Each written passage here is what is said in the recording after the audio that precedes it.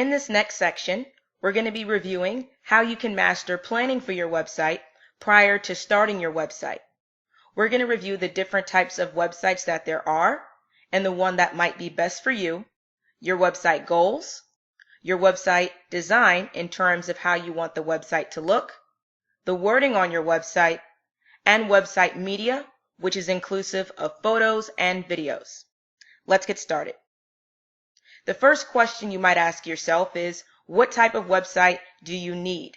Well, there are many different types of websites, and you can ultimately categorize the website you want based upon the following. The first is called an informational website.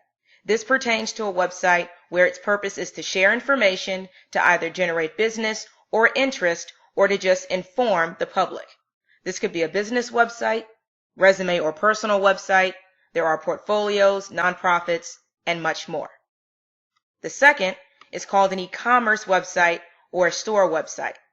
This is a website where you're actually selling something. You could be selling t-shirts, baked goods, services such as consultation, or tickets. There are plenty of options, but the primary purpose of this type of website is to sell something. The third is a blog website. This is a site that's regularly updated and it's run by one person or a group of individuals. This is great for information sharing such as news and/or articles. Many individuals will either have an informational or an e-commerce website and they would still add a blog page. So you don't have to have a website dedicated to a blog. You can still integrate this feature in the other types of websites that there are. And then last is a landing page website. This is a website where all of the information that you're sharing is on one page. The menu, as opposed to going to different pages, will take you to different sections on that one page. This is great for resumes, websites where you don't have a lot of information to share, portfolios, as well as quick form signups. Next, we're going to review what you may have for your website goals.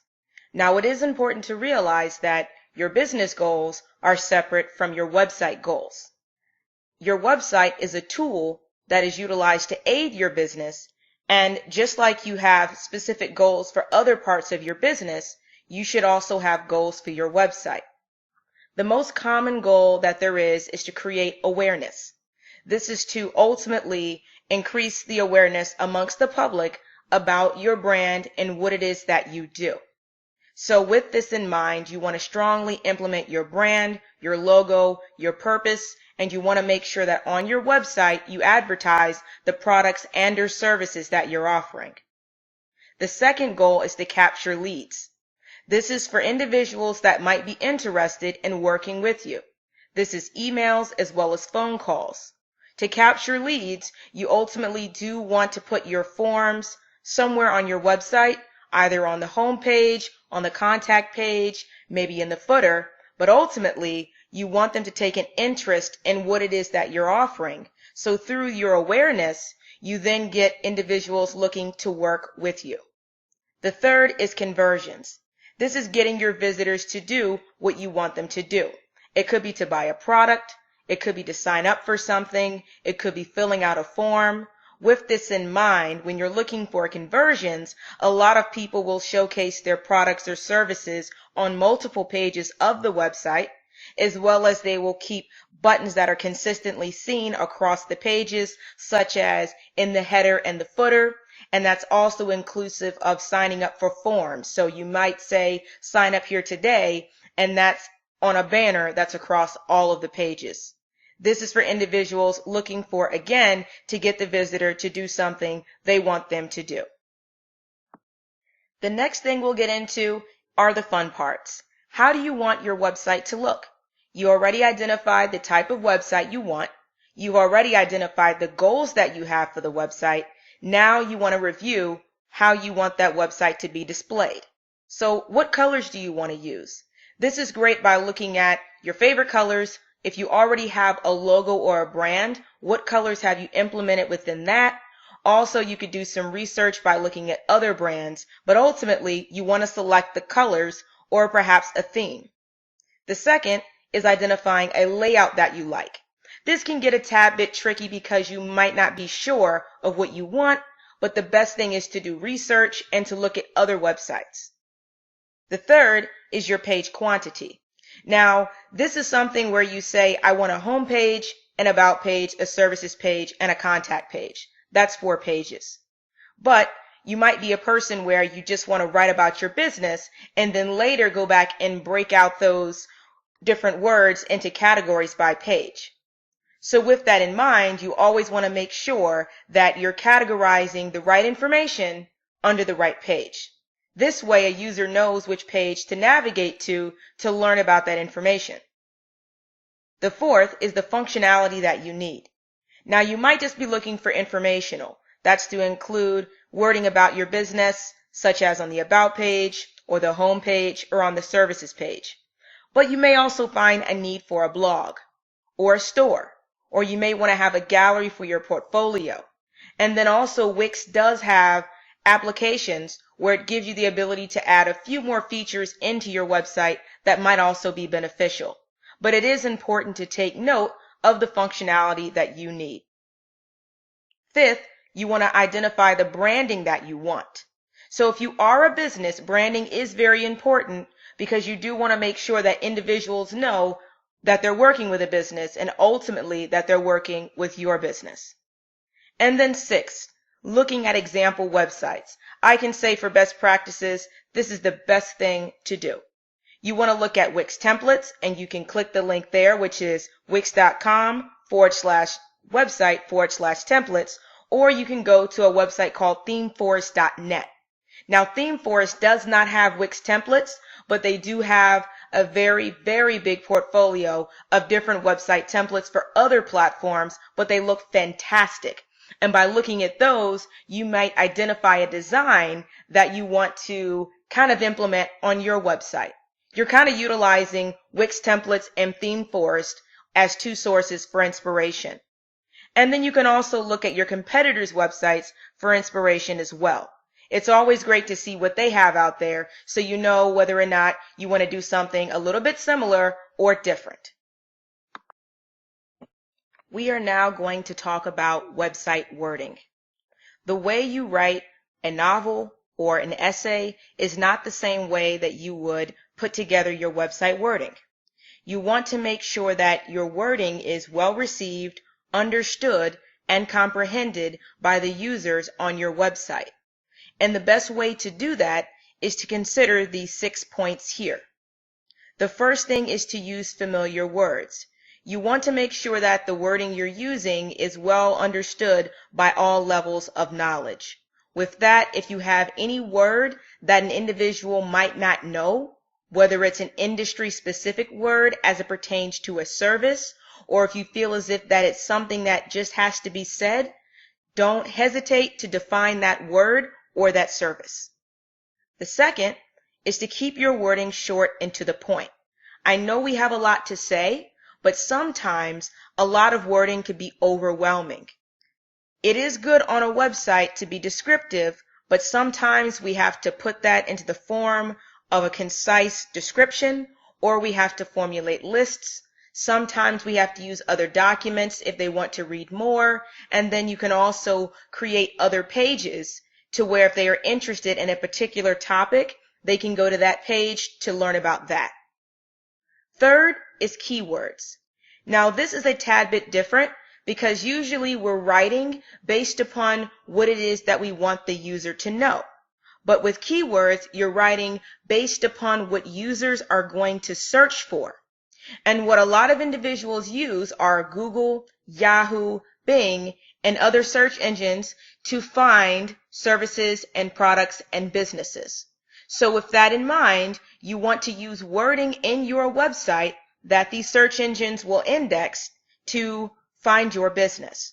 An example is you're a seafood restaurant. And if the only wording you've used on your website is restaurant, it will be hard for someone to find you under, let's say, Houston, Texas seafood restaurant. You would have to use that specific phrase or a combination of those words in being able to be found. So always take mindful note of the phrases and keywords that individuals might be typing in to find a provider of your service or to find a business like yours. The fourth thing is using lists and steps. It's always great to see a systematic flow of step-by-step instructions to doing something, or showing a list of items, or showing a list of services. This is always great so an individual can see everything together, but yet they know there are more. Fifth is extremely important, and this is knowing your audience, taking mindful note of who you are trying to gain interest from. So for instance, let's say you create organic cookies. You would want to know that in the organic industry, users who are going to websites like yours are looking to see a list of ingredients. They're also looking to see how the products are created. Those are helpful tips to understand that those are some of the words that you might want to use on your website. So definitely know your audience and know your market. And then 6, make sure that you're building trust. It's always great to keep factual information right there on the website. If you do have to cite sources, don't hesitate to do that. You wouldn't want to have statistics from 15 years ago that individuals still feel as if that are factual today, and they are not. You wouldn't want them to cross-reference and find out that it's something different, so always try to make sure your information is up to date. And again, if you have to put a source, don't hesitate to do that. The next thing are website wording ideas. Now, you don't have to keep what you're trying to say limited to a specific page. So if you wanted to, let's say, have introductory content not on the home page, but also on a services page or a contact page, you can do that. These are just some ideas if you do need assistance with identifying what you might want to put on a certain page. These are a lot of the different categories that I've seen a lot of my clients utilize, and this is typically what I find on these pages, so you guys know. Photos and videos on your website is extremely exciting, and that's because these are the two elements that users notice first as they're going to your website for the first time. And with that in mind, I definitely understand why, as you're designing your website, you want to be mindful and you want to be strategic with what you're putting on your website. You have about 3 options for photos and video usage. The first is using stock images and stock video footage. And what this is that for stock images, they're pre-photographed, and for videos, pre-recorded videos that you can use on your site that represent your business. Wix has tons of images and videos for free, so go ahead and check those out before you go to a paid provider. But if you can't find what you need there, you can go to Google and type in free stock images to see if you can find something else for free. But then if you can't go ahead and find anything there, you can use Shutterstock.com or BigStockPhoto.com, and they have millions of images that you can use. If you need icons or buttons, you can go to iconarchive.com, and that is also a great and free resource. Second, you can take the photo and video footage yourself, utilizing a camera and also taking mindful note of the different tips that I'm going to talk about in a quick second are going to be great because you want to make sure that the photo comes out high quality and clean cut. And then third, you can always hire someone to take photos for you. This can be costly, but with that in mind, you're always guaranteed to at least have a custom photo that no one else has, and most likely it will be high quality. Now, if you do decide to take photos and video footage on your own, these are some great tips to keep in mind. The biggest tip is to take a lot of photos, so at least you have a lot of options to choose between at the end of your photo session. So first of all, lighting is everything. Make sure you try some photos inside, some outside, some with the flash, some without the flash. Also, take some photos up close and some far away. This is great especially for a product, and even more so if you don't sell the product in stores and they're looking at it on your website. You really want the user to be able to see the detail in the product. Also, trying different angles is fantastic. Also, for backgrounds, that's great. If you are going to take a picture of a product, sometimes having it on a white or blank background is a great idea, so the background is less distracting from the product. And then taking a lot of photos, as I had said before, and then of course you can hire somebody. That is a really good option if after several photo sessions you haven't been able to get quality photos. I would say photos are extremely important because of the fact a user comes to your website and they typically see photos first. If the photos are not necessarily high quality, they may not think the site is reputable. If you have products for sale, they might not buy them. So really make sure you're taking the time to invest in taking good photos, having them taken, or finding them somewhere online. Next, we're going to talk about logos. So logos are another type of an image, but this is something that typically business owners will have created, or they'll try to create it themselves, but essentially a logo is what represents your business. So if you are familiar with the businesses such as Nike, or let's say Toyota, or Chick-fil-A, these businesses all have logos. You see their logo on the signage and you affiliate that logo with their business. And the same thing is quite important if you are a business owner, because you want to have something that the users, or better yet your customers, can attribute to you and only you. So it gives a great first impression when you have that logo. It also allows you to better brand yourself because you have one. Your competitors also have it. And then if you have a great high quality image, it allows you to stand out, and they can only then inquire about all of the other quality services or products that you may have to offer. So if you are in need of a logo, you can contact my business for one. My email is listed here. But if you do not decide to go with my business, I of course would still recommend that you have one created. It is extremely important, and as individuals see your business grow, they'll always be able to attribute that image with you. You finally reached the fun part, and that's getting your Wix account prepared before you can then begin building your website. In this section, we're going to review signing up and signing into your Wix account, selecting a pre-made or a blank template, and then purchasing your domain name and your hosting. Let's begin. The first thing you'll want to do is to go to Wix.com. You'll then arrive to a screen that looks like this. You can select Start Now or Sign In. It will take you to the same place. The next screen that you'll see is this. You can log in using your email and password, or with Facebook or Gmail, or you can sign up using the Wix sign up system, or you can sign up using Facebook or sign up using Gmail. I'll enter in my email, and then I will put in my password and log in. The next screen that I'll see is here, and I'll click on Create My Website. Then it will ask me what type of website I want to create. If you know, you can select between these categories, or if you don't see your category or you don't know, you can click on Other. The next screen that you'll see is this. It asks you to select Wix ADI or the Wix Editor. Now, Wix ADI is an artificial design intelligence feature that Wix has. You enter in your information, and then it pre-populates it inside of a template. So essentially, it creates the website for you. You don't have the ability to 100% customize your website, which I know many of you want to do, so I would recommend always checking out the Wix Editor first. And for the entirety of the Wix Master course, we will be using the Wix Editor, so go ahead and click that. Once I've clicked that, I'll see a screen that looks quite similar to this. It says pick the website template you love. So templates are pre-created websites that have content already in them, and it gives you the ability to swap out their content with yours. So you can change their photos to yours, their videos, their text, as well as the colors. You can all make them yours. So you're really committing to a layout, and you can always just scroll through to see pretty much everything that they have.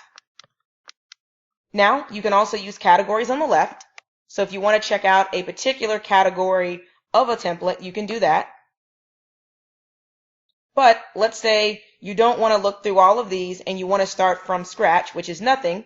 You can also click on blank templates. And this right here shows you all the blank templates. Some have a little bit of framing in place. They don't give you photos and videos, but it is starting from a little bit more than just a blank screen here.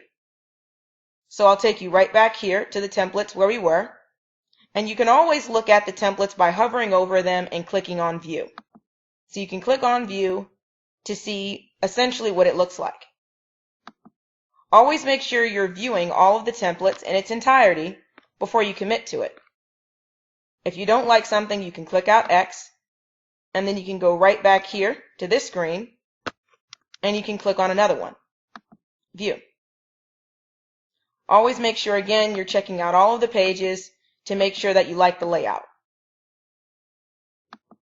Once you're ready to commit to an actual template, you'll hover over it, and you'll click on Edit. So let's say you want this one, we would select Edit.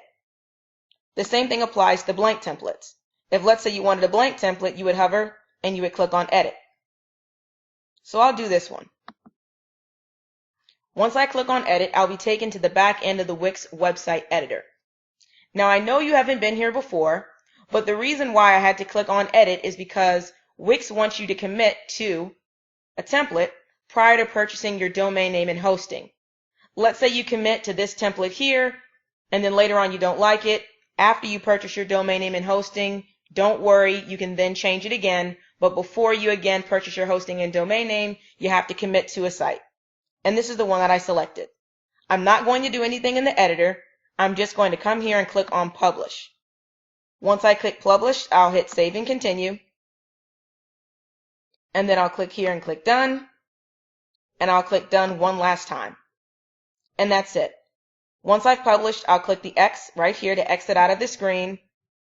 And then I'll be taken right back here to the screen we were on before. And then I'll click on My Sites. And then under My Sites, I'll see the template that I just committed to, which is right here, which is a blank template.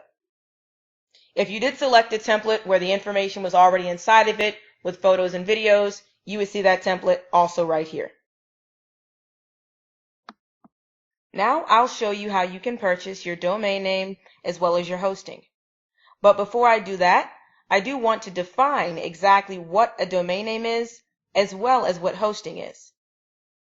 Your domain name is the URL that users go to access your website. So an example is google.com, yournewwebsite.net, or yournewwebsite.org. When you purchase the Wix hosting, they give you a free domain name with a majority of the hosting plans. Essentially, you want to select a name that's attributed to your business, but it's not too long that a user can type it in and easily get to your destination. I would say for best practices, don't have a domain name that's longer than 15 to 20 characters. On the safe side, I would say 15.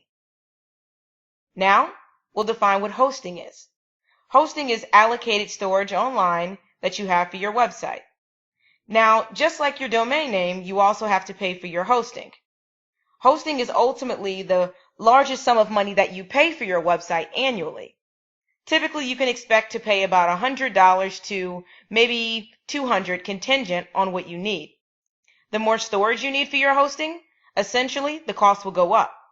So, for instance, if you have a storage unit with your belongings in it, the smaller spaces will be a smaller cost, and the larger spaces will be larger. Or another example is with your phone. If you have a 32 gigabyte phone, that's one price, but 64 gigabyte is another. The same applies for your website. 10 gigabytes of storage would be a lot less than 20 gigabytes of storage. If you don't know exactly what plan to select with hosting, because you're unfamiliar with how much storage you're going to use, you can go ahead and select the basic hosting plan, and then later on, if you need more storage, you can go ahead and buy that. Now we can go to the process of getting your domain name as well as your hosting. This is the website right here. It should be your template that's shown. If it's a blank template, it'll be white, or if you pre-selected another template, you'll see that design there.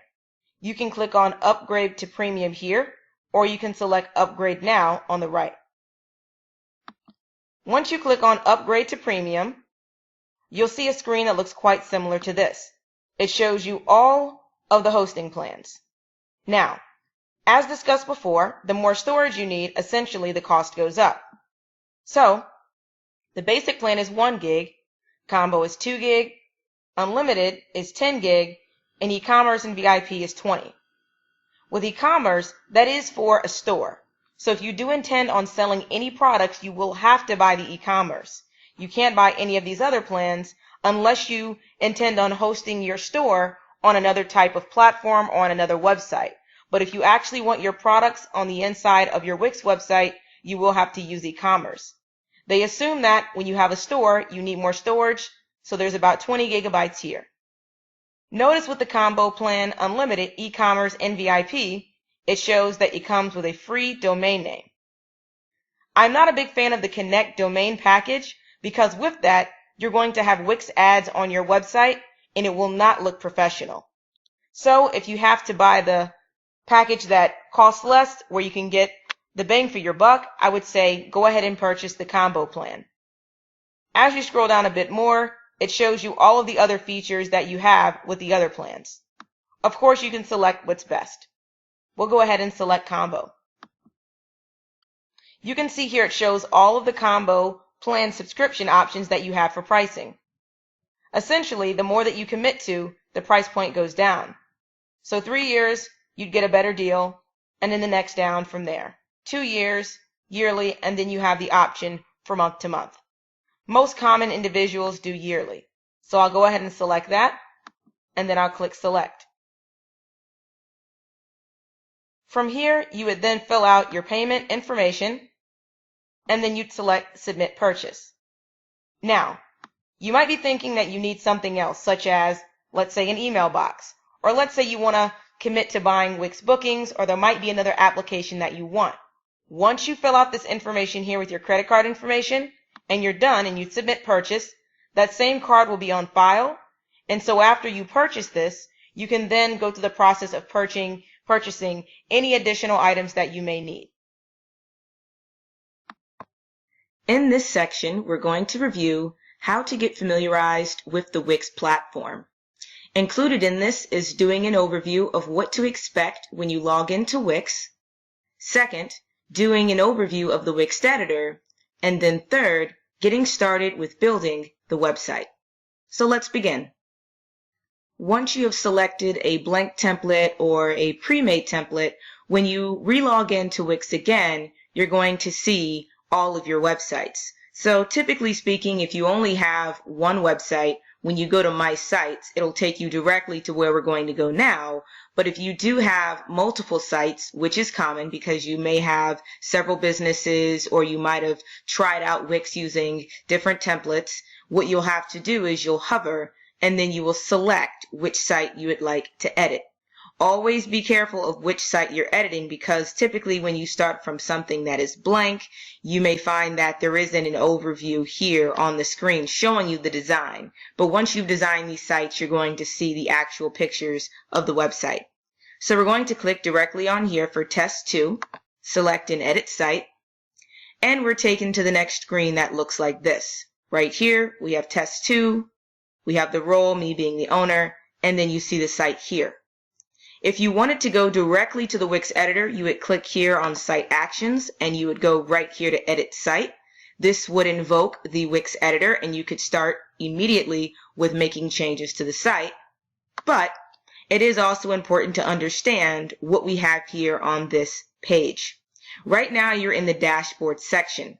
So going back to Site Actions, you can edit your site, you can view your live site, you can also rename your site, which if you have a domain name connected, you really don't have to worry about renaming it. But for the purposes of having kind of like the site in a test version, if you are going to share this URL, you might want to go ahead and rename it.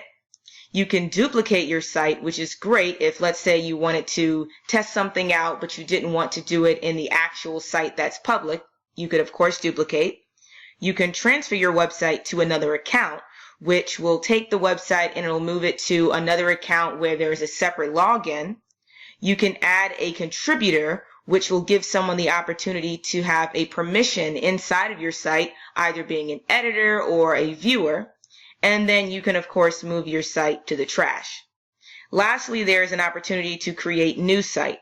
But if you remember on the previous page, there were 2 sites listed that we had, Test and Test 2, and then next to it, you could still create a new site there. So those are your site actions. The next thing is, it shows you your domain name.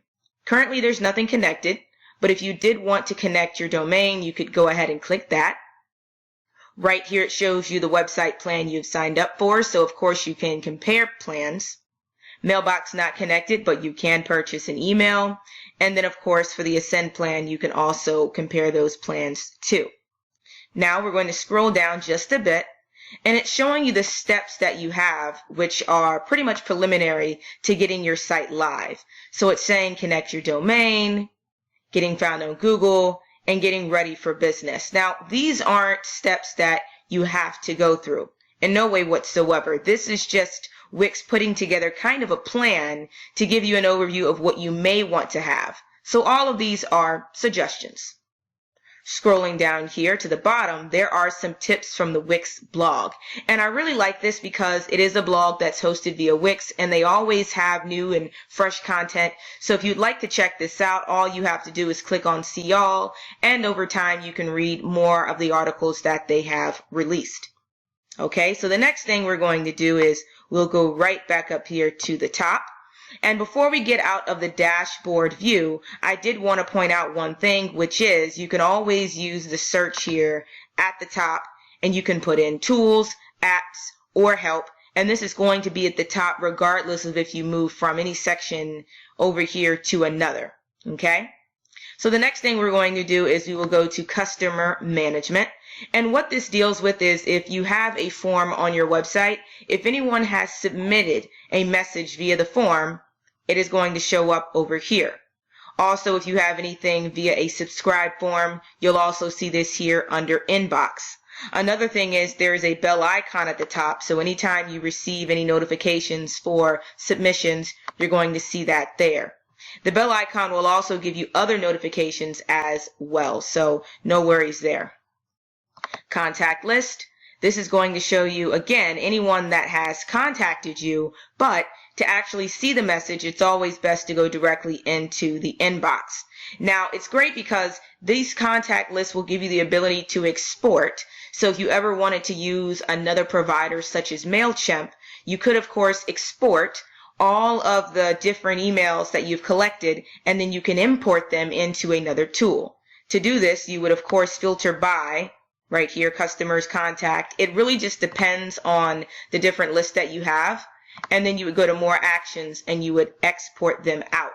You also have the option to import, which means if you have an email list, let's say via your email provider, or if you've used another tool, you can of course import these in the inside of Wix.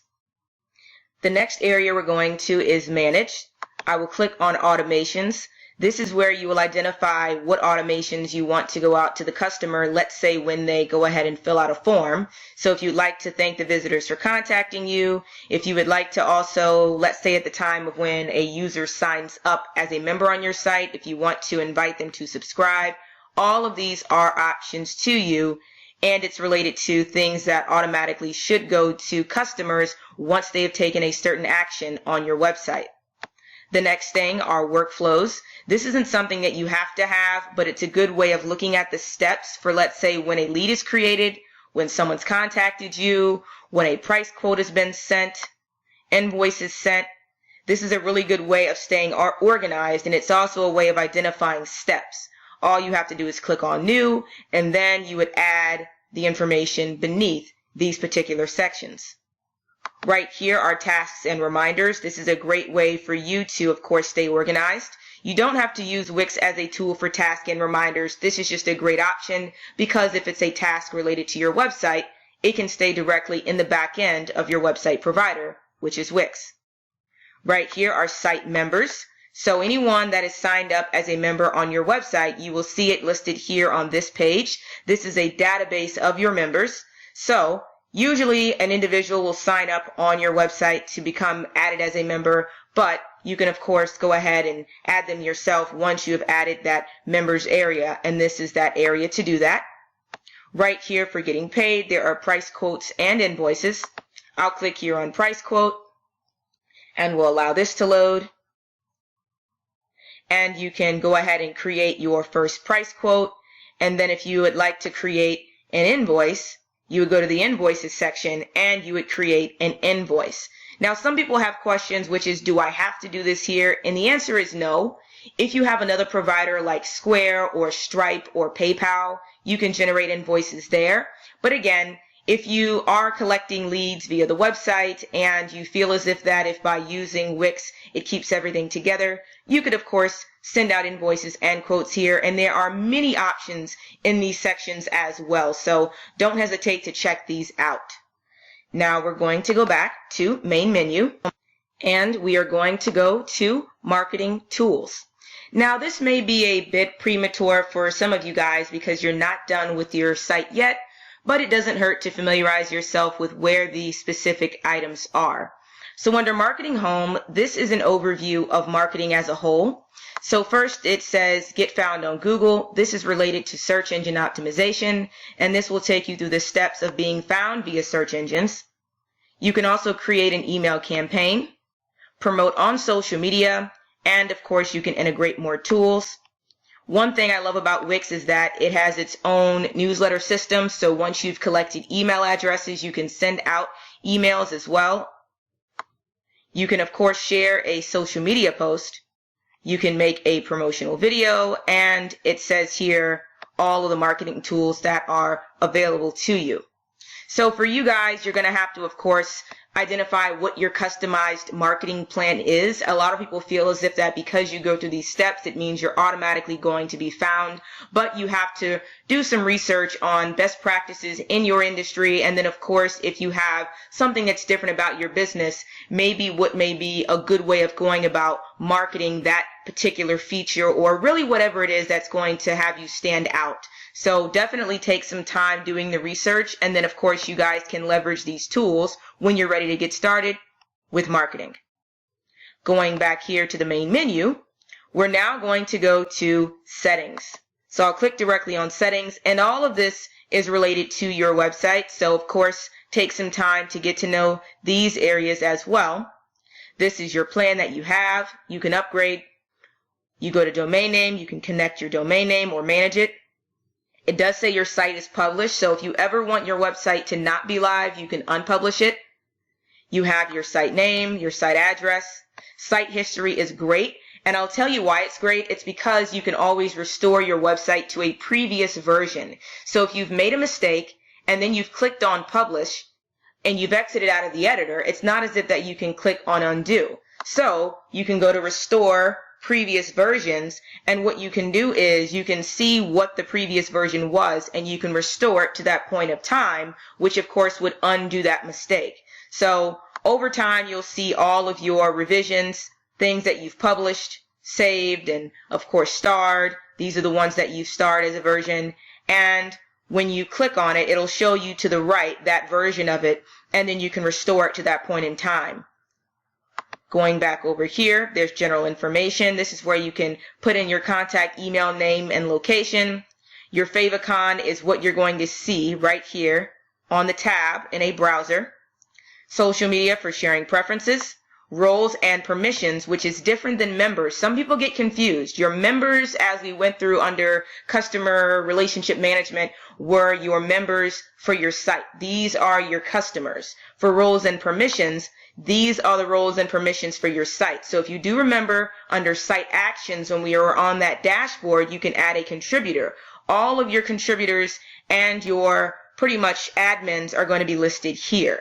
So you can always add a new contributor by clicking on add, and then of course you can identify which role you'd like them to have.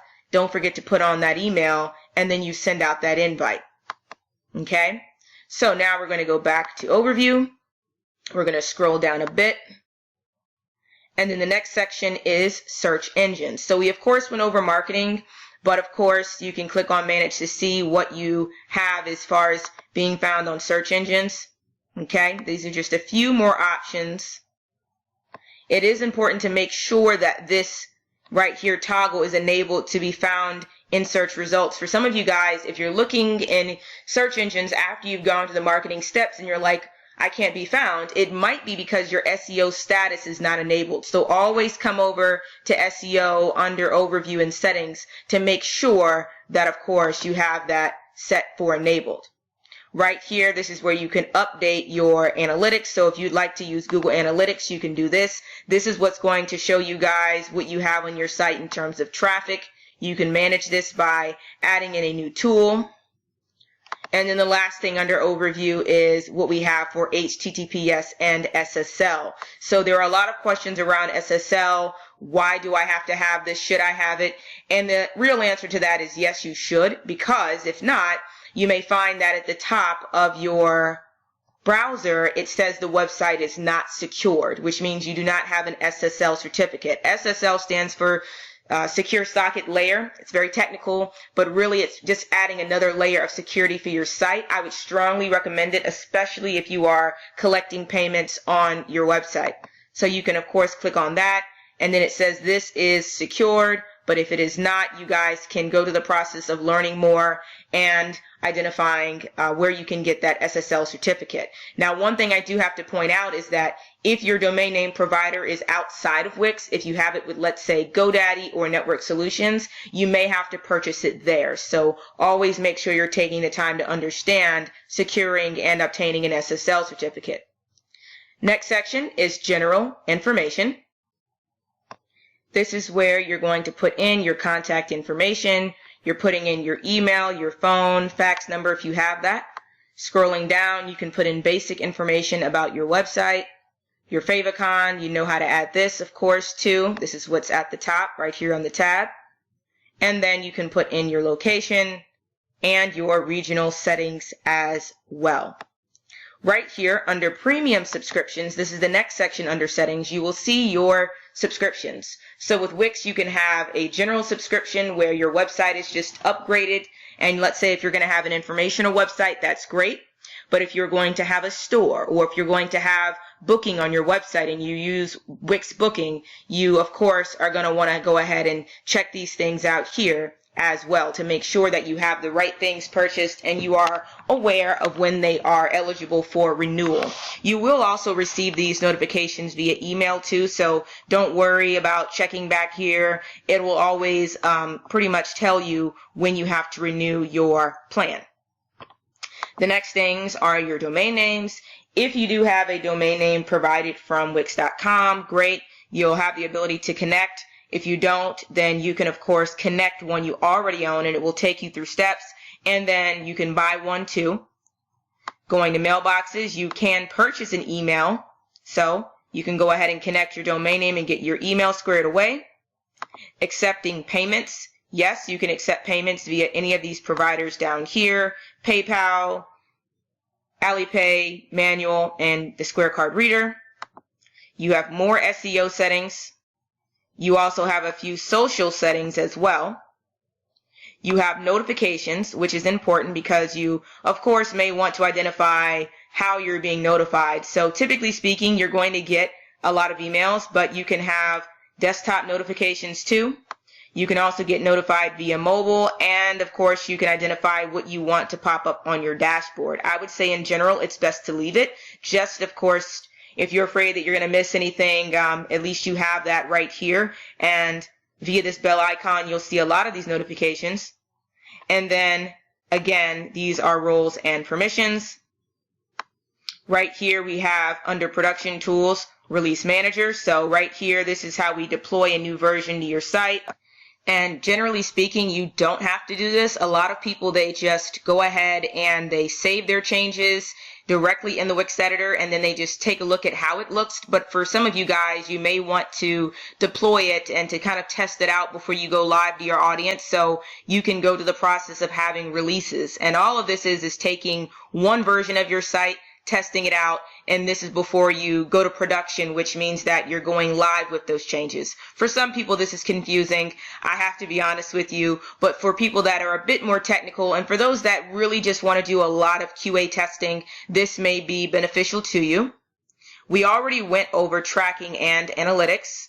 We do have some inbox settings, so you guys will be getting some notifications around inbox, which is what you have received directly via your customers. So they could have sent a message or they could have subscribed to something, and you may want to, of course, put in some settings around how this also shows up for you. So when you do get this notification, how do you want it to show in your email inbox? We have integrations, and we also have notifications. And then we already went over quotes and invoices, but here you can put in some settings related to that. So this is all in reference to when you send out a quote or when you send out an invoice. Okay? And this is what we have all under advanced settings. We're going back to main menu, and then the last thing is apps. So via Wix, you have the opportunity to add in a variety of applications. A lot of these are provided directly via Wix, Wix Form, Wix Chat, comments. You can, of course, type in different options as well, such as gallery, and you can see you can get a Wix Pro Gallery, Wix photo albums, and so forth. And what I'm going to start with is just the Wix Pro Gallery. I'll click it. You can see an overview of it. It shows you a demo, features, reviews, and so forth. But this is how you would add apps in. And of course, you can just search by the category. Some of these are free and some of these are premium, which means there is a cost affiliated. So as you guys are finding that you want to add in additional features to your website, go ahead and check this out via the app market. Now, in another lecture, I am going to go over the app market in depth, so I won't do it here. This is just an opportunity for you guys to also see where it is kind of like in the overview side of Wix as opposed to going into the Wix Editor. Now, one thing that is very important is manage apps. Even though in the Wix Editor you might have gone on and added in the app there, you of course want to see what you have installed, because if there is a cost that is affiliated, it might be better for you guys to see it as an overview view here to know if, let's say, you'd like to upgrade a particular application, or if you'd like to cancel and or stop that payment for that application. So checking out under manage apps in addition to your premium plans is a really good way of seeing what your operational costs are for maintaining your website. Now we're going to go back to main menu, and we're going to go back to dashboard, and I believe we are now ready to go into the Wix Editor. And then you will click directly here on Edit Site, like this. This means the Wix Editor is loading. For faster internet, it'll be about 5 seconds. And if you have a slower internet speed, it'll be close to 10 to 15 seconds. Once you're fully in the back end of the editor, you'll see a screen like this. You'll see your design within grid lines, horizontal and vertical. The first thing that I will show you is how to save your site and how to publish your site. Saving your site means that you're saving the website so you can come back later and continue making those changes. Once you're ready to finalize your site, you'll publish it. And this means that when you publish, those changes have gone live. So essentially, as you're building your website, you'll be clicking on save, but once you're ready for that website to go live and you're launching it, you'll click on publish. And those changes again will show live on your site. If you ever do want to see the changes before you publish and or save, you can always click preview and it shows you how your site will look. To get back to where you were before, you would just click on back to editor. The next thing I'll show you is site. When you hover over site, it gives you a lot of options. Some of these you can edit via the screen we were on previously in your dashboard. But if you want to access it from the back end of the Wix Editor, you can also do that. The next thing is tools. The first thing is a toolbar, and you can make that show up or go away. You essentially need that for different elements as you're building your website. So for best practices, leave toolbar selected. If you want to be precise for alignment, you can also turn on ruler, which is at the top. Grid lines shows the grid lines horizontal and vertical, and that's important to have because you always want to keep your Wix website inside of the grid lines. And the reason why is as individuals are looking at your website on either a laptop or a desktop or a tablet, not all of them will be able to show your website the same if you're outside of the grid lines. Therefore, you want to stay within them. And then you have snap to objects. The next thing is help. If you ever do need help, you can use any of these different options that they give you. Then you can hover over upgrade, and this gives you the ability to upgrade from the free site if you haven't already purchased your domain name and hosting. You can also do that via the dashboard. The next thing are pages. If you want to see all of your pages on your site, you click here, and you'll see those pages listed. To click on the page, you just simply hover and click, and you can go to all of the pages, and it shows you how they look. To add a new page, you would click on Add Page. You can click here to add a new page. You can click here to add a link, which is going to go to another place that's not a page. So what that means is, let's say if you wanted a page to go to a resource or another website, you would simply enter in that website, and then it could open up in a new window. You can also have a page on your menu go to email, to a phone number, a document. You can have it drop to the top or bottom of a page, or a light box, which is a pop-up. You also have the ability to have it go to an anchor, which is going to take an individual to a particular position on that same exact page. Most commonly, individuals who add links are adding them so they can go to another website. When you're ready to do that, you enter in that URL, and you want to click on Open to New Window, so it opens up in a new window. But if you do current, it will go to another website on that same page. And then you have the ability of adding a header. And this is putting pages under one particular drop-down that an individual can then hover over and then see all of the pages listed under it. A good thing that I'll show you is how to take the pages and make them fall under one particular category. So for instance, if I wanted contact to go under services, I would drag it here, and it would drop under services. And then as I'm using the menu, it'll show as a drop down. You see? Now contact is here. Going right back to where I was, if I wanted to add a new page, I would click Add Page, and then I would click on Page. Then when I add a new page, all I have to do is put in a new name for that particular page. And there it is. I have all of my pages listed. The next thing that I will show you is, as you hover over an individual page, a circle pops up. When you click on that circle, it gives you several options. One of them is renaming the page. Another is duplicating the page. If you want there to be another page that has, let's say, a similar format, you can duplicate it and then just change the information. You can hide the page, which hides it from the menu. It doesn't get rid of it. It just hides it so an individual can't access it via your website because it's not on the menu. Or you can hide a page, and then what you can do is, because it's not on the menu, you could still have a link somewhere on your website to it. Hiding it again is just so it's not showing on the primary menu. Or you can delete a page. Other options that you have are within settings. Settings are what show right where I was here. Page info, layout, permissions, and page SEO. When you click on settings, this is just a better way of seeing it. Page information is here. You could change the name, again hide it from menu, and you can also set it as your home page. Here's layouts. Typically, having a standard layout is what most individuals use. You also have permissions. So for instance, if you wanted your page to be password protected, you could click here and you could enter a password. So if you wanted to give someone the link to this page, but yet they couldn't access the information without a password, you could enter in a password, and then you could give that to individuals to access this particular page. The next is also members. If you decide that you want to have a members type of permission on your website, you would click on members only. And then of course, to sign up and have all of this set up, you could do member sign up, and you can click here to learn more about that. And then there's also SEO for Google. So typically, as you're setting your settings for SEO, you enter in a page title, you enter in a description, and you enter in keywords. This is something that you do for every page. So you have all of these options for each page. And it's going to be really important that you also set the SEO for each page.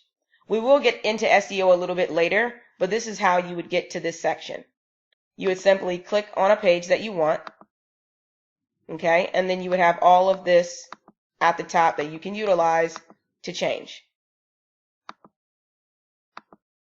The next thing that I will show you are the individual elements that you can add into your website and overall how you can change the visual appearance. The first thing that we will review are backgrounds. The background is what's applied to the back of your website. So if you wanted to change the color of it, you could click on background, click on color, and then you can select another color. As you see, the background is changing. If you don't have a color here that you want, you can click on plus, and then you can use this tool here until you find that right color that you want. Let's say it's blue. And then you can use this to scroll through to find the right shade. Once you find the shade you want, you can click on add. And then there that is for you to see the color. It is good that you originally set up clicking on plus and finding the right colors you want for your website, because you'll always have to kind of use these, especially for text and other forms of branding in terms of colors on your website. So you kind of want to always just add in your colors for best practice. You don't have to keep going through the process of clicking in and clicking through and then adding the colors. But notice that all I have to do is scroll through, find the right one, and then I can click on add. And then there are all of my colors. Next, if you do want to change the image in the background, you would click on image, and you can upload an image.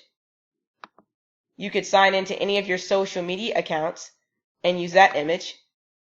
You can select between any of the free Wix stock photos that they have, or you can use something from big stock images. All you would have to do is hover, click it, and then you'd have that option to buy it. Hovering over it also shows the pricing. What I'll do now is I'll add in an image. I'll take the flock, which are birds, change background, and then the background is right here in the back. The next thing that I will show you is how to add different elements within Wix. You just click on add, and you can see all of the different options that they have. You can add in text. You just hover over text, and you can click what you want, and then it's added. The same thing applies pretty much for everything else. You go to add, let's say an image. You can upload an image, and you can select in here from what you have, or you can use something from Wix. You click it, add to page, and then also there it is. So essentially, when you're clicking on add, anything that you want is going to show up. So whether it be a gallery, a slideshow, a button, a box, all of these options that they give you, that's going to be added to the specific page where you want it to show.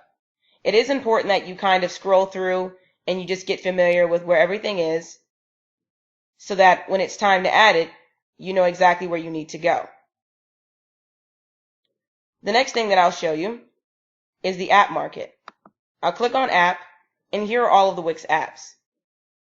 You can, of course, scroll through and look at all the apps that they have. You can click on a category and look at them. Or, of course, you can search for something. So, for instance, let's say you're looking for form. You could put in form, click enter, and you can see all the form providers. Let's say you're looking for something else like calling. You put in call, and you can see the options that they give you for that. Applications are hosted by other providers. So you're adding in something that does not necessarily belong to Wix, but you're adding it into your website so you have that functionality. I'll go back. And the best thing to do at first is to look through the different categories that they have. So you can first look at social, forms, apps for blogs, free apps, chat, online store. You have so many different options. The next thing that we'll look at are uploads. You click on my uploads, and you can see essentially everything that you've uploaded. So if you ever wanted to see an archive view of your images, you would click here for images. Same thing for videos. Everything that you've uploaded to your site is going to be inside of uploads.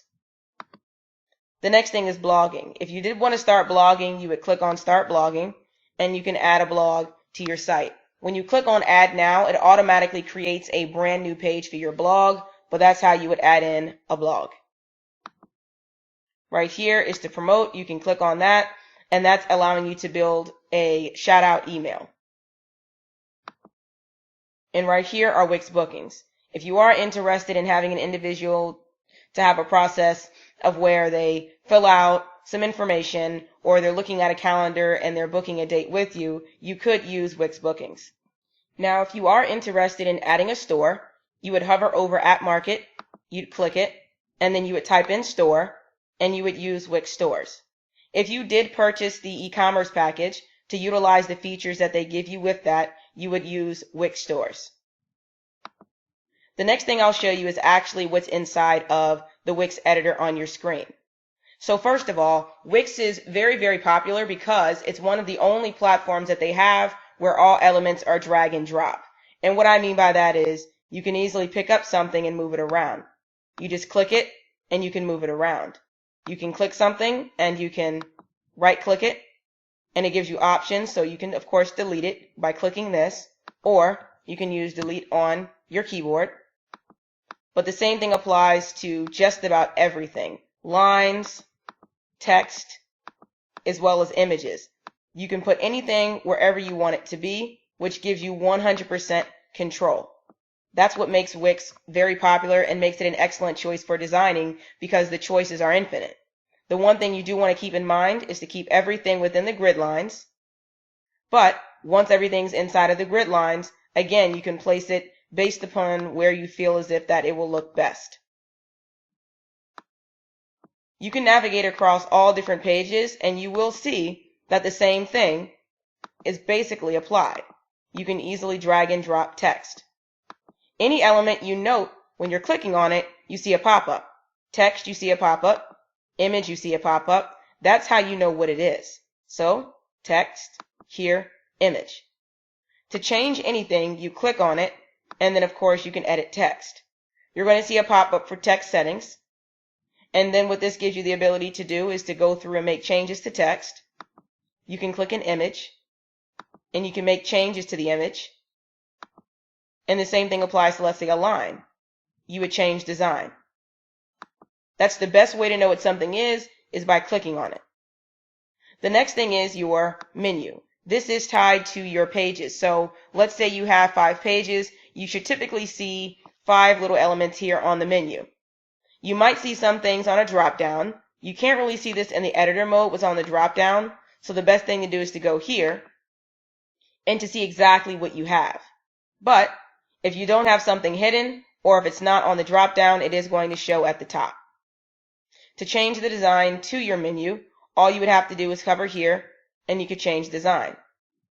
To manage the menu, you click here for manage menu and that would pop up. Changing the design is easy. You would click on design and you would customize the design. The same applies with other elements in the header. You click on it, this is social, so you could click set social links.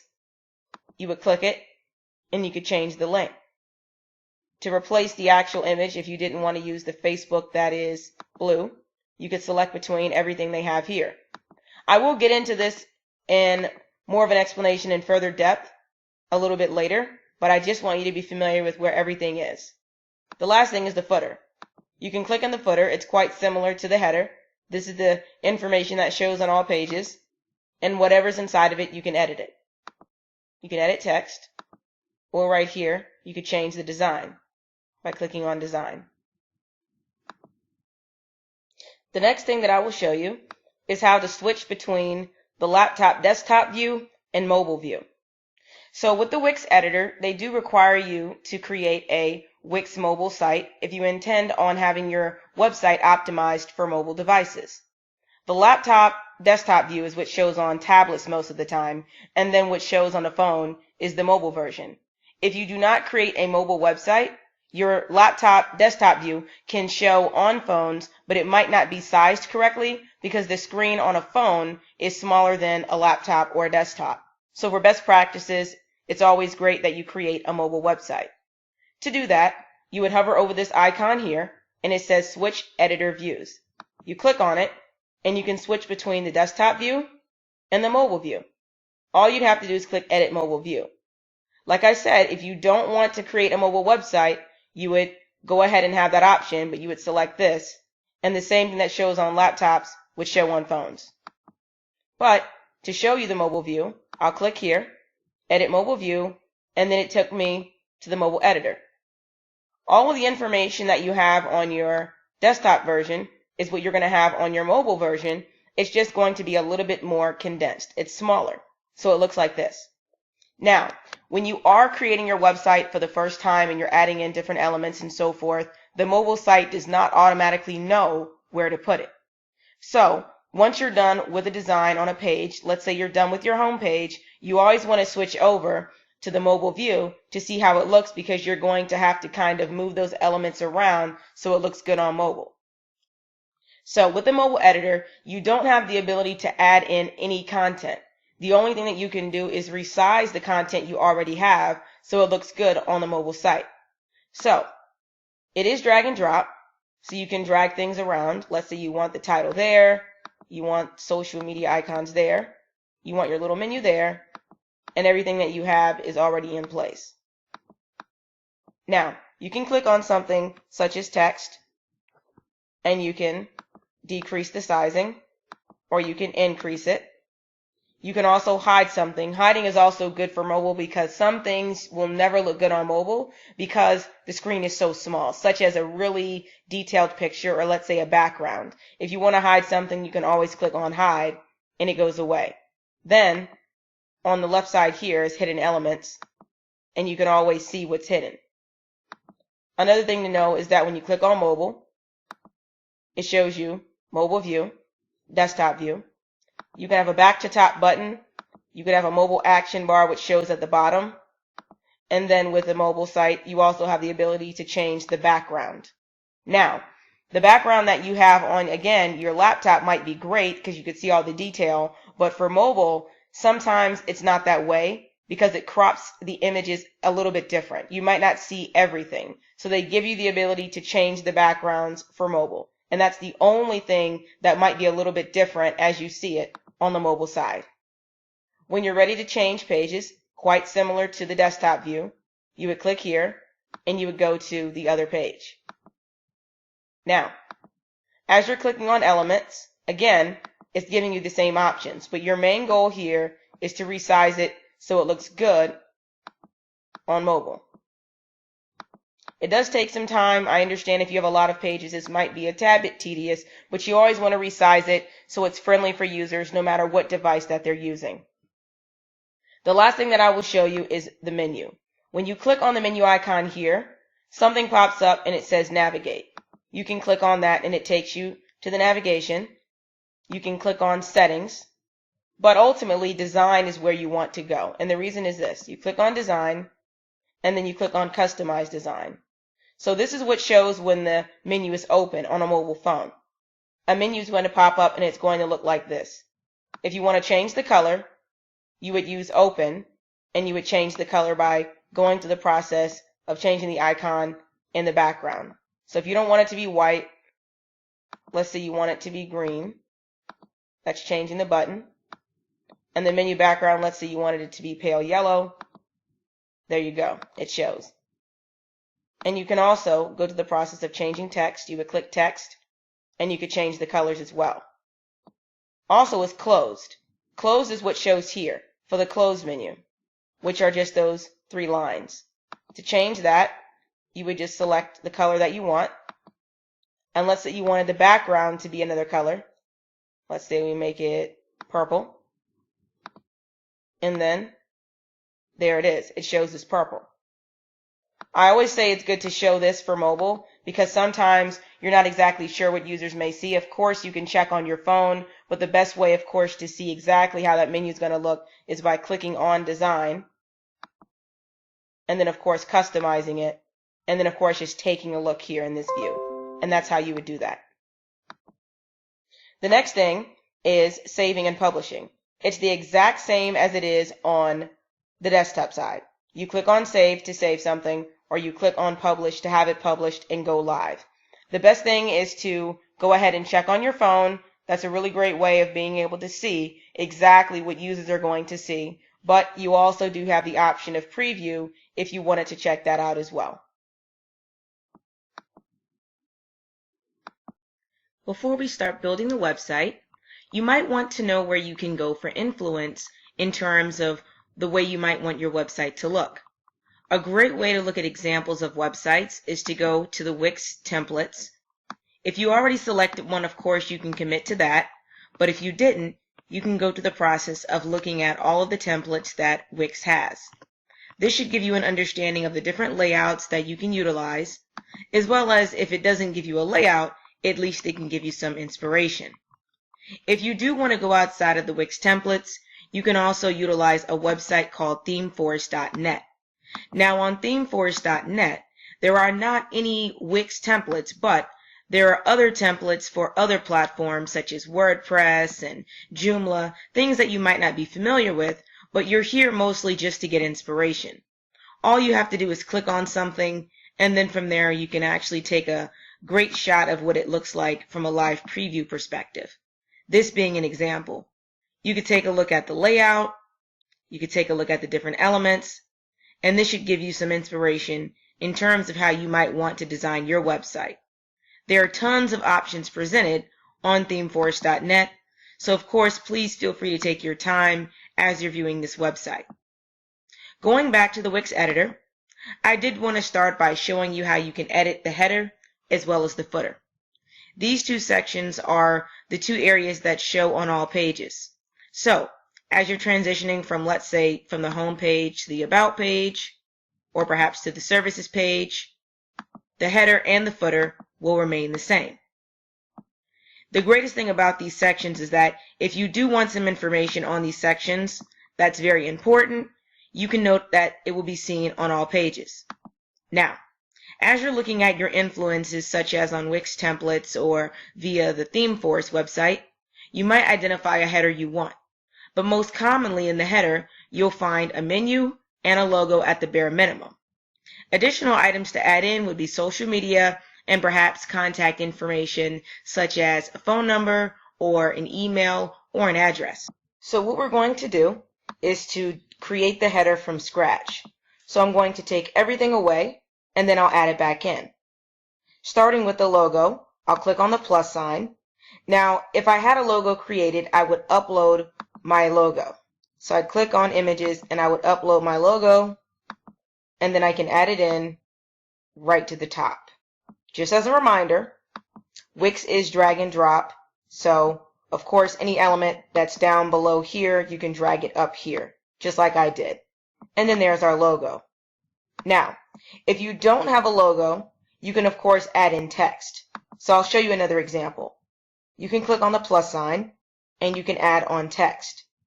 And you can select right here. I'll drag it up to the header section, and then I can simply type in the name of my business or the website. So again, it could be the same thing, but except it's just text. And that will serve as the point of my logo.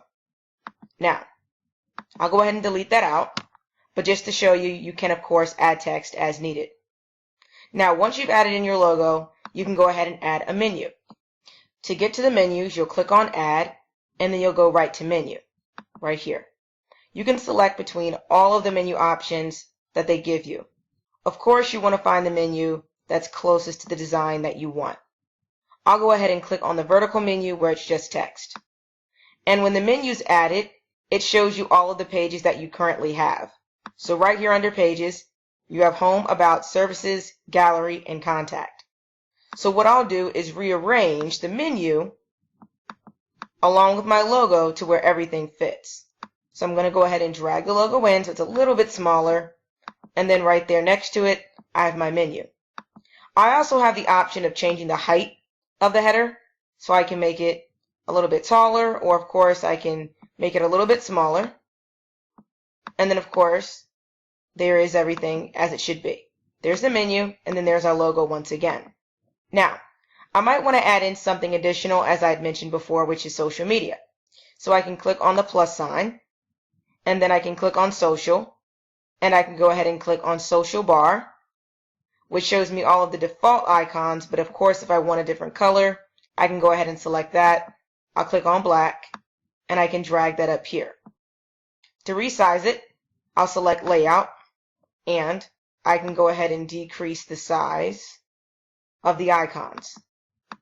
Once I'm happy with the size, I'll go ahead and put it in place where I want it. Now, as I had mentioned, a header is also a great place to put contact information, so as needed, I can also add contact information.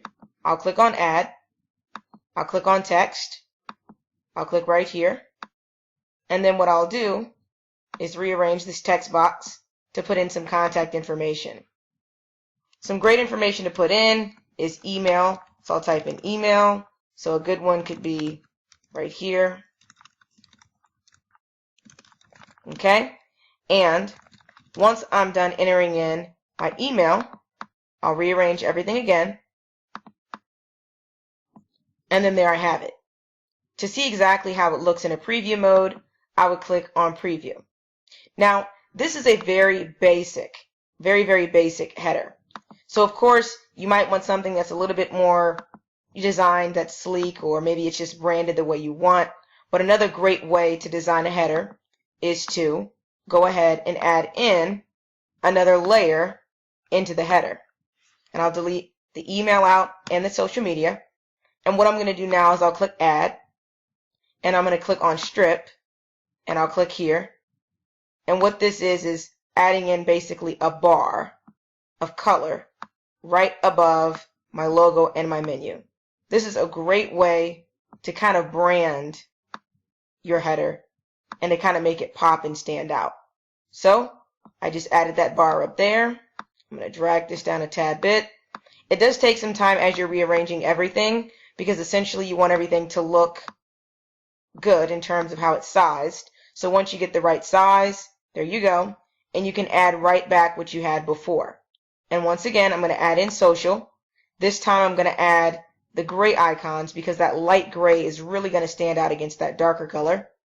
And then what I'm going to do is readjust the sizing. Okay, and once I'm happy with the sizing, I'll go ahead and readjust that. Once I'm happy with the sizing of this, then I can go ahead and, of course, and add in that email address again. Or, of course, I can add a phone number. And the reason why I did this as an example is because I want to show you the versatility of what you can do in the header. So what I'll do is I'll change the color. And then, of course, I can go through the process of putting in, let's say, call now. And then I'll put in a number. Now, a lot of people also, as they're creating their headers, they're also putting in content that they want individuals to kind of utilize in terms of taking action. So for instance, if you wanted to add a button in this section, you could also do that. So what I'll do now is I'll click on add, and then I'll click on button, and I can add a button. So for instance, if you wanted somebody to shop now or something like that, you could do that. So I added a button. The color isn't right, so I'll click on design, and I can select a button that's already created. Or of course, I can customize design as needed. And what I'll do is I'll resize that button so it's appropriate.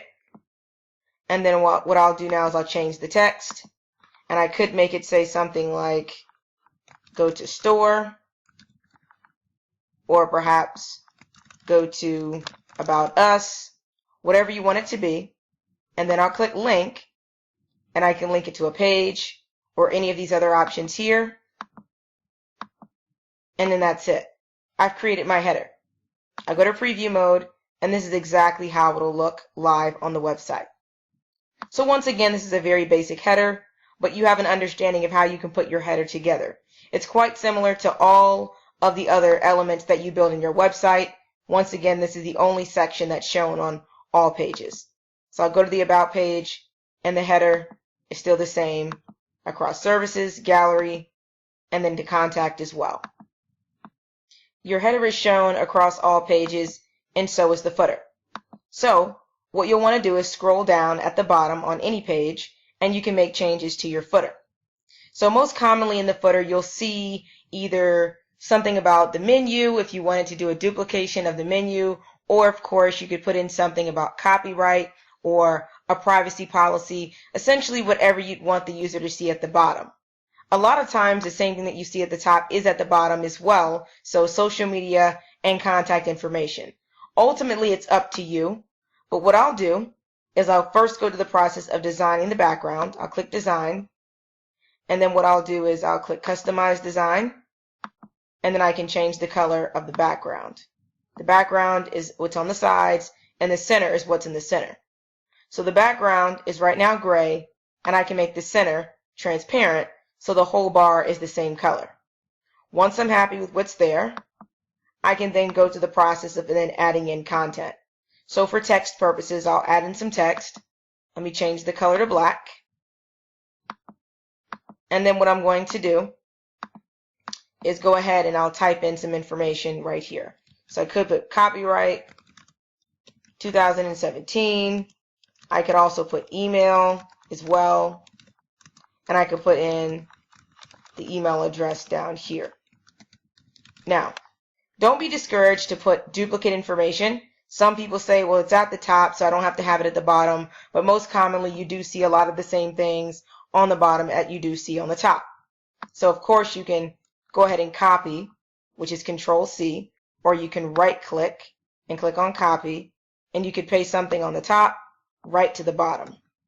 So, what I did is I paste it, and then I'll go ahead and find it, which is up here, and then I'll just drag it down, and then I'll add it to the footer.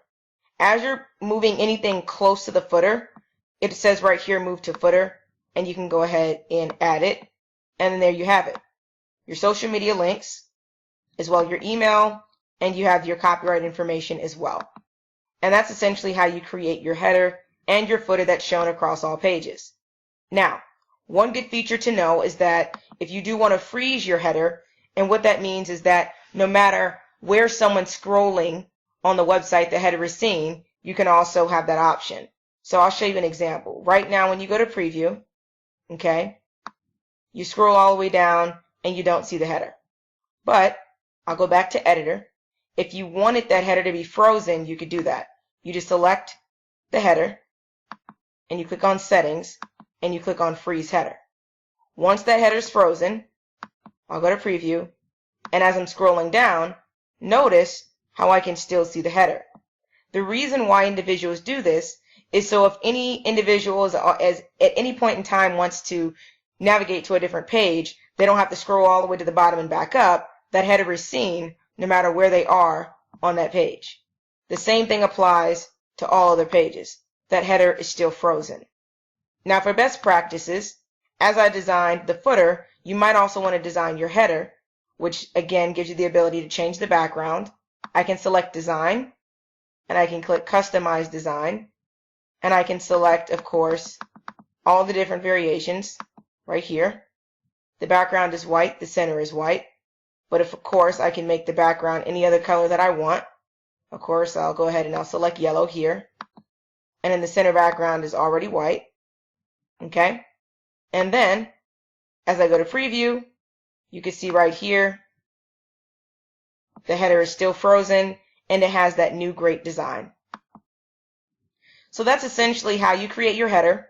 Of course, as you're done creating your header, you can click save and publish, as well as when you're done with your footer, you can of course also click save and publish, and then you've had the top and bottom of your website created.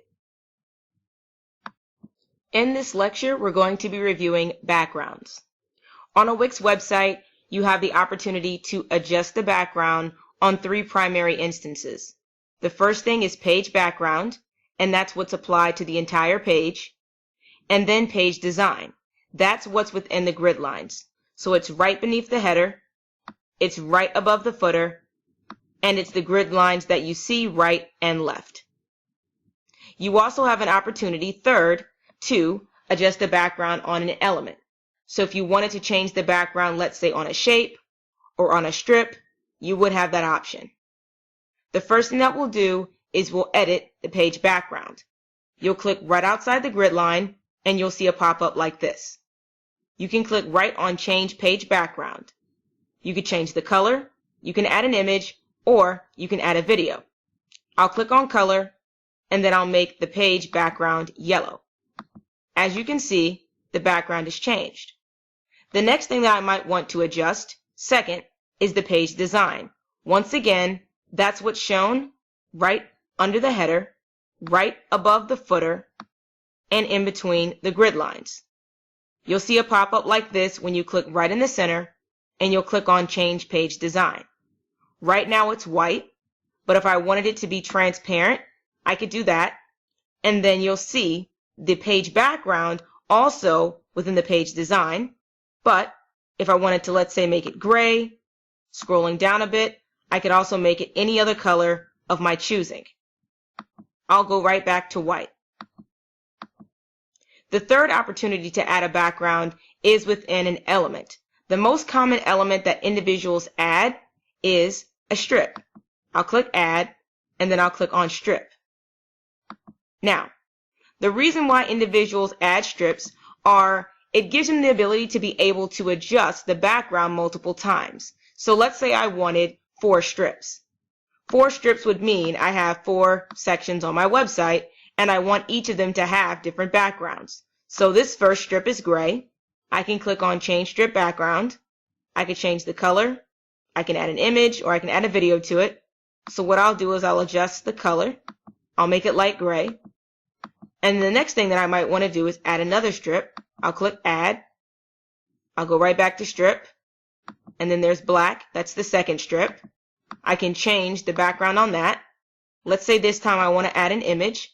I'll click Image, and I'll select the flock, change background, and that's my second strip. As you can see, I'm putting a website together with different sections, and they all have different backgrounds. The first strip, I could, let's say, put introductory information, maybe a photo, maybe some text. The second section, I could also put in, let's say, services, whatever I feel as if would work best, but ultimately I have these backgrounds. And once I have these backgrounds in place, I can click Add, and I can add in individual elements. So, for this example, I could go ahead and add in an image. And then there we go. I can just apply this image to this section, and I can begin designing this section. And then I can do the same thing here as I'm adding text as well as images for this section. Now, in no way do you have to add strips to your website. You can stick with the basic page background and the page design if you don't want to have to worry about designing individual sections on strips. You can keep the basic page background and the design. Ultimately, you have the ability to design to what you exactly want. You have 100% customization over your backgrounds on your Wix website. In this lecture, we're going to be adding text. When you're adding text, it's more than just copying and pasting your information. You want to make sure that the text is visually appealing and users are actually reading your content. And the best way to do that is to be conscientious of the format of that text. You'll want to create number lists and bullets, steps if you can do that, as well as also separating your information into different sections and pages so a user can navigate to directly where they might want to go to learn about that individual topic, as opposed to trying to read through all of the text or skim over all of the content that you've pasted. The first thing that we'll do is we'll click on the plus sign, Add. We'll then go to Text, and I'll then be able to add in a heading and or a paragraph.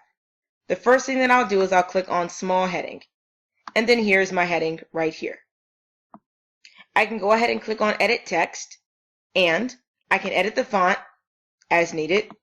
I can then also adjust the sizing, and I can also bold, italicize, underline. I could change the color. I have plenty of options for my heading. Once I'm happy with it, I can then go back and add in more text. I'll click Add, and let's say I click right here for paragraph, and then here's my paragraph.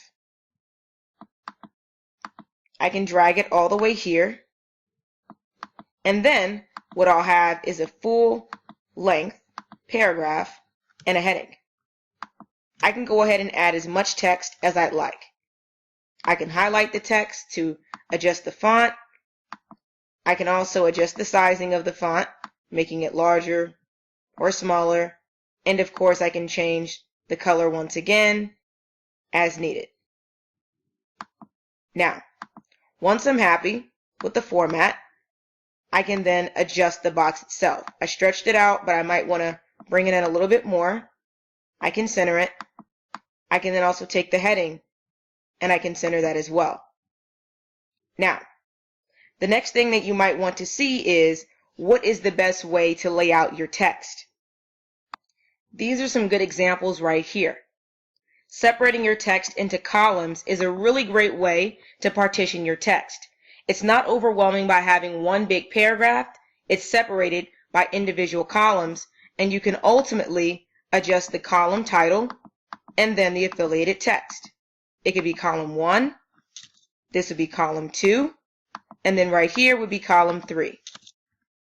The next thing that you can also do is you can have sort of a short paragraph or more of an introduction statement.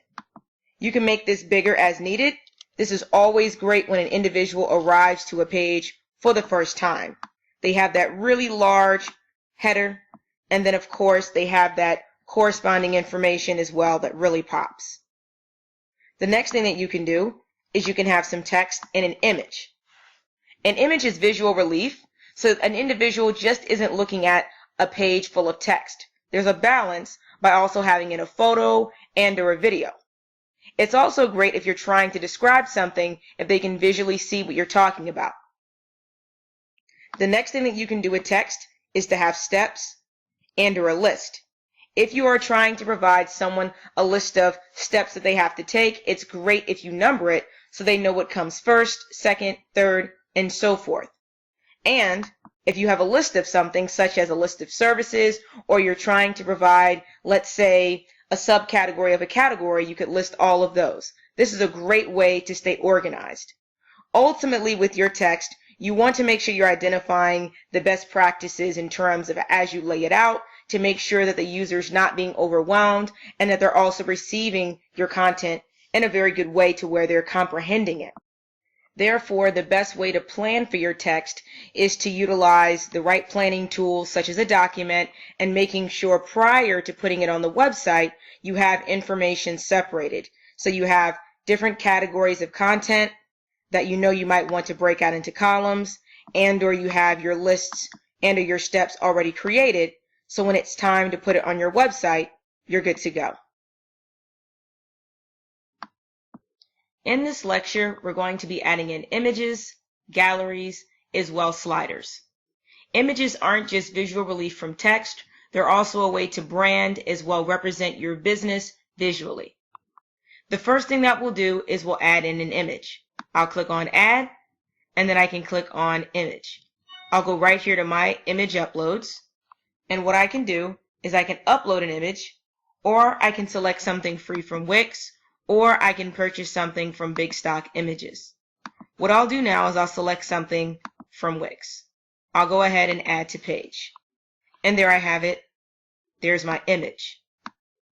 Now you might be wondering all of the different formats that there are for implementing an image. You can always just add an image, or essentially you can add in an image in between what you already have, such as text. A really great way to describe something that you have is to add it in between text. Having a header, such as a title, and then the image, and then the remainder of the text. This is quite common. It's a layout that you see on many websites, and it's where you have a paragraph, your title, and then your image. Another common layout is with your text either to the left or the right, and then you have your image. A lot of times this is utilized to describe something, to where you describe something on the left and there's that image on the right, or it's utilized as visual relief, such as there's a lot of text, and now, not to be overwhelming, you don't add more text, instead you add a photo. And then you can also just lay out your photos. If you ever want to utilize them as such as having an example, of course you can do that just by putting in the images, or of course if you just want to show something, you can add that for those purposes as well. The next thing that we're going to add is a gallery. This is a fantastic way to show multiple images at the same time. I'll go ahead and click on Add, and then I'll click on Gallery. I can look through all of the different layouts that they give me for a gallery. The most common is under Grid Gallery, and it's a 3x3 grid portrait gallery, so I'll click on that. Anytime you click on adding a gallery, you're going to see that it comes default with Wix images. You'll want to change those images, so when you click on the gallery, you'll then click on Change Images, you'll hover over the image, and then you'll click on Delete to get rid of them. And you'll go through the process of deleting every single image. The next thing that you'll want to do is click on Add Images, and you can add your images that you've uploaded, or you can select something free from Wix. what I'll do is I'll just select multiple images to add in new ones. And then I have 9 selected. I'll click Add to Gallery, and then of course I can click on Done. But if I wanted to add in a title for the image or a description, I could do that for each image simply by clicking on it and editing that title and the description. And once I'm done, I'll click on Done, and then all of my images are shown right here beautifully. Now, when I go to preview mode, I'll hover over the image and that title will pop up along with that description. I'll click on it, and then here it is. That image blown up, or as we'd say, zoomed in. I can use the arrows to go from one image to the next, and then I can click on the X to get out of that image. I'll go back to the editor. I'll delete this gallery. Now, as I had said prior, there are tons of different opportunities to add a gallery. So, there are full width galleries, there are showcased galleries, there are tons of different formats, but ultimately, you want to select the one that's best for you. A new popular gallery is Pro Gallery, and I'll add that. And that is a collage in its full width. Anytime you see full width, it means it goes from one side of the screen to the other. So of course, keep in mind that it's going to take up the entire section in width. Now, if you don't like this concept of having it to where it's full width, I'll go to Add, and I won't select Pro Gallery, and I won't select anything that's listed under full width gallery. I'll go back to where I was under Grid Gallery, and that will not take up the full entire screen. That's only going to be in the center.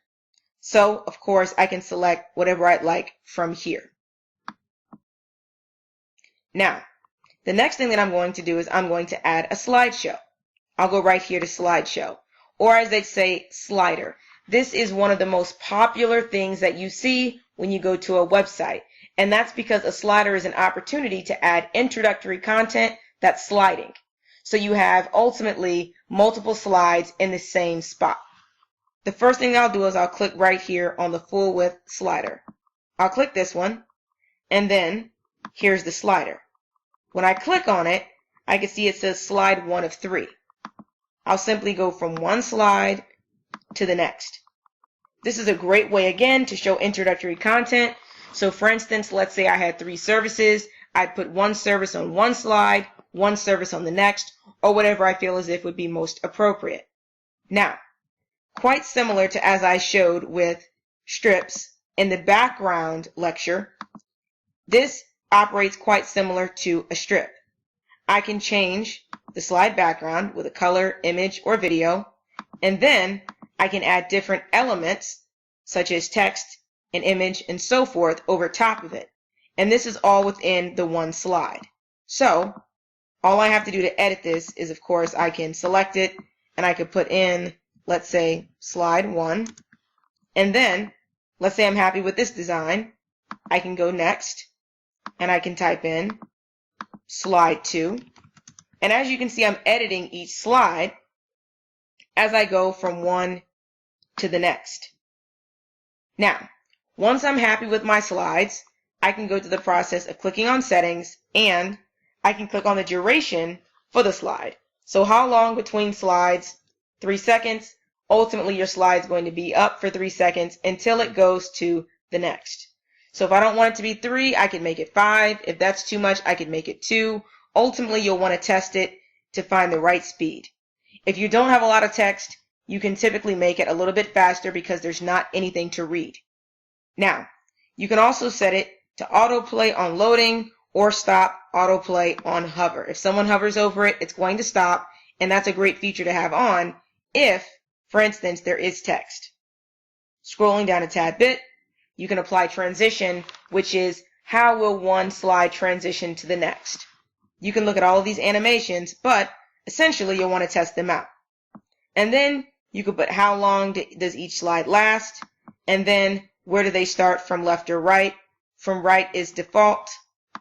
And then, of course, to click on Manage Slides, I can do that. And when I click on Manage Slides, I can delete a slide by simply clicking on the circle and deleting it. Now, If I want to duplicate a slide, let's say it's a very similar format that I want to use for another slide, I could click on duplicate and it's going to make a duplicate of that one slide. I can also rename the slide as well. I'll click X. And then last but not least, I can click on design. And this gives me the opportunity to adjust how the design will look, primarily within the navigation icons at the bottom of the slide and on the left and the right. So these are my arrows, and then right here is the little icons at the bottom. So I can change the format of how they look. Notice how they're changing simply by adjusting the design, and then of course I can change the color. And that's ultimately how you adjust your slides. Now, I'll delete this one out. I'll go right back to Add, and I'll go right back to Slideshow. There are many formats for the slideshow. So right here, these are full width, so they're going to go from left to right across the screen. But if you don't want it to be full width, you can click on Box, and you're going to see something just like this. It's the exact same as the full width, except it's not from left to right all the way. It's in between the grid lines, but you can still adjust it the same way. Changing the background, adjusting the settings. Of course, you can adjust the layout, and you can adjust the design. As you're clicking on it, look for the pop-ups and make the changes as needed. You can also add in different elements as well. And once you're happy with something, you can then go to the process of going to the next slide. I'll just exit out, and I can go to slide 2, slide 3, and there you go. I can click on Manage Slides, and of course I can add in something new, duplicate, and delete as I showed prior. Now, as I said before, sliders are great for introductory content, but of course, sliders can also be great for other purposes. Another great way to showcase a portfolio is also by having a slider, and it's also great for videos too. If you're going to go to one page and you want there to be a video to show first, you could put that on a slider, and then it could transition to another video, and so forth. Ultimately, make sure that you have fun with your sliders, and definitely do not hesitate to reference Wix templates or going to themeforest.net to see what they have as examples, because with ThemeForest, they do have a lot of websites with sliders, so you can utilize that for inspiration. In this lecture, we're going to review adding in videos.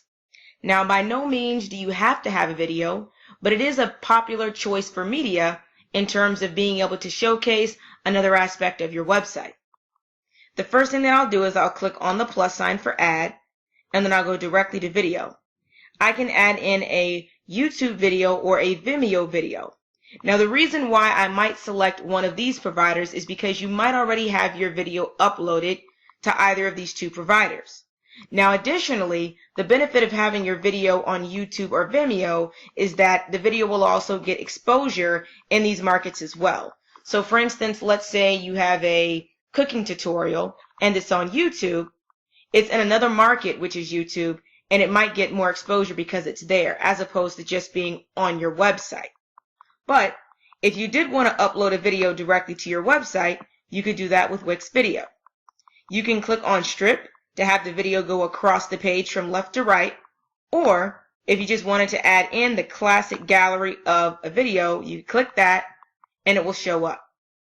All you have to do is add it, and then you can click on Manage Videos, and then from there, you can go through the process of uploading your video or multiple videos, and then it will show quite similar to what's in this format right here.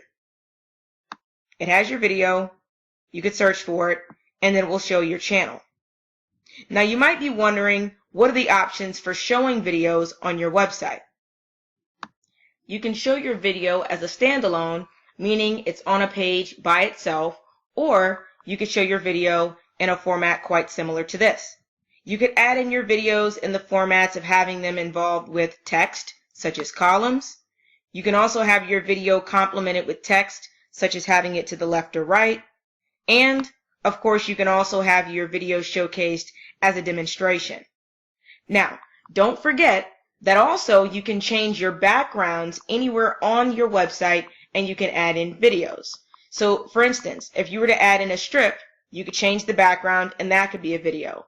Or if you, let's say, wanted to change the background on your page, you could change the page background, and then from there you can also add in a video. There's plenty of opportunities to add in video footage. It doesn't always just have to be a representation of a video that you've created as it's applied to a service or about you. It could also be something that's abstract, where it's moving colors and moving shapes, just to give your website that visual balance of having something different visually that looks sleek and modern. Thus far, you've learned just enough to where your website can look quite similar to this. You've learned how to create a header, as well how to create a footer. Additionally, you've learned how you can change the background. You've also learned how you can add in text and the different formats for text that might be the most visually appealing. You've also learned how you can add in an image or video. And lastly, how you can add in a slider or a gallery. In this lecture, we're going to be reviewing how you can add in icons, shapes, and boxes.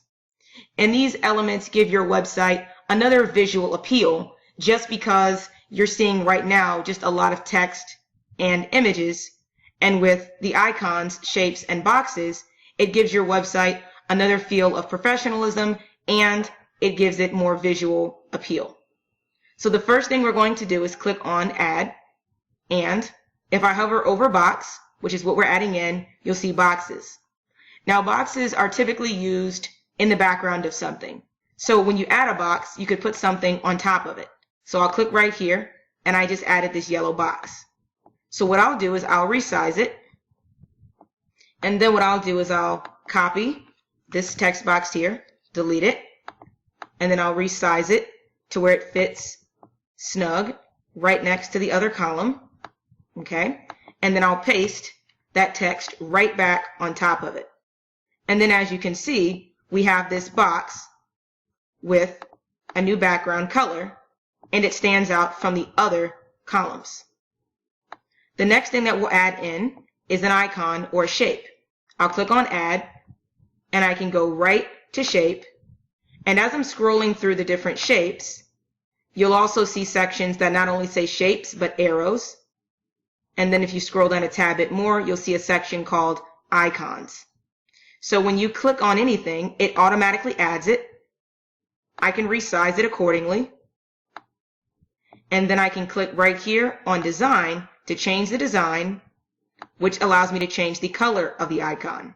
I'll make it yellow. Once I'm happy with that, I can exit out. But if I'm not happy with the icon or shape that I've added, I can click on Change Shape, and then I can select between arrows and all of the other options that they give here. So I'll go to Icons, and I'll click on the Settings icon, and I will apply it. And then, of course, that icon or shape has changed. What I can then do is go right back to Add, and I can add in another icon, and I can do the same exact thing that I just did. Notice that above these columns, I'm adding in different icons, and ultimately I have continuity because it's the same thing across all of the columns. And then what I'll do here is I'll make this icon black, and then I'll go right back to Add. I'll scroll down a bit. Let's see, I'll take this coffee cup here. I'll resize it, which will look great. I'll add it right here to the yellow box. I'll resize that yellow box. There we go. And then I'll change that color of that coffee cup to white. And then what I'll do is one last thing. I'll click on Add once more, and I'm going to go and get an arrow. I'll click right here, and I'll add this arrow right under this section here. I'll change that color to yellow. And then what you have is not just a basic website with text and images. Now it has a box, and it has the combination of icons, shapes, and of course there's that arrow as well.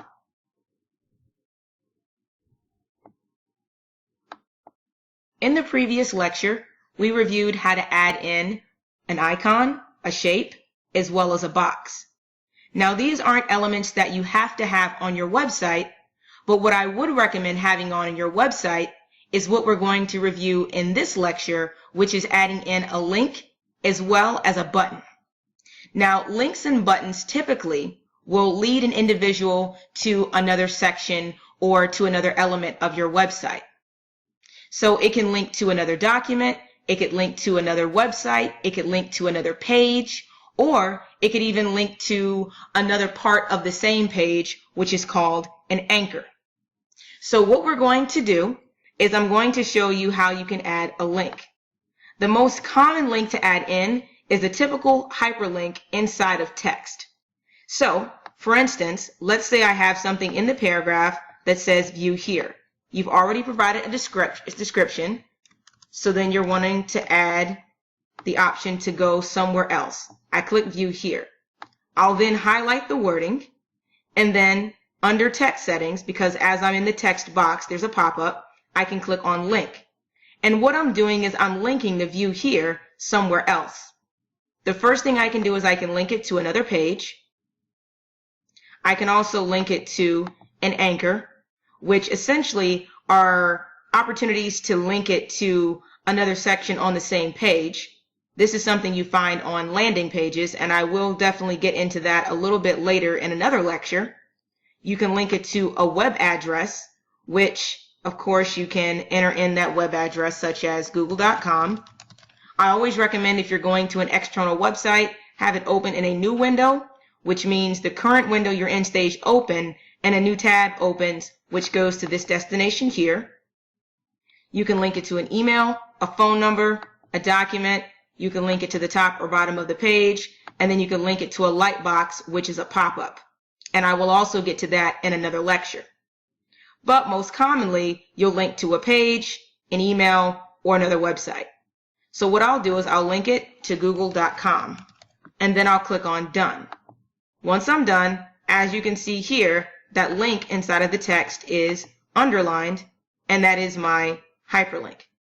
So what I'll do then is I'll click on preview, and then I'll click on view here, and as you can see, it linked directly to google.com, which is fantastic.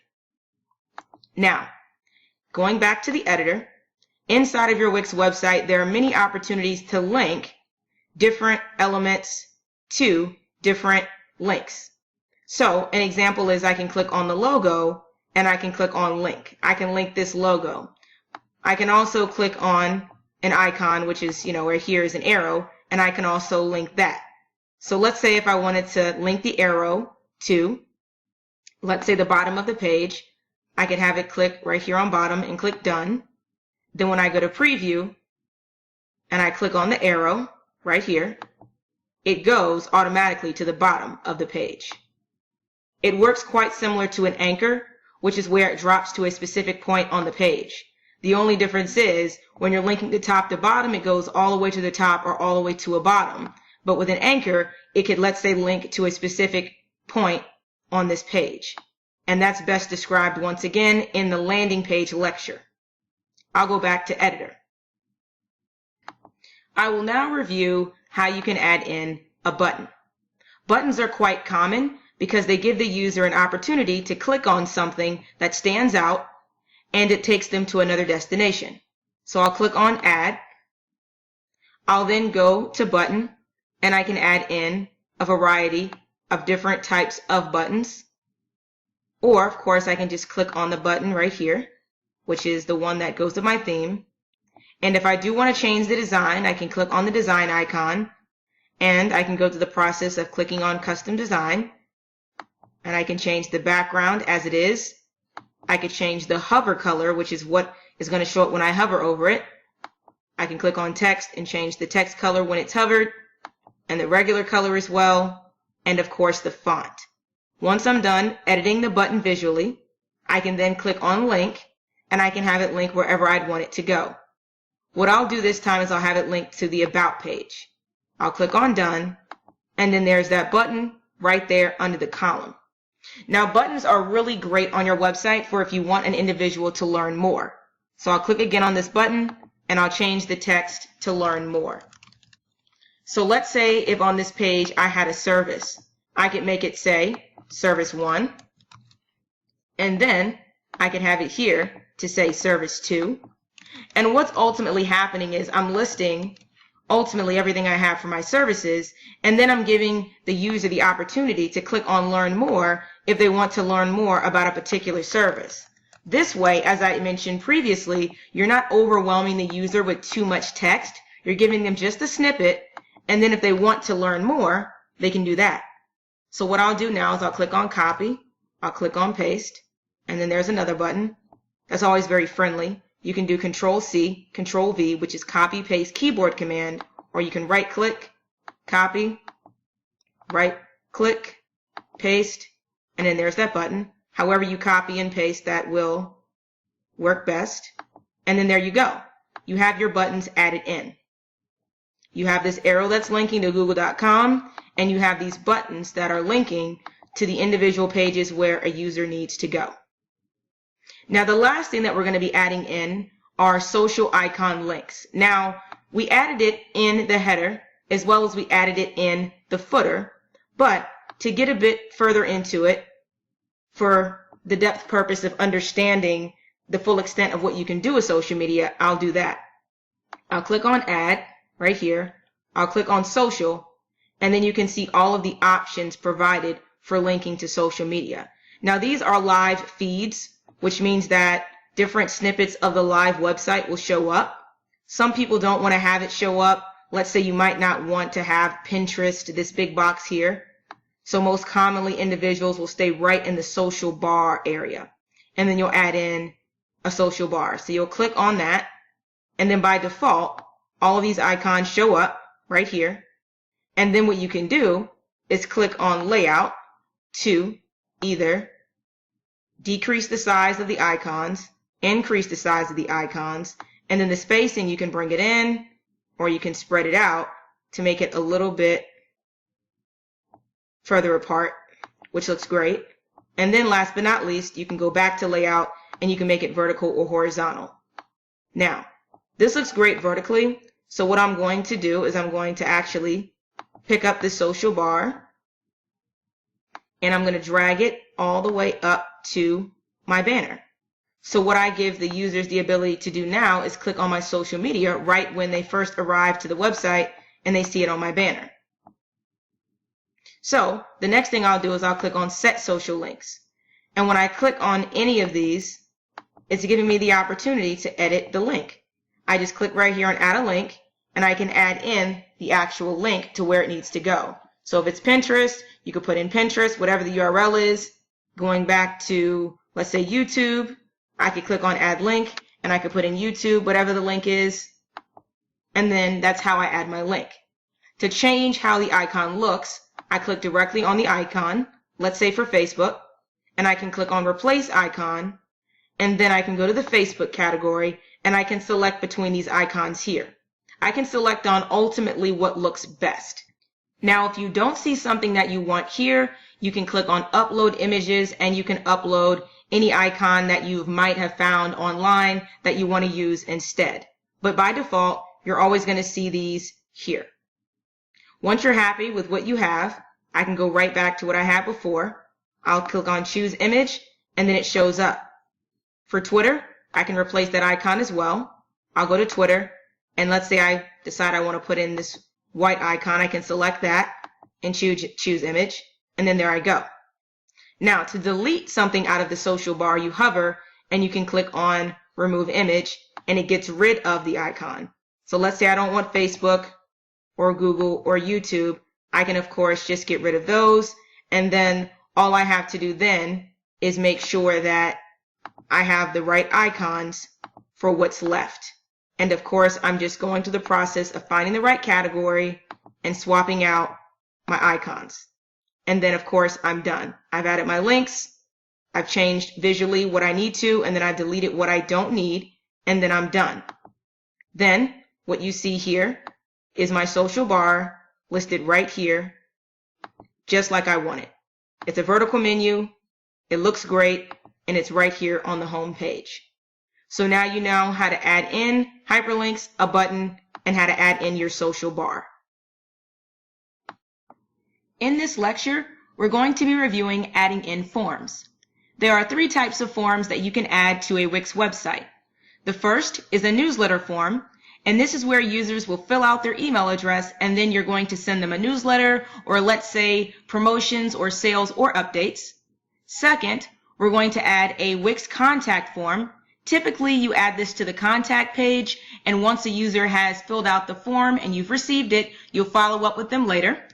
And then third, we're going to be reviewing third-party applications that also do provide forms. And this is great for you just to know all of the options that you have for your forms, but it is going to be important that we review those other providers because some of them will give you more features than the typical Wix contact form will. Let's begin. The first thing that we're going to add is our newsletter form. I'll go right here to the plus sign, add, and then I'll click on contact, and then I'll make my way to a section called Get Subscribers, and I'll click on here, and this form is the newsletter form. You'll want to go ahead and drag that to wherever it is you want it to be placed. But ultimately, the greatest thing about the newsletter form is that once a user has filled it out and entered in their information, you then have the ability to be able to send them updates. Once again, you can send them sales and promotions, new information, whatever it is that might be beneficial for the users in this particular group to know. Once you have it positioned the way you want, you'll click on it, and then you'll click on Settings. You'll see all of the setting options that you have on the left. And the first thing that you can click on is Manage Form. What you're doing in this section is you're editing the form and the content that's shown. So the first thing that you'll see is new subscriber notifications. You most likely do want to receive the notifications for anyone that's filled out the form, so you'll leave that checked and you'll enter in your email address. The next thing is what you want to show as the information to collect. So if you don't want it to say email address, you might want it to say email. You might also want to collect their name, so you can click on name. Then, if you do want to make something required, you can click this info is required. You can also collect their phone if you want to collect that. The next is the title. This is the primary title of your newsletter sign up. So you can click on the title and then type in newsletter sign up. The next is your subtitle. So for your subtitle, you could put in, let's say, receive promotions and sales. And then if you didn't want the button to say subscribe now, you could hit subscribe today. Whatever it is that you feel as if will work best. Clicking outside, you can then see how our content has changed. The title, the subtitle, the different fields, and then the button. Now, clicking back to this section, I'm going to go to layout. With layout, I can change how the form looks. I can make it vertical to where everything is side by side, and you can conserve some space this way. I'll click back on it, click on Settings, go back to Layout, or I can make it vertical. I can also adjust the header alignment as well, and what that does is it makes the header centered along with the subtitle. Going back to Settings once more, I can then go back to Layout, and I can shift the body alignment as well. So if you want everything to read from the right side, you can also do that. Now, the next thing I'm going to click on is Design. You can change ultimately how this entire form looks. You can first select between a variety of different styles. I'm a big fan of strip, so I'll go back to that. Then I can click on Header. I can ultimately adjust the color of the title itself and the subtitle.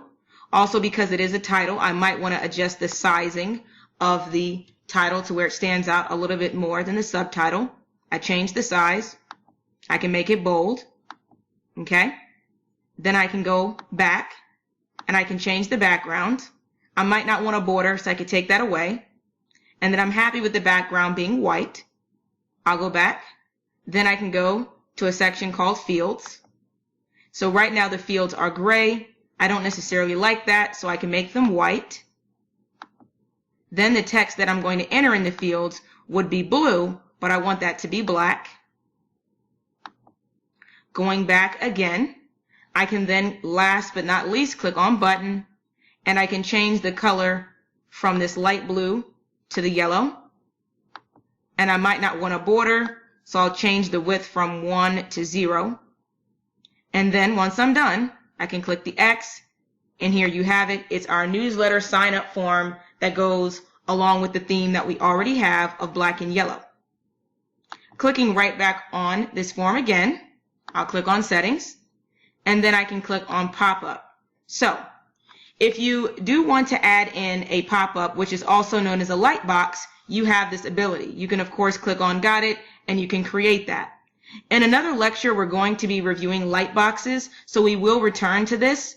But of course, I wanted a lecture dedicated to light boxes because you don't have to just have a light box committed to utilizing a newsletter sign-up form. You can use a light box for many different things. So if you do want this to pop up, go to the lecture called Lightbox. Once, of course, you're done identifying if you do want the light box or not, you can come right back to this screen, and then you can click on Publish. The next thing that we're going to review is adding in a contact form. Now, typically, when you add a contact form, you're going to add it to the contact page. So we're going to navigate there, right to the contact page.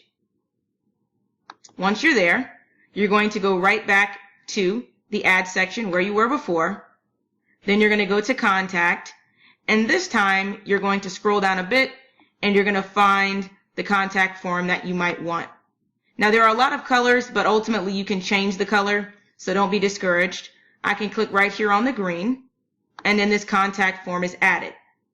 Now, this is a Wix provided contact form, which they don't give you a lot of options. It's basically just asking for a name, an email, a subject, as well as a message. But this is the basic of what an individual might just want to see on a contact page anyways. So the first thing you'll do is you'll click on it, and then you'll want to set your email. You can put your email in, and then there are a couple of more options that you can fill out, such as phone and address if you want to add that. But typically, everything you see here is the minimum of what you can request on a Wix provided contact form. If you don't want something there, you can unselect it. If you want it back, you can click it. If it is required, you can click on the star. If it's not, of course, you can unselect it. If you do want to change the field name, you just click on it. So if you don't want it to say name, you could say title, whatever it is you feel as if is most appropriate. And then scrolling down a bit more, you can see right here for the contact form messages that pop up. So right here, success, you've received the message. And then if the email's missing, you can enter this message here. Or if something is wrong or missing, you can add this here. It's just a message, but for generic purposes, you can leave it there if you'd like. Clicking X, I'll then click on Layout. So you can, of course, change how the text is aligned. The most common is what's already selected. You can then click on Design. You can change the design of your form.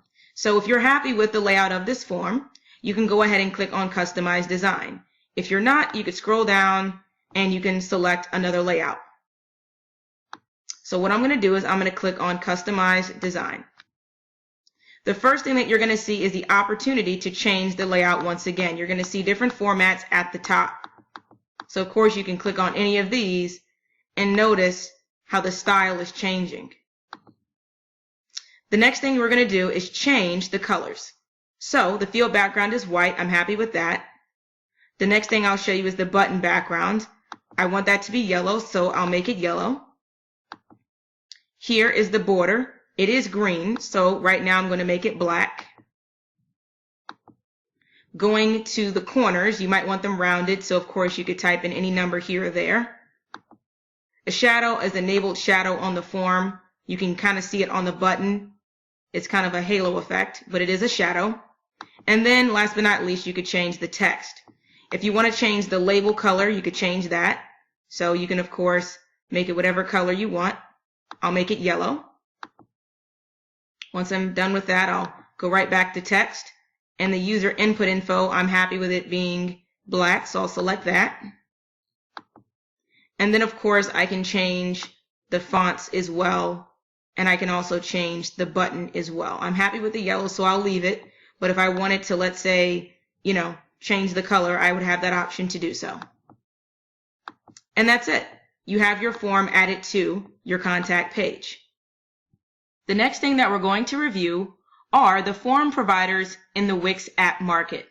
Now, the reason why we're going to review these other providers is because if you do remember, with the generic Wix contact form, you can only request certain types of information. Going back to settings, if you notice here, you can only request name, email, phone, address, having a subject, and a message. If you wanted to have something else, if you wanted a more extensive form, you would not be able to do that with the Wix contact form. Therefore, we're going to look at other providers of forms where you get a little bit more. The first thing we're going to do is click on App Market. The next thing that we're going to do is type in forms here, or if you scroll down a bit, you'll see a category called forms. You'll go ahead and click on that. All of these providers are form providers. The most popular are at the top. If you notice that at the bottom left, you see the reviews, and at the bottom right, you see the download number. So for 123 Form Builder, there's been about 1.8 million downloads, so that lets you know it's popular. Form Creator has about 421 reviews, 125,000 downloads, and if you scroll down some more, you can see all of the other providers. Now, again, the reason why we're doing this is because these providers will give you a tad bit more, but not all of these are free. They do have free features, but to have the full content of what they're going to provide, you might have to upgrade the application to get that premium feature that you might be looking for. So for instance, I'll hover on 123 Form Builder, and you'll see right here that it says free and premium. So the first thing we'll do is we'll click on it, and you'll see an overview of the application. So you can first read the description. The second thing is you can click on Demo, and what this will give you the ability to do if they have it is to see a demo of what they have in here.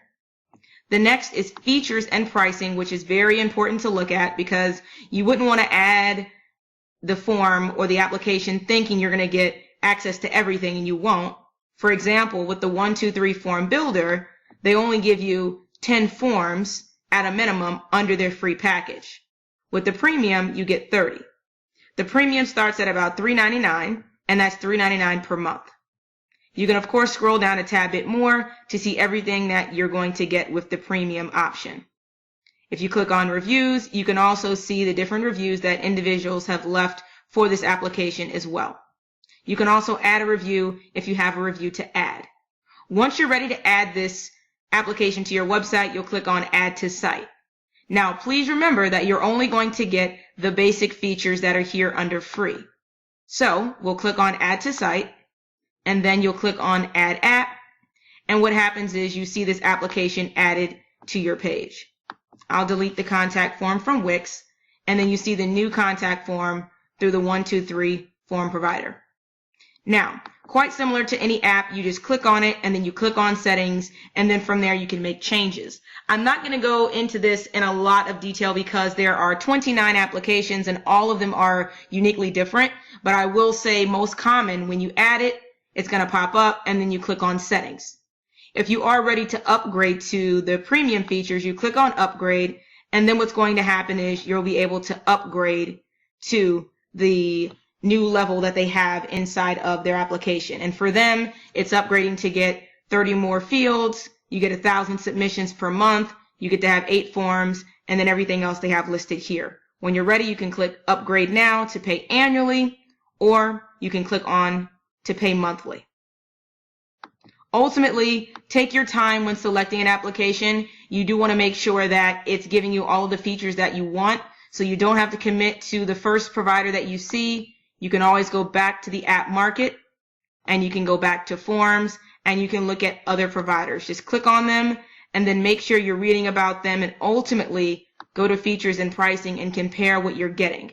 Right here for free, this right here with the Form Builder Plus will give you 20 form fields, okay? And you're going to have a form submission limit of 100, and there are a lot of other features as well. So you might get more under the free package with another provider, but ultimately you want to search through all the apps to make sure that you're getting the bang for your buck and they're providing exactly what you need. In this lecture, we will be reviewing how you can add a blog. A blog is a website or a page that you update routinely with information. It can be like a journal to some individuals, or for those that have a particular topic that they're interested in sharing information about, they'll continually write on their blog either daily or weekly or perhaps monthly. Individuals or businesses also use it as a tool for entering in updates as well as news that they wish to also share with the public. It's important to know that there are two versions of the Wix blog. There's the older version and there's the newer version. The newer version was released on July of 2017. Contingent on which version of the Wix editor you have, you may find when you go to Add and you hover over Blog, you may see either the old version or the newer version. The older version looks like this. The newer version will look quite different, but essentially if it's not this, you know it's the newer version. If you want to be able to select which blog you want, you simply click here on Apps and you type in Blog. Wix Blog is the newer version and Blog is the older version. The difference between the two is that the newer version has more advanced features, but yet the older version is quite simple. So if you're looking for something that just does the job, the older version could suit you well. In this lecture, we're going to review the older version of the Wix blog. So let's begin. The first thing that we're going to do is we're going to see here if we see My Blog if you have one, or if not, you may see Start Blogging. You can also click on Add here, and then you can hover over Blog. Remember, if it looks like this, it is the older version. If it looks like anything other than this, it's the newer version. But to be sure, so you're not confused, you can go directly here back to the Wix App Market. You could type in Blog, and Wix Blog is the newer version, and Blog here is the older version. So we're going to click that, and then we'll click Add to Site. It automatically creates a new page. So what you're going to see when you add it is a section that looks quite similar to this Blog Manager. It gives you the ability to add a new blog post or manage your blog. It also shows you all of the blog pages that you have. There are only two areas affiliated with your blog, which is the primary blog page. It has all of your blog entries listed, and then the single post. And this is the single blog post, and it has all of the information. Typically on the blog page, it's just a little bit of a snippet. Unless your blog is really, really short, it might show all of it, but typically it's a snippet, and then to read all of it, someone would go and click on Read More, and they'd be brought to the full length page that shows the entire post. Clicking here, Add Blog Elements, this is an opportunity to add more information to the right side of your blog. And the reason why you might want to add this is because on the primary blog page, it can get very long. So if you have, let's say, 20 blog postings, it'll be a very long blog page. So what you might want to do is to add in archives, or you can add in categories or a tag cloud, pretty much anything here to where an individual can get to a specific blog a lot faster. So a really good thing to add in are categories. So I'll click categories, and then what happens is it'll be added automatically to the right side. And of course, I can lay that out accordingly. Once I'm done, I'll click on X, and then what I'm going to do here, I just added my categories. I'm actually going to add it right here to the bottom. And this will be fantastic for those that are trying to look for a particular blog posting affiliated with a particular category. So I went ahead and copied some information in the line. I have my category added right here. Okay. I clicked on Manage Categories, and you can see everything that I have. Right here, it just shows food. To add more new categories, I can click on New Categories. So what I'll do now is I'll change the Follow Us to Categories. And then that's it. Anytime I add a new category, I'll do it again. I'll click on it, click Manage Categories. Anytime I want to add a new one, I'll click on this, and I can add a new category via that way. Or of course, I can add a new category when I'm adding in a new post. So right now I'm on the single post page, and this is the full length of the post that's created. So right here you see a title, a date, a person's name, content, and a photo. You can also see the ability to add comments as well as share this post. Then on the right, featured post is a really important post. Recent posts are shown here.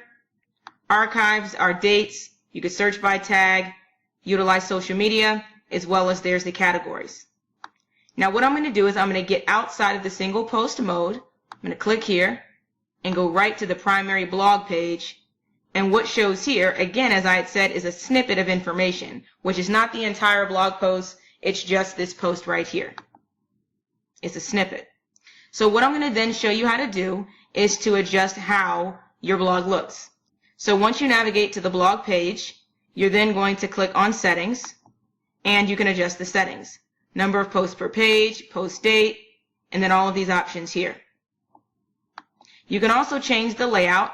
As I had mentioned before, if you didn't want to commit to something right then and there, you didn't have to. You can select just about anything, and then when you are in this section here under layout, you can adjust the layout of the actual blog snippet.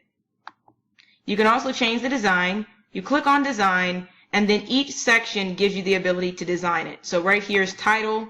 You could change the font, the sizing, and so forth. And then also you can do the same thing with post body, image, and so forth. Just always make sure that you're kind of testing it out to make sure what might look best. I can say with the blog there are a lot of moving elements, so of course you want to make sure that you're happy with whatever's here. The next thing that I'm going to do is I'm going to show you how to manage posts and add a post. So right now I only have one post that I already created, so I can click on Manage Posts. What's going to happen then is you'll see that post created. I can duplicate it, I can delete it, I can go ahead and preview it, or I can edit the post. My categories again are listed here. Tags, I can click that, it's listed here. Insights, that shows you something more so about statistics and traffic. I don't have any now, so it's not showing. And then there are settings as well. So if you do want to update subscribers, this is an individual that filled out, let's say, the newsletter form, and you wanted to give them information about when you post a new blog, you can definitely go ahead and do that. So let's say you have, 3 blog postings that you're going to post throughout the week. Each time you post one, it can let your audience know. Going back to posts, what I can then do is edit this post as needed. I can click on edit.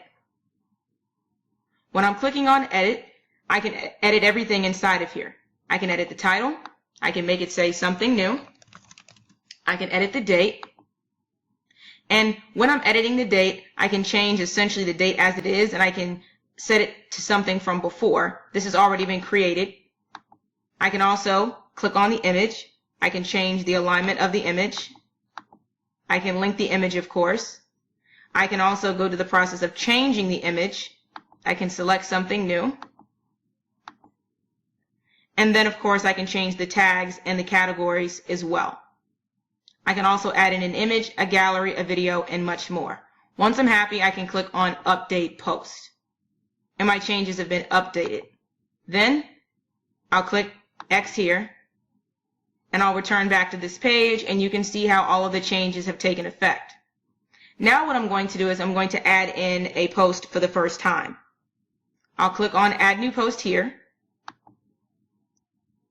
and then I'll wait for a screen to load.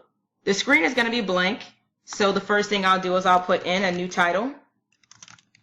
Then, unlike when I was editing the blog post, with this, I have more control over the dates. Here's the reason why. When I'm creating a new post, I can leave it as today's date and time, or I can schedule a date and time. Let's say I'm going to go away on vacation, or let's say I'm not going to have access to my computer, or I just want something scheduled. I can schedule a date and time. Going back here, you click right here on the date, and you can put in the date and the time. You can also click on the arrow here next to Publish Post and click on Schedule Post, and the same thing pops up. I can schedule it for tomorrow and select the date, or I can just leave it as today and click Done. Once I'm happy with that, I can put in the author name, and then I can begin entering in information. So you can pretty much edit the text by selecting the text, and then from there you can of course type in more, or of course you can delete, or you can highlight and click delete, quite similar to the text editor that you have in a regular text box. But once you highlight the information, a box pops up like this. You could change the font, the sizing, bold, italicize, underline, the color, alignment. You can link, and you can click on more as well, and there are more options. So what we're going to do is we're going to add in a good amount of information just to show you as an example how this new blog entry is going to look. The next thing I'm going to do is click on image, and I'm going to add in an image. I can select something free from Wix, and I'll click apply, and there's my image. I can resize my image by dragging it in. Then I can make the alignment go to the right, so the image is on the right, text is on the left. And then from there, the next thing I can do is add in more: gallery, video, animation, a divider, or coding. Of course, I can continue writing. I can add in more photos as well. And then I can also come over here and adjust a category. I already have food as a category, so I can click that. Or I can click on new category, and I can enter in a new category. So right here, this looks like a flower, so I'll click flower, hit enter. This is nature. I could put nature, click enter, and see they're selected. Flower and then nature. There you go. I can also do tags as well. So this might not just be flower, it might be a specific type of flower, so you could put in, yellow flower. I can also do orange flower. And these are tags. These are more specific than a category per se. So if someone's looking for something specifically under a tag, they can utilize this, but for categories, they're already set.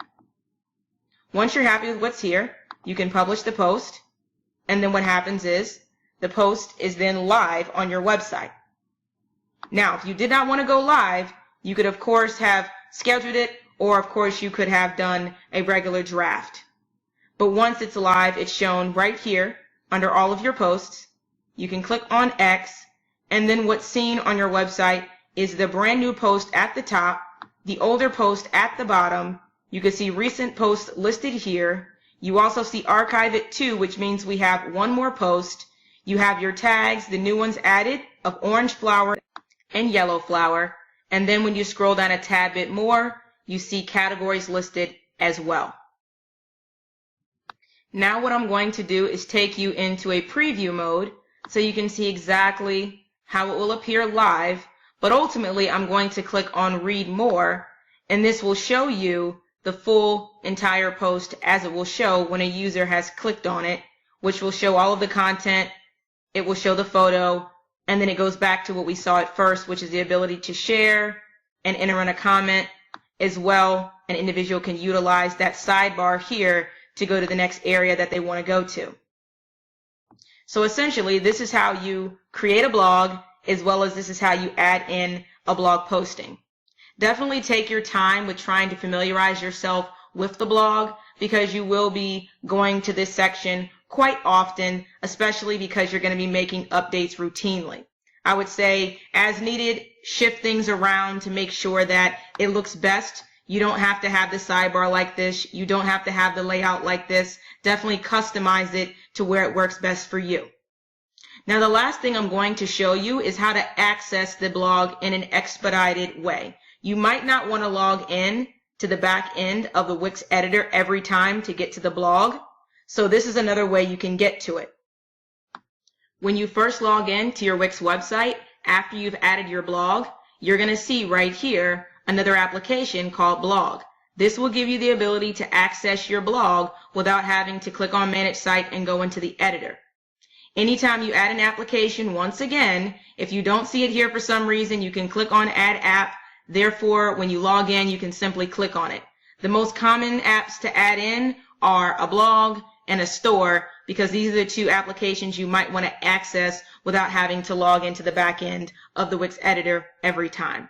You just simply click on Manage Blog, and then what pops up is something that looks quite similar to this.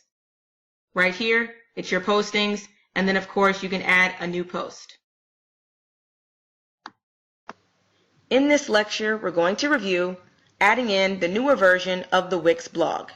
Let's begin. The first thing that we're going to do is we're going to click on Add Apps. From there, we'll search for blog, and Wix blog right here listed at the top is the newest version of the Wix blog. So we'll click on that, and then we'll click on Add to Site. Once you've added it to your site, you'll note that all of the demo content is here, and this is inclusive of all of the posts showing photos as well text. you'll see your categories listed at the top, and then login sign up at the top right as well. To be able to click on any of these links, you'll go to preview, and then you can simply click on any category, and you can see how it works by filtering in the applicable content. And then where it was login sign up, because you're an admin that's technically signed in, you see the icon, which of course can be a picture of yourself. You can click on it, and you can create a new blog post, or of course you can log out.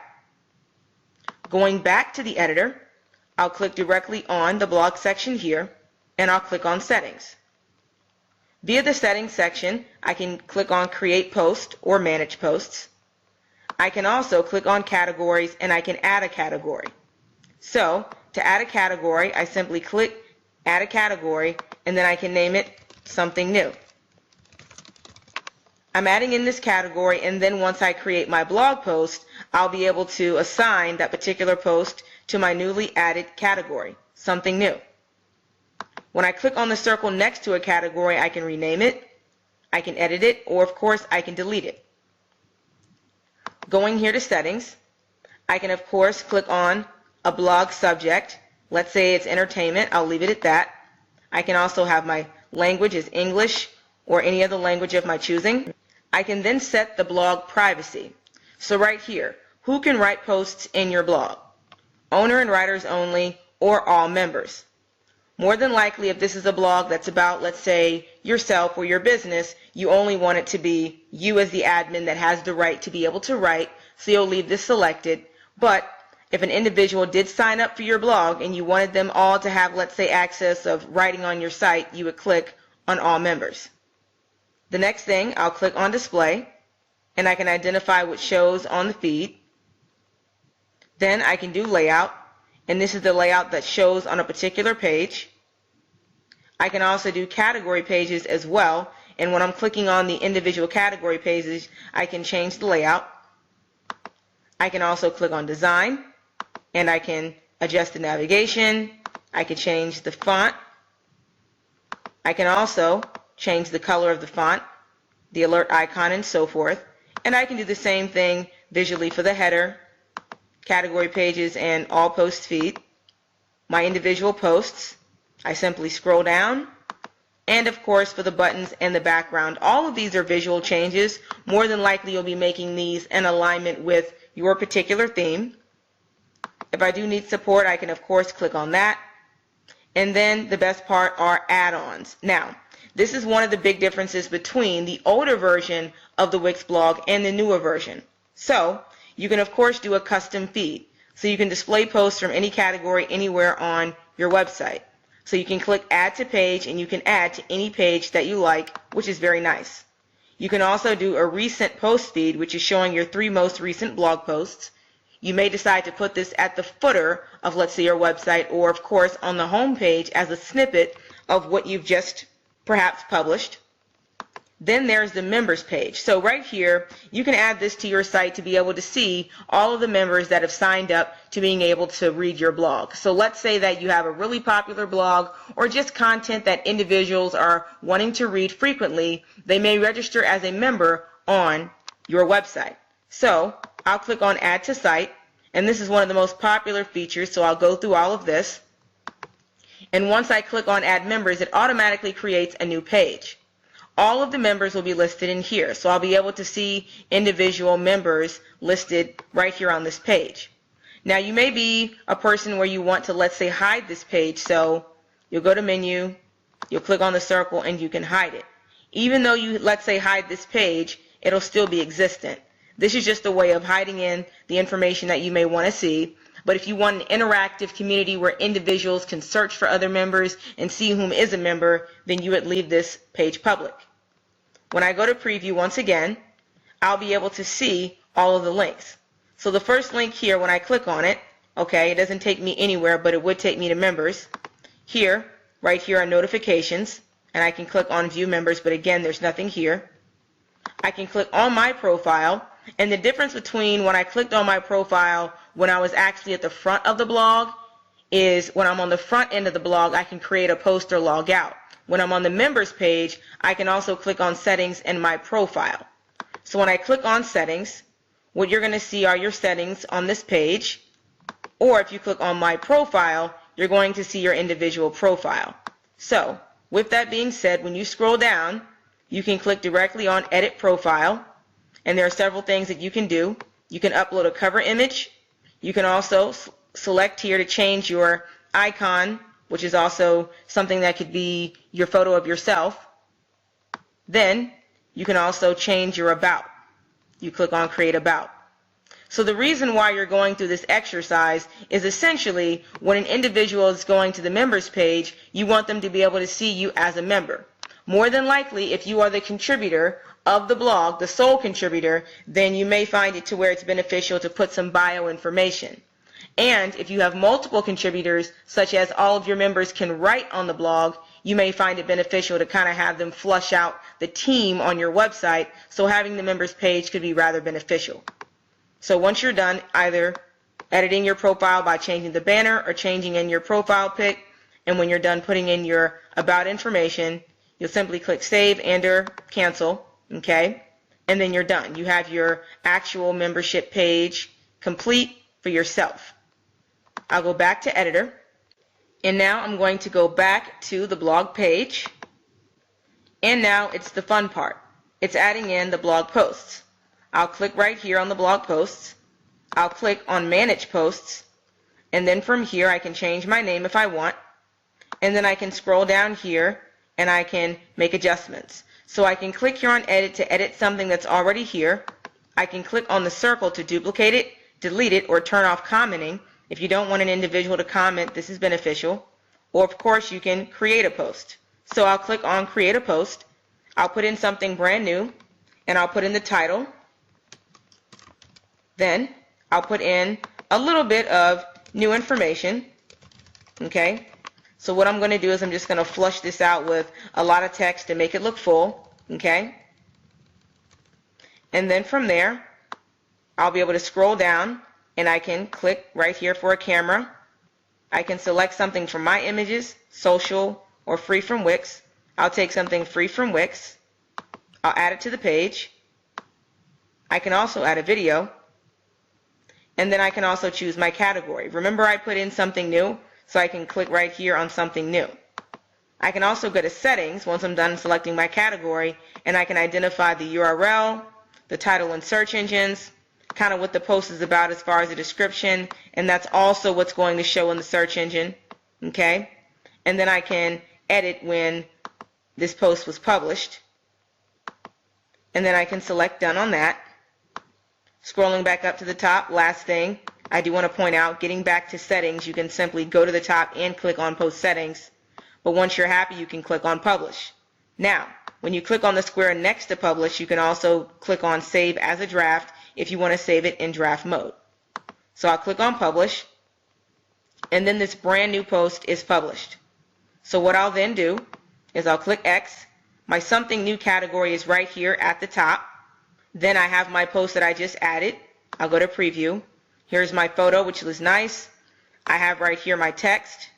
You can see I can heart it. I can also see the admin, which is myself who wrote it. Okay, and I'm scrolling down, and I can see everything else in all of my posts. When I click on something new, notice that it only filtered in this one post. So essentially I did everything correctly. Now this page once again shows all of my posts, and if I want to filter something in, I can of course use the menu at the top. But let's say I want to have an individual page with a particular category. And this is very popular, especially if you want to have your primary blog page and then you want to have individual pages on the drop down that are your categories. What you'll do is you'll click on Add Page, and you'll add a new page, and let's say you name it a category of something new. I click on Done. I'm going to drag it under Blog, so right there I have my something new on the drop down, okay? And now what I'm going to do is I'm going to go back to my primary blog page right here. I'm going to click on the blog. I'm going to click on Settings. I'm then going to click on Add-ons, and remember where we were before, I can identify if I want a custom feed or a recent feed on a particular page. I'm putting in a custom feed right here on my something new page. I put in something new, I clicked it, okay? Now notice that on the Something New page, I have right here a feed. What I'll then do is I'll click on Settings, and what I can do is I can click on Choose Category, and I can change it from All Posts to Something New. And here you have it. The one Something New post that we created is now here on the Something New page. I go to Preview, I can go back to Blog, which shows me everything, and then when I hover over Blog and I click on Something New, I'll only see the post assigned to Something New.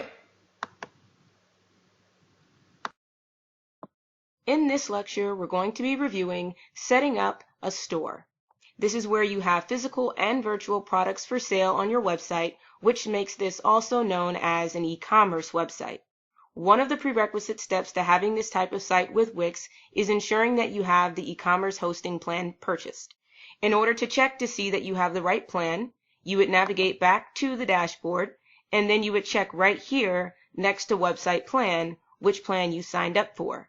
Another way to check which plan you've signed up for is clicking right here at the top and then going into Premium Subscriptions to seeing what you're subscribed for. Now, when it is time to upgrade to an e-commerce plan, you can simply click on Upgrade Now, or you can go to Compare Plans. Then you would go to Business and E-commerce, and then you would select one of the 4 plans. Just review the features, and then which of these would be best for you is up to you, and then you will click on Select and you would purchase it. Once you've done that, you can navigate back into the Wix Editor and you can add in the store component. So we're going to be doing 2 things. Once we add in the store component, we're going to be reviewing the design of your store pages and how visually a store looks on your website. And then second, we'll get into the back-end components of your store. So this is adding in your products, it's editing your products, deleting your products. We will also do an overview of shipping, as well as taxation, as well as making sure you have the right payment method on file. So you can add in the Wix store component by doing one of 2 things. One, you can go to Add Apps, and you can type in Store. And once you have that selected, you can then go through the process of clicking on Wix Stores. You would click on the Add button here. The second option for adding in the store is by going to right here on Add, and then for Store, and then you would do Add to Site, which is what we are going to do. You'll wait for that to load. It'll take about maybe 10 to 15 seconds. And what's happening is Wix is putting together your store and it's creating several pages, a total of 4. So what we'll do is we're going to check to see what was created. So right now, when we go to Menu and Pages, in addition to Site Menu and the pages that you already had, you also have 4 store pages. The current page that we are on is the Shop page. This is where you can see all of your products. The second page is your Product page. This is where you can see the individual product. The third page is your Cart page. This is what the user will see once they've added in all of their products into the shopping cart and they are now ready to check out. And then the last page is the Thank You page. Once the customer has added in the products and they've transacted and paid, then they will see right here this confirmation thanking them for their order. The first page that we're going to start with is the Shop page. Now again, as a reminder, we are going to go over setting up visually how this is going to show in the Wix Editor first for all 4 pages. And so the first page is for Shop. So we're going to click right here on Settings first. And you do have several options to the left that are shown vertically. The first option is Collection. You have the option to show all products or you can show a specific collection. And so via using Wix Stores, you'll find that a collection is synonymous with a category. So as an example, let's say you have a boutique where you're selling clothing. You may want it to be set to where you have one collection that shows pants, another collection that shows shirts, or a third collection that may show accessories. And then at this level, when you are right here selected on collection, you can decide if you'd like to show all products or if you'd like to show a specific collection. And so what a lot of people do is they have one primary page that shows all products, and I would leave it here under Shop. And then this is what you can also do. You can create more pages, and what you would do is you would go here to Add, and under Store, you would simply add in the grid product gallery, and then when you go into settings on that page, you would then denote which collection that you'd like to show on that page. And so then also coupled with having these multiple collection pages, you would also perhaps have a shop page here on the menu, which we do, and then on a drop down you would have pants, shirts, and then accessories, or all of the collections, or just a few that you're wanting to show. Now we're going to go into layout. So this is visually how this page is laid out. So you have several options. The first right here is where your text is left aligned. You can also do it to where you just show the photo. You can also have it to where everything is inside of a border, or you can do center alignment. Another option is between your imagery. So you can do crop or fit for how your image is resized, and you can also do image ratio. Now the thing here is making sure that if not all, a majority of the photo can be seen, because the goal is to make sure that as people are getting a preview of your product, you have a really good photo that they can see and reference, which is also helping them to incentivize them to buy. If they see a really nice clean image, they see this is a black watch, it looks like it's a quality thing, they may click on it, which is why you do want to make sure that you are going through the process of checking out your imagery. So right here, when I did the 4:3 ratio, you can see how it cropped it a bit. Here, 2:3, now it's a little bit vertical, still doesn't look bad. The main thing I'd say in best practices is as you're uploading your photos of your products, going ahead and keeping them all around the same size. So let's say, for instance, you had 1:1. That's a square. So if you had a photo, and let's say if it was 1,000 by 1,000, that's good. It's a square and it will fit inside of here. But if you had something that was, let's say, 1,000 by 2,000, that wouldn't necessarily show as well within the 1:1. It would be cropped, and you could check and go through the process of seeing if something more horizontal or if something more vertical would be appropriate. Scrolling down now a bit more, we'll see you have product text alignment. You can change it from center to left to right. You also have the option to identify how many columns and how many rows that you'd like to have. Right now we have 4 columns and we have 5 rows. If I decided to reduce the quantity of columns, as you can see, our photos got bigger. So I'll put it back to 4 because that looked best. I can also identify the spacing in between my products, and then I can do some product info padding. So that's the padding around the information that's displayed beneath the photo. Now we're going to go into settings. I can identify what content I'd like displayed.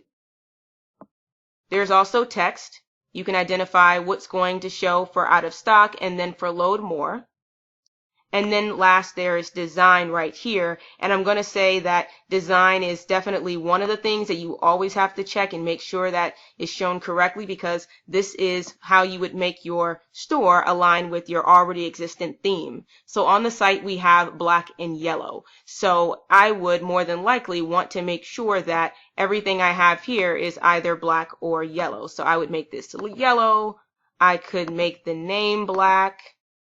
I can also change the font, so I'll go ahead and do that. I'm going to select this, and you can see it's changing right here nicely to the right, and this is all what's happening visually. So you can do this for everything, even the name and the price, and then also for your quick view button. And so if you are wondering, well, what is a quick view? I'll go ahead and show you that. I'm going to go into preview.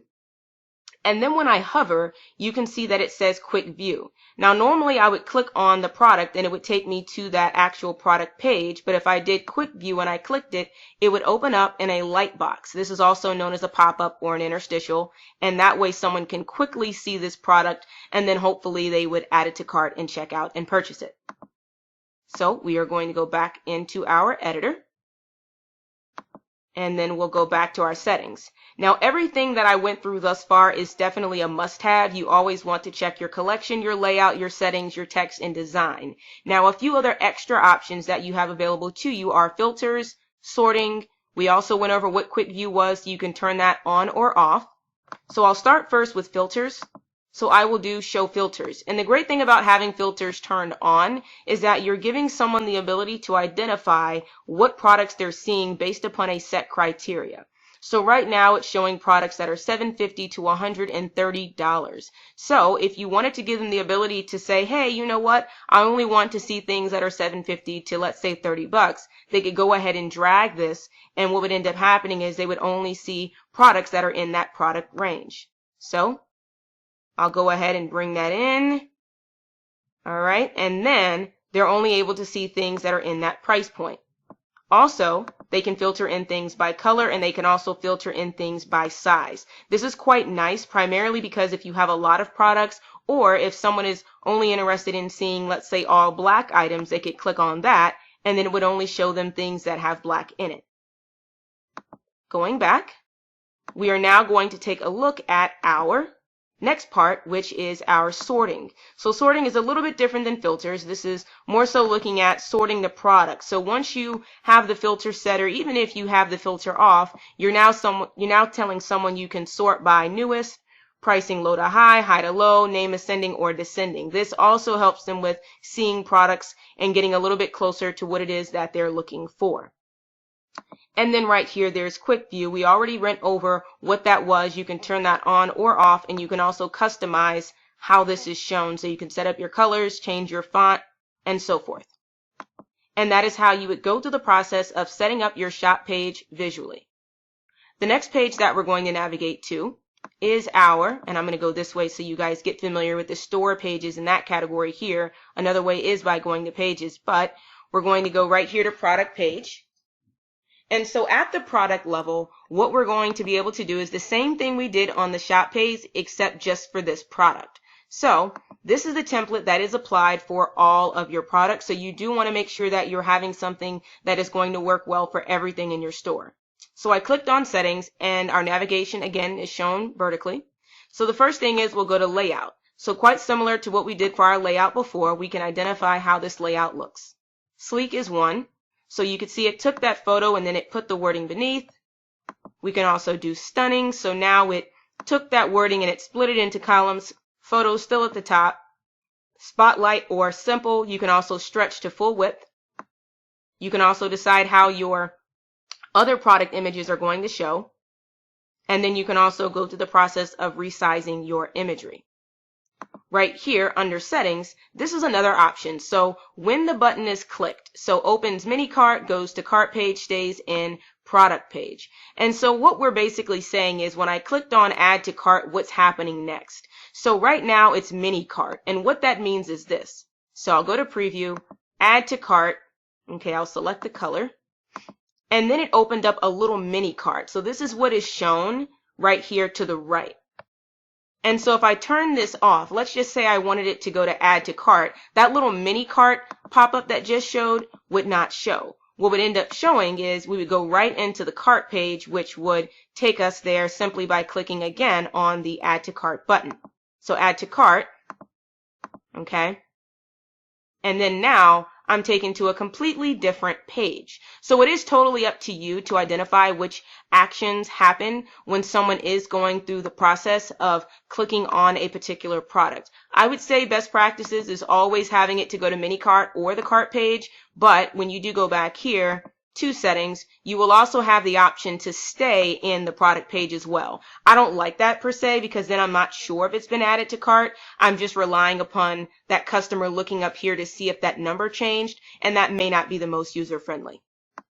Going up here, you can also identify on the product level page what's shown. I'd always recommend having all of this information show, your pricing, your SKU, your quantity, navigation, info sections. That way someone can read through everything you have to offer. And then especially for the SKU, if they were ever to call in or if they were referencing something via email about a product, they would be able to reference that SKU if you had one entered in. And then scrolling here, another great feature that is offered is social media bars. So if you did want someone to be able to share your product on social media, this is someone saying, hey, I love this product. I love the way it looks. I love the information, pricing, whatever it may be. They can then click on any of these applicable social media icons and they can share the link to this specific product on their social media medium. And then when someone clicks on that link, it'll take them right back here to this product page. Another option here is for text. You can identify which shows for the cart. Right now it says add to cart. You can change that. Same thing with out of stock. You can change what is shown. Another feature is wish list. So if you do have it set to where individuals can register and be members of your site, they can also create wish lists. And this is also like creating a favorites list. So, hey, I love the product. It's great. I'm not ready to buy it now. I want to go back later on to check it out. Or if they are interested in purchasing more, they might have already purchased it. They would still maybe want to favorite it, and this would be under their wish list.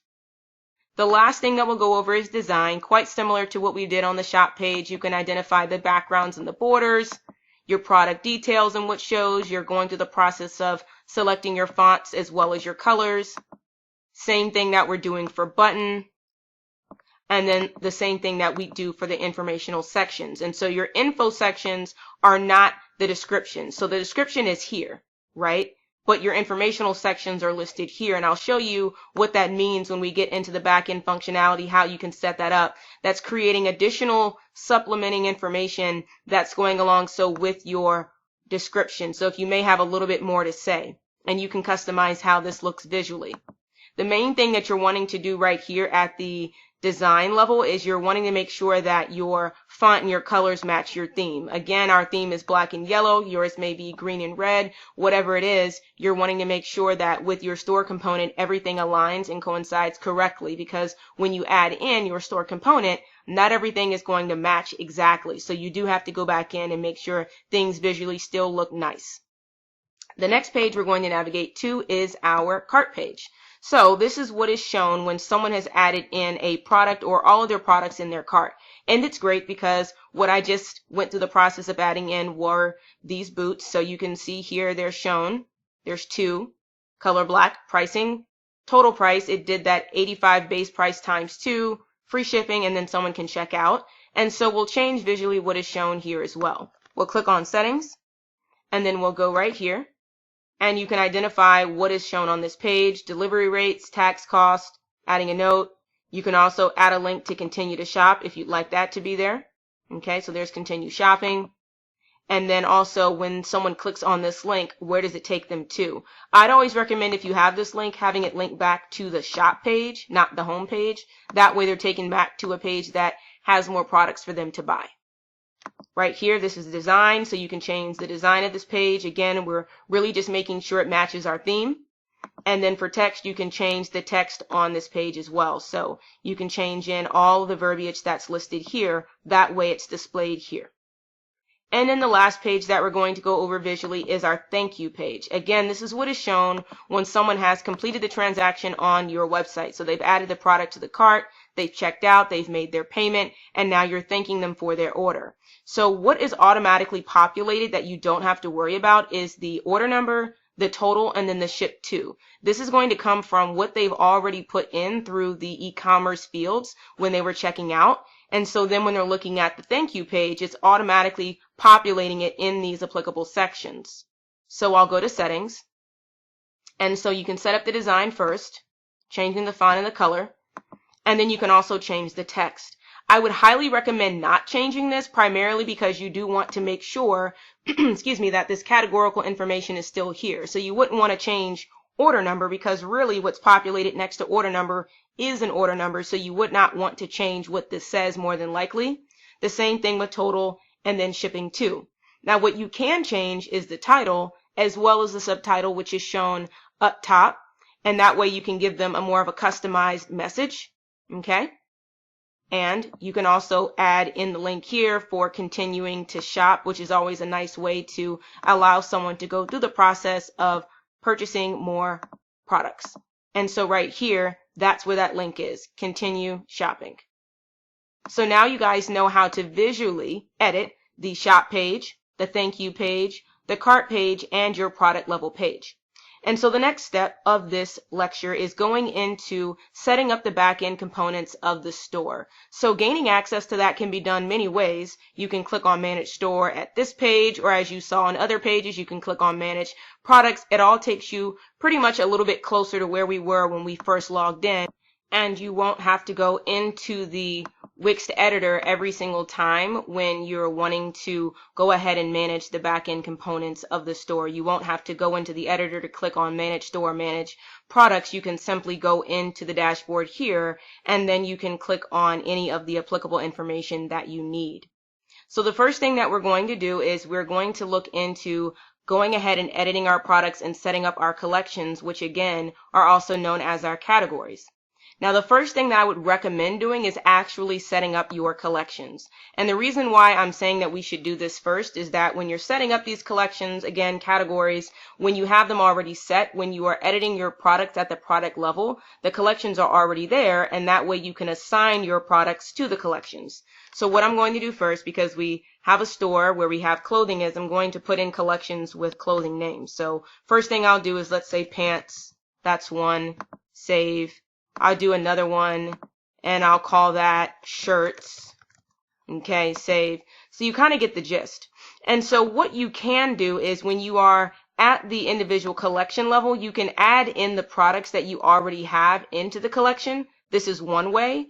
Or you can do it the way that I'm doing it, which is where I already have the collections created, quantity of 0. I haven't added anything yet, but when I am editing my products, I'll be sure to assign it to a particular collection. So now I'm going to go over to products. And so when you add in the store component for the first time, Wix does preload all of these products for you. So it's giving you something to start with. To delete all of it, you do select all. And then you would click right here on the delete icon to delete all of these. And then you could add in your product. So what I'm going to do to start is I'm going to show you how to edit a product. So I'll click on this one as an example. So we're editing our boots. And this is the same process that you'll go through when you're setting up a product for the first time. So the first thing you always want to do is to put in the name. You can put that at the top here, or you can put the name here in this section. The next thing you're wanting to do is you'll want to add in your photos. I'd always recommend having high resolution, very clear imagery, primarily because you're trying to sell this. And if someone can't come into your location, if you don't have a brick and mortar, they're just relying upon your website to purchase these items, you do want to ensure that you have something in place that incentivizes them to purchase, which is why you always want to make sure that you have really, really good photos. So when you have those photos in, you can go ahead and shift them around.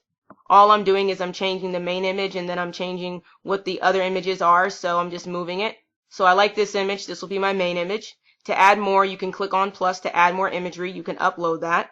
What I discussed previously was that I can assign this to a collection, so I can assign it right here to pants or shirts or whichever collection. I can also add another one at this level as well, and by adding it here, it automatically, yes, does add it here. So this is now assigned to shoes. A great feature is visibility. If you, let's say, are not wanting to show this product in the store anymore, you could turn off the visibility. But this is nice because if you're interested in having it show again later on, you can simply click on show. You don't have to worry about deleting this product and then recreating it. You're just changing the visibility. So once you have your photos and your name and you have your collections identified, we're now going to get to the next section. Right here is ribbons. So when we were in the editor, you saw that we had a ribbon, which was here, bestseller. This is denoting right here what you may want it to say on top of the image. So instead of, let's say, bestseller, you could put new arrival. Okay. And then when you go back into the editor, new arrival would show on top of this product. Another option here is that you can have your base price, or a great thing is you can identify if something is on sale. I know a lot of people, they just put the sale price in here, but I love leaving a base price and then putting in the sale price. That way I'm showing that I'm offering a reduction in price. So if the base price is 85 and let's say I have a sale for 65, I'll go ahead and type in 65, and you can see that there is a 20% discount, which is nice. Another option is you can also add a description if you'd like, so you can type in about your product. I'd always recommend at a minimum having something in the description. That way someone can know more about your product. So let's say if it were these shoes as an example, I would say black shoes. I would put what they're made out of. I would also put, if I had an option of sizes that were available, I'd say these are men's shoes, sizes ranging between 7 and 15. So that all gives you an opportunity to add that in right here in this section. Now, if you do have additional information that you want added in, you can add as many sections as you want. So product info, you can add that there. Return and refund policy, you can add that there. Shipping info and so forth. Now for me personally, I don't like putting in this at the product level because I have to actually create it every time, which is why I'd always recommend having a frequently asked questions or a policies page on your store. That way a customer can always reference that page for any information in reference to your refund policies, your reimbursements, your returns, or shipping information and the turnaround times that they can expect for delivery. But of course, add additional information as you see fit. Another option is for customized text. So if you are giving someone the option to add in customization on a product, then this is where you do that. So you're saying, hey, are you interested in having your name on this product? Are you interested in having something written out in particular on it? That's where you would add custom text fields. So you're saying right here, please provide name. And then they can type in their name, and you would see that on the product page. Or if you were saying, please provide number, let's say you were selling jerseys, you would say, please provide number. And so then this is shown as a field label, and then it has a blank field next to it, and someone can simply add in whatever it is that they're needing to provide to you. You can also make it a mandatory field, and you can add more of these. That way you can have, I think it's a maximum of 2 now. It is one of the Wix known requests, which is to have more, but at a maximum you can have 2. So you have please provide number, you can do please provide name, and you can make them mandatory or not mandatory, and then you have the character limit set on that. And then what will happen is when that order does come through, you'll have to go back to that order to see what information they put on this order, and you can check that out to know how to customize that particular product for that customer. So now we're going to go into product options, also known as product variants. This is a variation in your products. So right now we have color set, and we have 2 options for color. But I'm going to add in another one as well. I'm going to put in size, and because it is applied to shoes, I'll put in shoe sizes. So 7, I'll do 7.5. I will do 8, and then I'll do 8.5. Okay, and then I will go ahead and click on add, and you can see that we have 2 colors and we have 4 sizes. So what ends up happening is when we are managing our variations, you want to do multiplication. So right now you have 4 times 2 is 8. You have 8 variations of your product, and I'll show you what I mean. So I am going to click right here on Manage Pricing and Inventory for Variations. This is almost, you have to do it primarily because you're going to have different inventory levels for different variations as well. So I'll turn this on, and you can see we have it here. You have black 7. You have a brown shoe in size 7, black 7.5, brown 7.5. This is what product variations are, is that it's automatically taking your variations and then it's creating these little line entries, whereas you're going to be able to have to come in here and you're going to update your stock keeping unit. You're also going to be able to change your pricing, and then you can change whether it's in stock or not. You can also put in the weight too. And then you can also turn on track inventory. So you are going to be able to manage the inventory levels that you have, which is something that's very, very important because you wouldn't want someone to order more than what you have in stock unless if you're wanting to have something on back order. So we have black shoe set size 7, that's 20. We have 63 of the brown shoe size 7. So I'm simply going through and updating the inventory. You guys can also put in those SKUs, and then you can also do surcharges. So your base price is $65. So let's say if you wanted your larger sizes to be a little bit more. Let's say you wanted this to be $75. You would not type in 75 here. You would simply put in $10. So you're adding more on top of the base price. So that way this would then show as $75. Okay, so what I'm going to do is I'm going to just go ahead and populate all of these numbers as well, because I do want to show you all what will show in the back end now that we have this additional variant added in, which is size. So I am going to click on apply. All right, and then I'll just double check and make sure everything is as I want it to be, which it is. So then I will click right here on save. So the exercise that you pretty much go through every single time is you're putting in your title, you're putting in your pricing, you're putting in your description, you're identifying your variants if you have any, you're also assigning it to a collection, and then you're double checking everything, and then you're saving. So I just edited again this shoe. So I am going to go here into our store. Okay, I'm going to click on done, and I'm going to preview the changes that we just made. I'll click on shoes. And then now you can see here we have the option to select a size. So size 7, size 7.5, 8, 8.5, okay? And then I can also click on here, black or brown. Notice that when we had the brown 8.5, we wanted to charge $10 more, okay? Also notice that we do have a base price of $65, okay? But what ends up happening is we're saying that it's on sale, so it crosses out that number and we're showing the sale price. We also set customization, so we have our customization fields as well. So what I've just done, again, is I've gone to the process of editing the product, but then I went to the live store and I checked it out to make sure everything looked as it should. So now we're going to go back, and then it will be the same process for setting up a new product. So I'll just click on new product. I will do physical. And then it's the same thing again. Put in your price, put in your title, put in your imagery, add a ribbon, put in your pricing. You can denote if it's on sale, add in your description, add in additional information sections if you'd like. You can add in the option for someone to submit text to you. You also can add in your product variations or your variants right here through add options. If you don't have variants, then you can just track inventory, turn it on, and you can just manage the inventory for the one variation of the product. And then when you're done, you can click on save. And that is how you would set up a new product. Now, when I was on this page, you did see something else pop up when I clicked on new product, and that was digital file.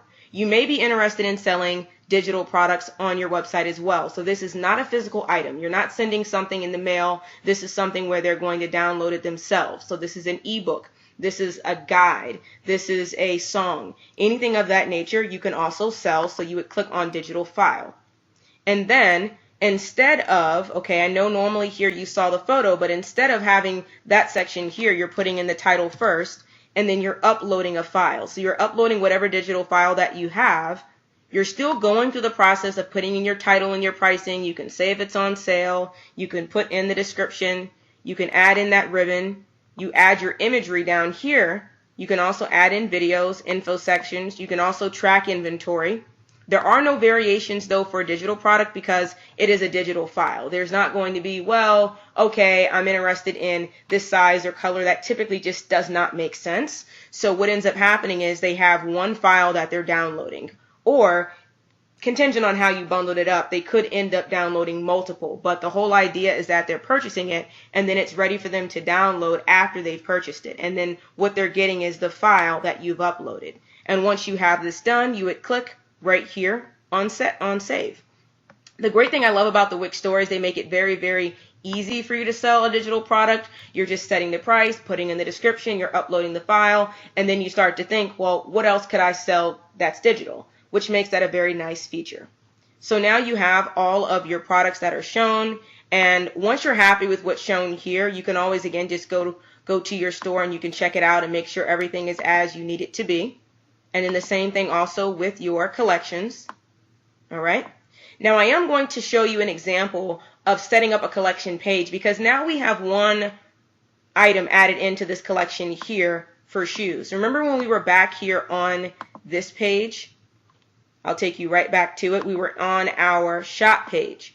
We were here and we saw all of our products at once. And we may think, okay, that's great. I want everyone to be able to see these. But you may say, okay, I'd like to have a collection page, also known as a category page. What I would do is I would go to Menu and Pages, Site Menu. I would add a page, and I would call this the name of my collection. I would do shoes. I would take it and I would make it a sub-menu item under Shop. Now we have our shoes page, okay? And then I'm going to go into Add. I'm going to add the component of the grid. So the grid was already on Shop, but now I'm adding this right here on my shoes page. So remember also settings, we were able to select which collection. So all products, pants, shirts, and there we go, shoes. So what ends up showing is what I assigned to that collection, which were these shoes. And so what I just did was I said I created a category page or a collection page simply by adding a new page, adding the grid, and then identifying which collection I'd like to show, which are these shoes. And that's how you would create multiple pages on a drop down for your store, making it a little bit easier, you see, for someone to either see all of the products that you have to offer by going to the shop page or by going in right here to shoes to see all of the items that you have under a particular collection. So now we're going to go into a little bit more into what we have around setting up the store. So we're going to touch on payments, shipping, and then also taxation too. So to get access to that, the first thing that we'll do is we'll click right here on settings, okay?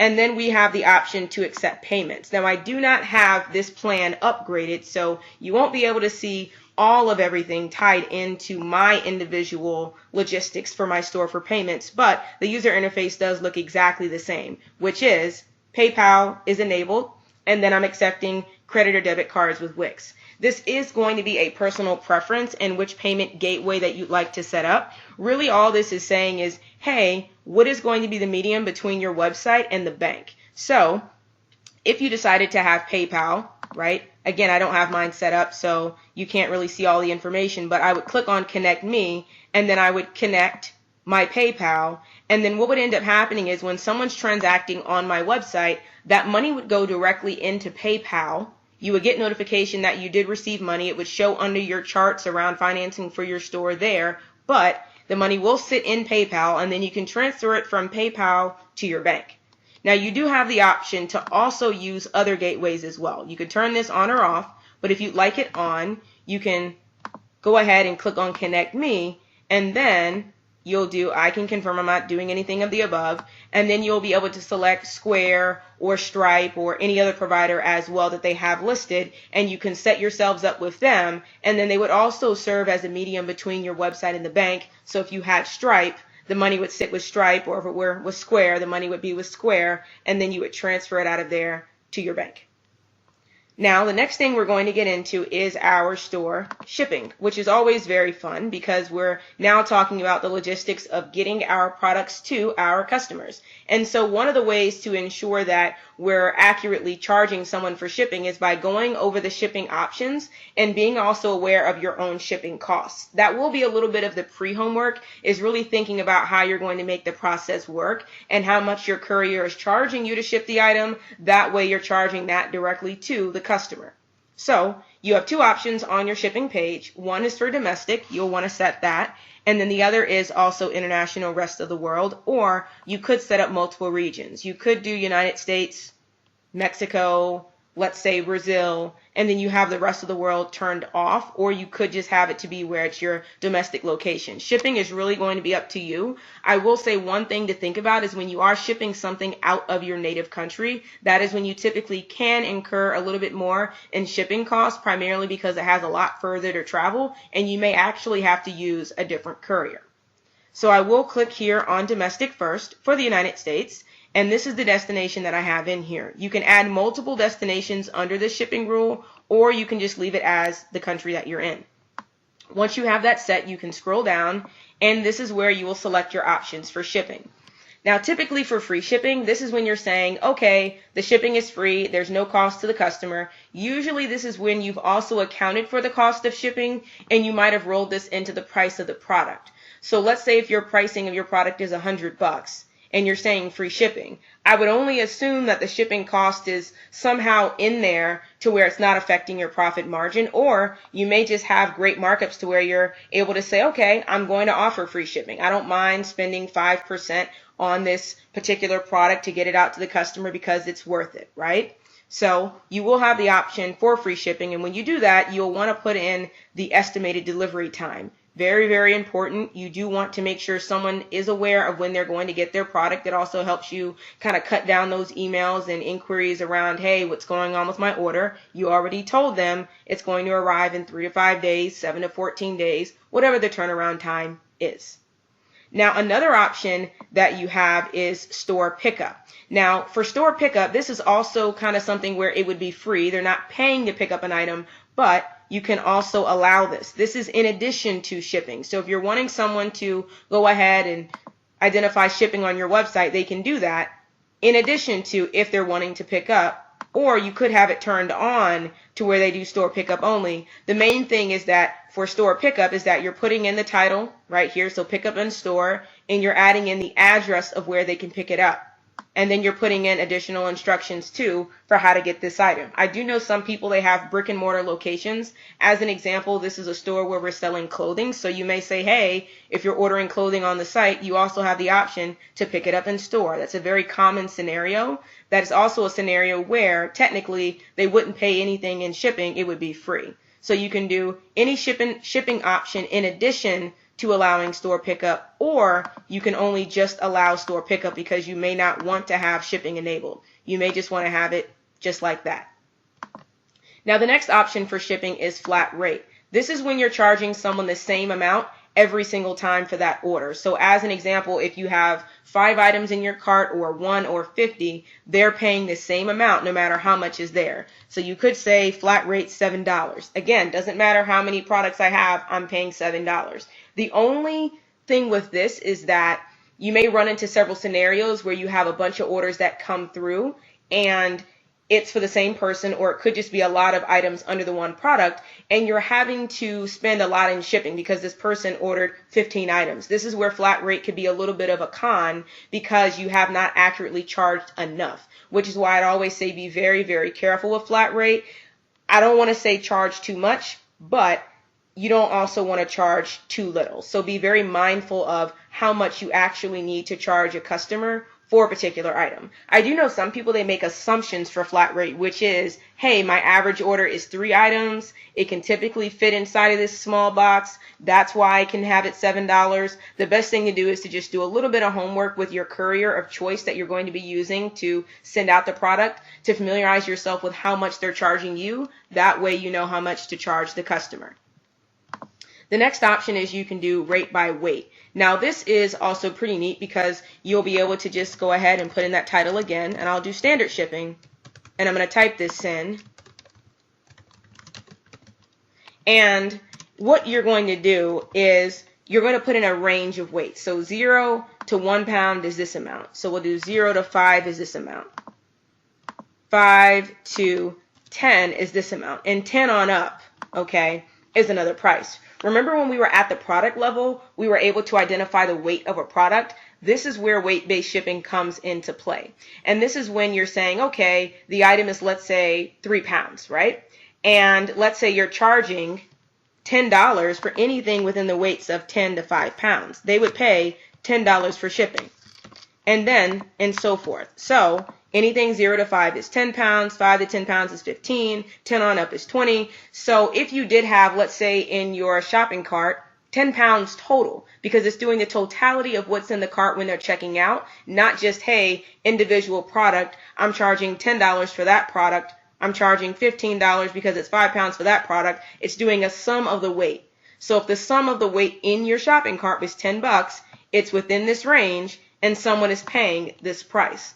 And typically you do rate by weight when your courier is doing a weight where they're weighing the item and they're saying, okay, this item weighs this amount. This is how much it's going to cost. I would say this is where you run into the homework schema. And this is something that I'd always recommend doing when you're doing rate by weight.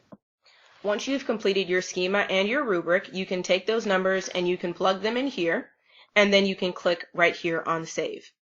Now, another option for shipping is rate by price. I'm not the biggest fan of this option, primarily because it assumes that if someone is paying more, then that means that they should pay more in shipping, and that is not always the case. So just because my order is $500, it doesn't necessarily mean that I should be paying a lot in shipping costs, because as an example, let's say if I had a 14-karat gold necklace that I purchased, again, $500, me saying that because I paid $500, I should pay a shipping cost of, let's say, $50, that would be a poor assumption because that necklace is only less than a pound or so, and then it can fit inside of the smallest box. So by using this logic here, that might not actually be the best way of foreseeing what the cost would be to ship. And on the opposite end of the spectrum, in one of the worst case scenarios, is when you're not charging enough. So let's say someone had an item that they paid for that was $10. Assuming that because it was $10, okay, that they should pay $5 in shipping, that may not be accurate because that item could very well be 50 pounds and be sitting inside of an extra large box that you would have to spend close to $30 to send, and you would be undercharging the customer and not necessarily forecasting the amount that you would need to actually charge to the customer for that item that is heavier and that it also does require a bigger box. Now, another category is rate by product. I do like this. This is where you are able to group products together based upon category. So right here, you can see there's makeup. You could say, hey, for makeup, put this all in one group, or hey, for this t-shirt or this sweatshirt, put this in this one group right here. That way, based upon groups of items, you're saying for this group, charge this amount. For this group, charge that amount.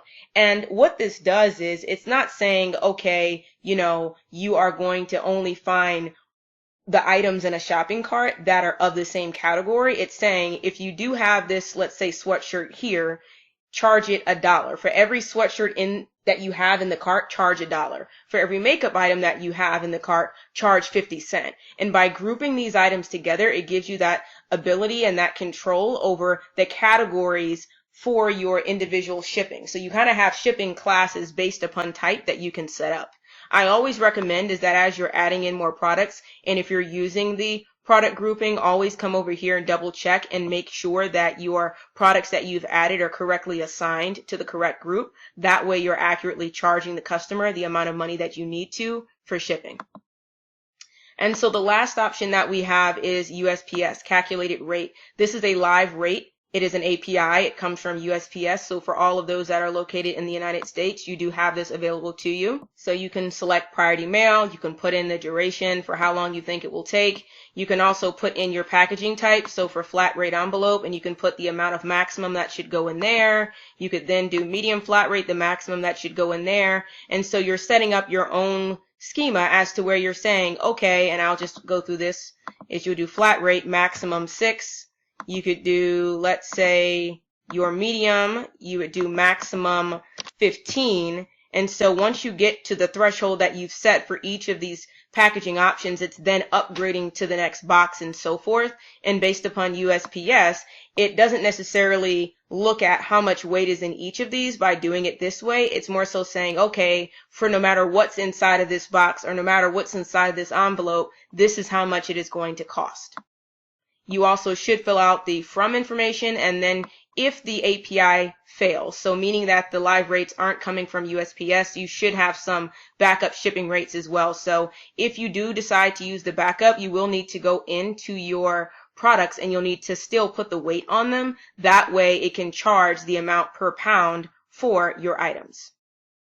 So now I'm going to take us back to where we were before. I'm going to discard these changes. And so we will see again domestic and international, rest of the world. When you are doing a deeper dive into the rest of the world, or for wherever else that you're looking at setting up shipping classes, you will still need to go through the same exercise that we went through, identifying what is that process for actual shipping. Are we doing rate by weight? Are we doing flat rate? Are we doing the rate groupings based upon category and product type? It is very important you especially figure this out for international, because if it is turned on as we have it now, you will need to make sure you're accurately charging the customer the right amount. It's very, very easy for people to assume that, okay, this is turned on, it's fine. If I have to send it to Germany, I will. And if you're in the United States, that will significantly cost a bit more than it would be to send it over to another state that was within closer proximity to where you are.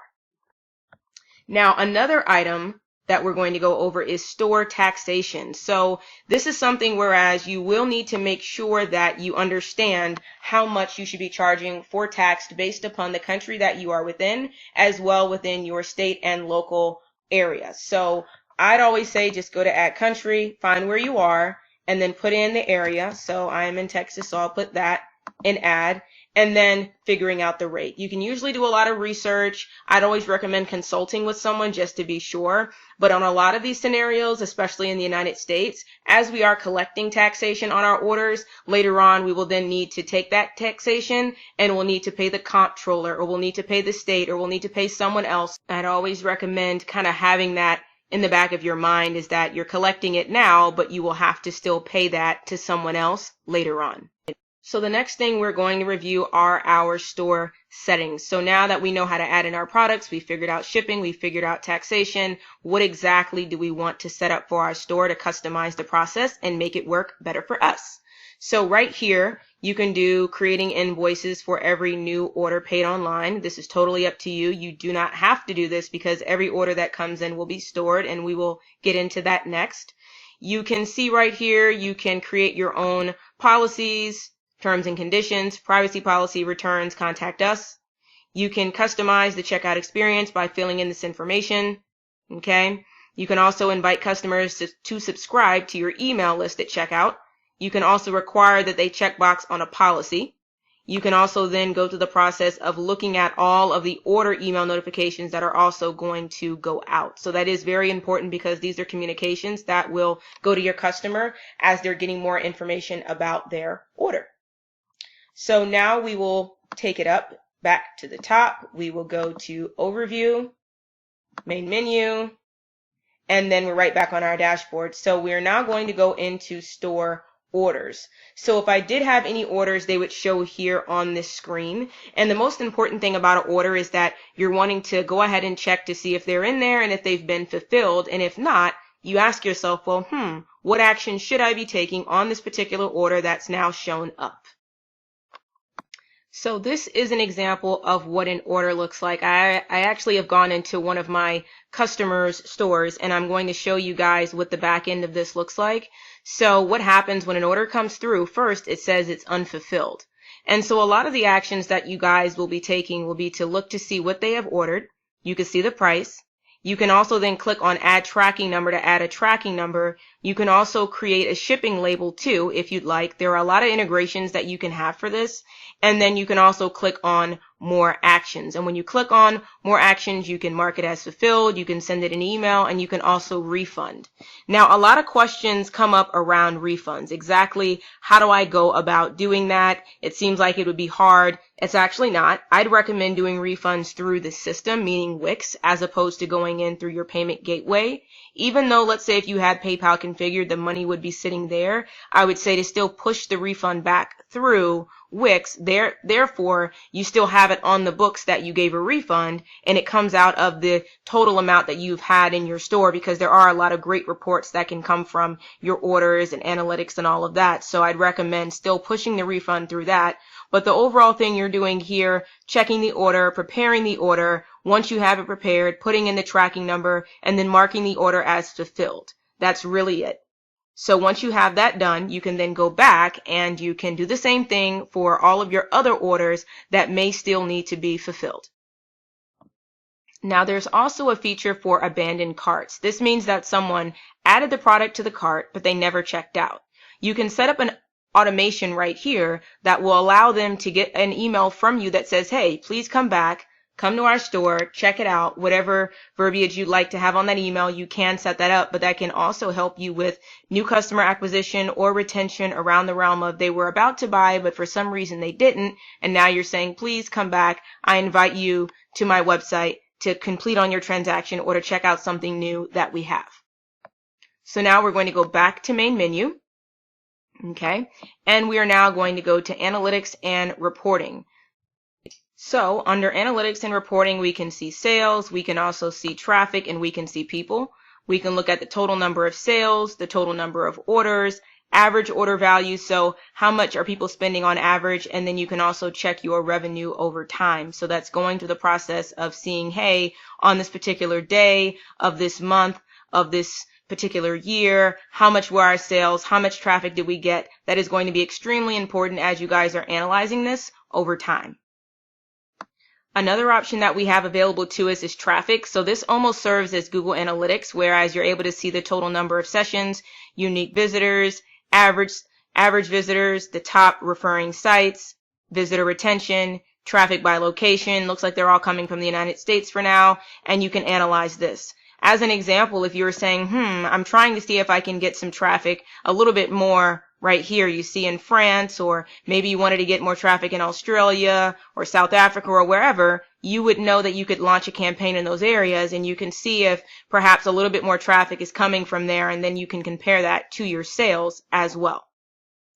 Now, another thing that you can see are people, and this also falls under analytics. So this is people overview. So we'll wait for this to load up. And this is also a very neat feature to have, and you can also always change the range as well, which is important. So we have 12 customers, 1 new site member, 14 new contacts. You can also see the numbers going up or decreasing over time. And the last thing is you have reports. I love reports because you can always take this data and analyze it, but you can also input it into other systems as needed. You can look at sales over time, by item sales over time, sales by coupon. You always have these reports that are already pulled for you. You can simply do this by going through and seeing all of the options that you have available.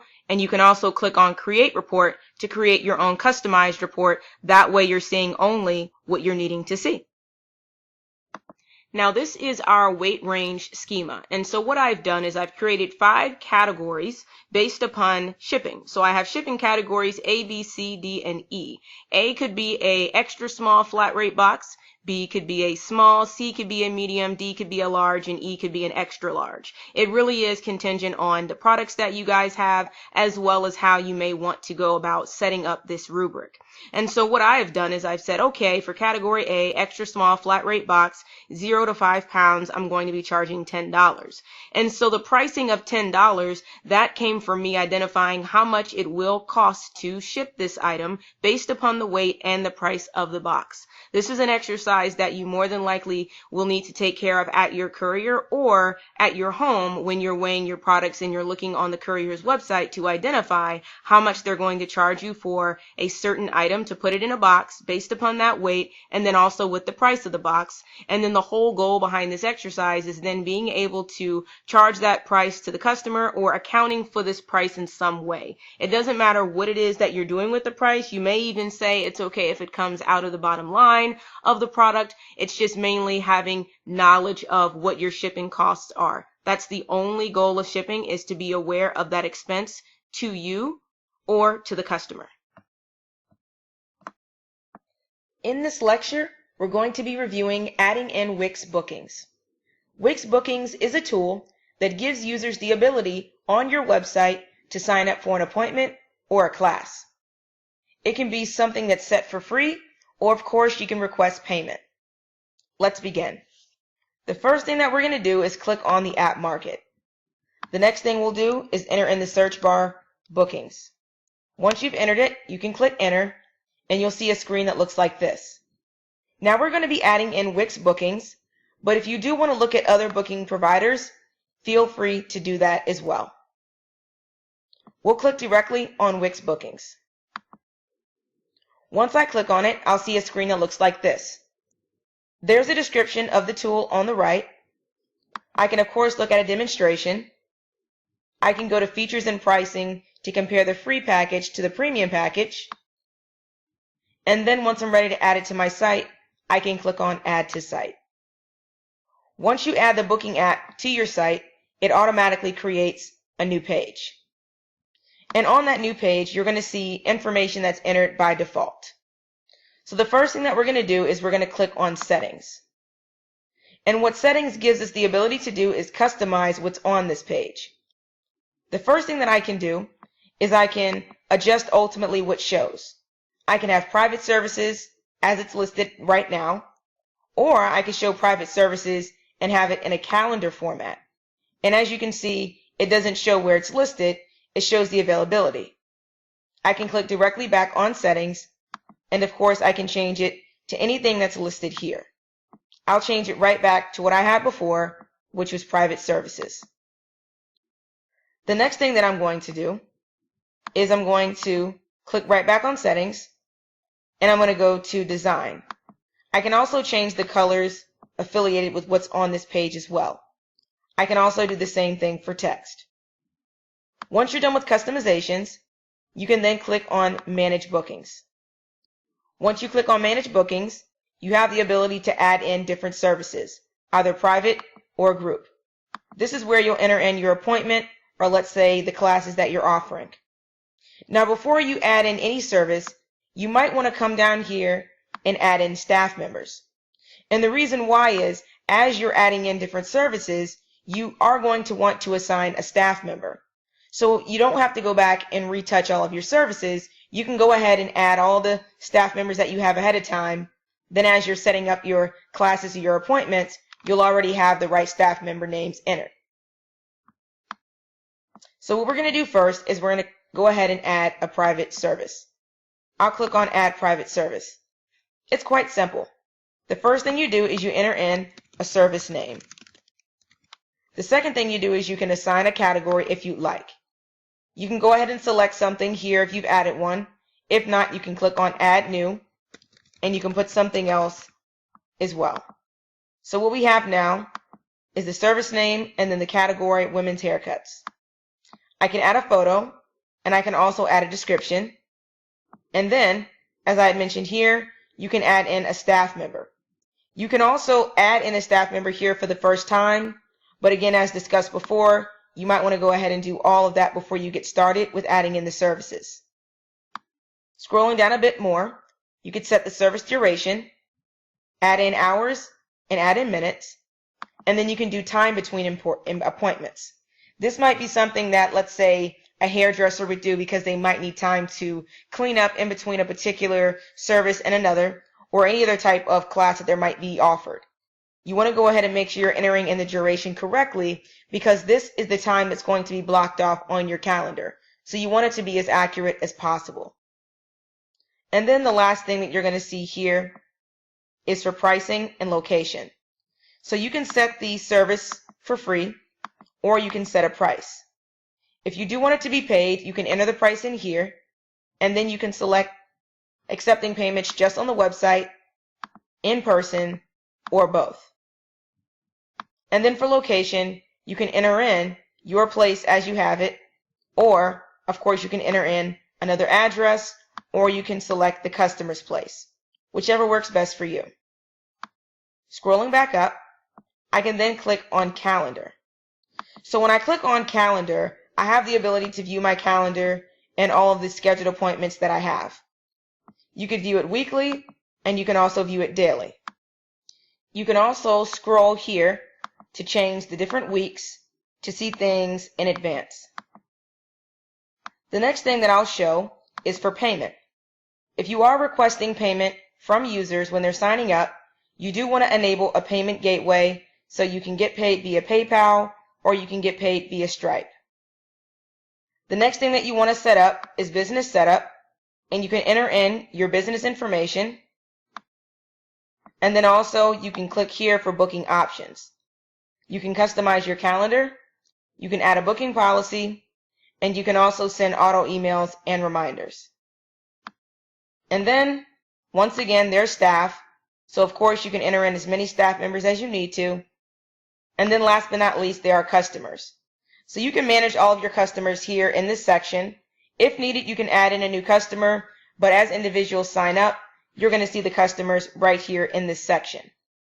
Also note that as individuals are signing up for classes and so forth, you will also receive emails, so it won't just be archived here, you'll also have them in your inbox. So ultimately, that's how you manage Wix bookings. It's quite simple between settings in terms of how you want it to look, as well as on clicking Manage Bookings, you can adjust the services that you have offered, either private or group. And then, of course, if you do need to upgrade this app to something that gives you more features, you can also do that as well.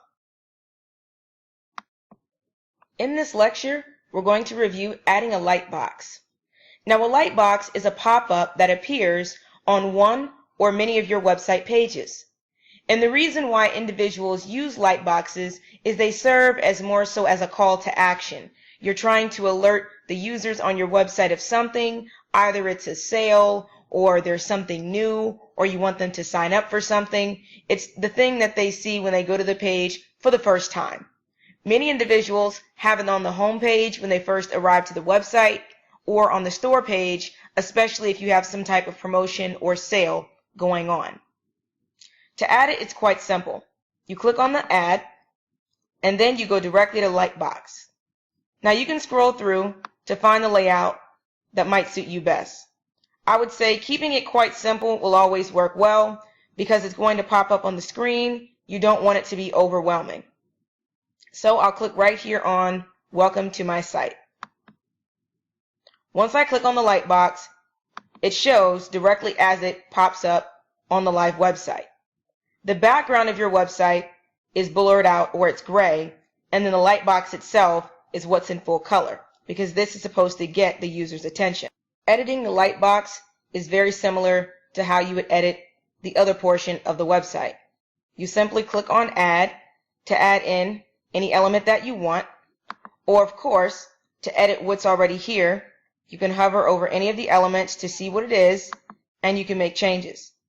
You can click right here on Edit Text, and you can put in right here new information. You can click here to edit this text as well. You can of course change the font, you can bold it, you can do whatever you'd like. And then here is a button that says Go to Site, which when an individual clicks on it, they're going to link directly to the home page. You can also link it to any other page that might be there, or of course you can link it to any of these items listed here. Now what I'm going to do is something that's very, very common. And what that is that I'm going to add in a sign up for the newsletter. That's something that individuals sometimes want users to do for the first time. So you click on Get Subscribers, and then you can add this directly to the pop-up. This way, if an individual is interested in your business, they can automatically sign up right here when they arrive on your home page on the website. So I'll go ahead and readjust everything so it looks good. I just added in the newsletter sign-up form.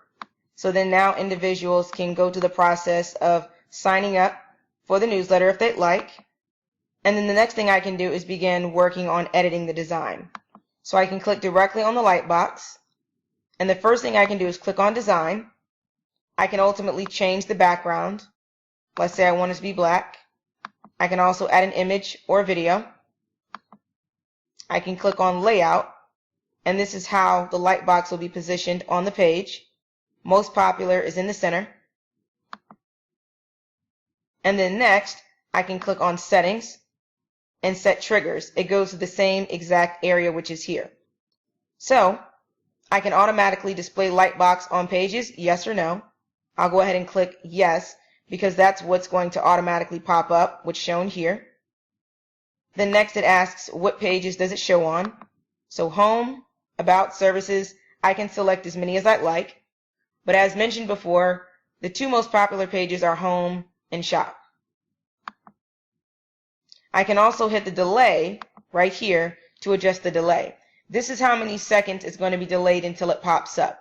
So let's say someone gets to the home page and it's fully loaded. If you put in a delay of 5 seconds, it won't pop up until 5 seconds has passed. I would say for best practices, have it between 2 to 3 seconds because you want it to pop up as soon as possible. Scrolling down a tad bit more, you can then identify how the Lightbox closes. So you can have a close button or you can have an X icon. Ultimately, you want there to be some way for a user to exit out of this. Otherwise, after they're done, let's say, filling out this form, they might not be able to get to the remainder of the website if there is no X icon for them to click. So you ultimately want to make sure that this X icon is here, or there's the option for a close button. So now what I'll do is I'll click here, and then I've identified where my X button is, which is at the top. I can resize it as needed. I made it a little bit more visible, and then there you have it. You have your Lightbox with your X button, and you can click on Preview to see essentially how it's going to look, which is just like this. I can then fill out the newsletter, subscribe, and then if I want to get to the remainder of the website, I can click the X, and then here I am. Now, to get back to where your light boxes are and to edit them, you can click right here where the pages are, and then you'll click here for light boxes. So then you can click on the light box and you can make changes. What some individuals like to do is add light boxes for specific pages. So as mentioned before, this might be good for the home page, but then I might want to add a light box for, let's say, the shop page. So I could add another light box like here, and then what I can do is go to Settings, and I can assign this particular light box to the shop page. And then what would happen is when somebody goes to the home page, they're going to see the light box that we just created previously, which is here. And then when they go to the shop page, they'll see this light box here that I just added. Light boxes are, once again, a really good way to have call to actions. Definitely make sure that you're taking full advantage of what they might be able to serve as a purpose of getting someone's attention, of something that you might want them to know, but ultimately make sure that you have it to where it's a little bit non-intrusive to the user. Don't have pop-ups on all pages. Make sure it's just on a few, and then make sure it's very user-friendly as well. In this lecture, I will review how you can create a landing page. A landing page is a page that a user lands on after they click on a button or a link on another website.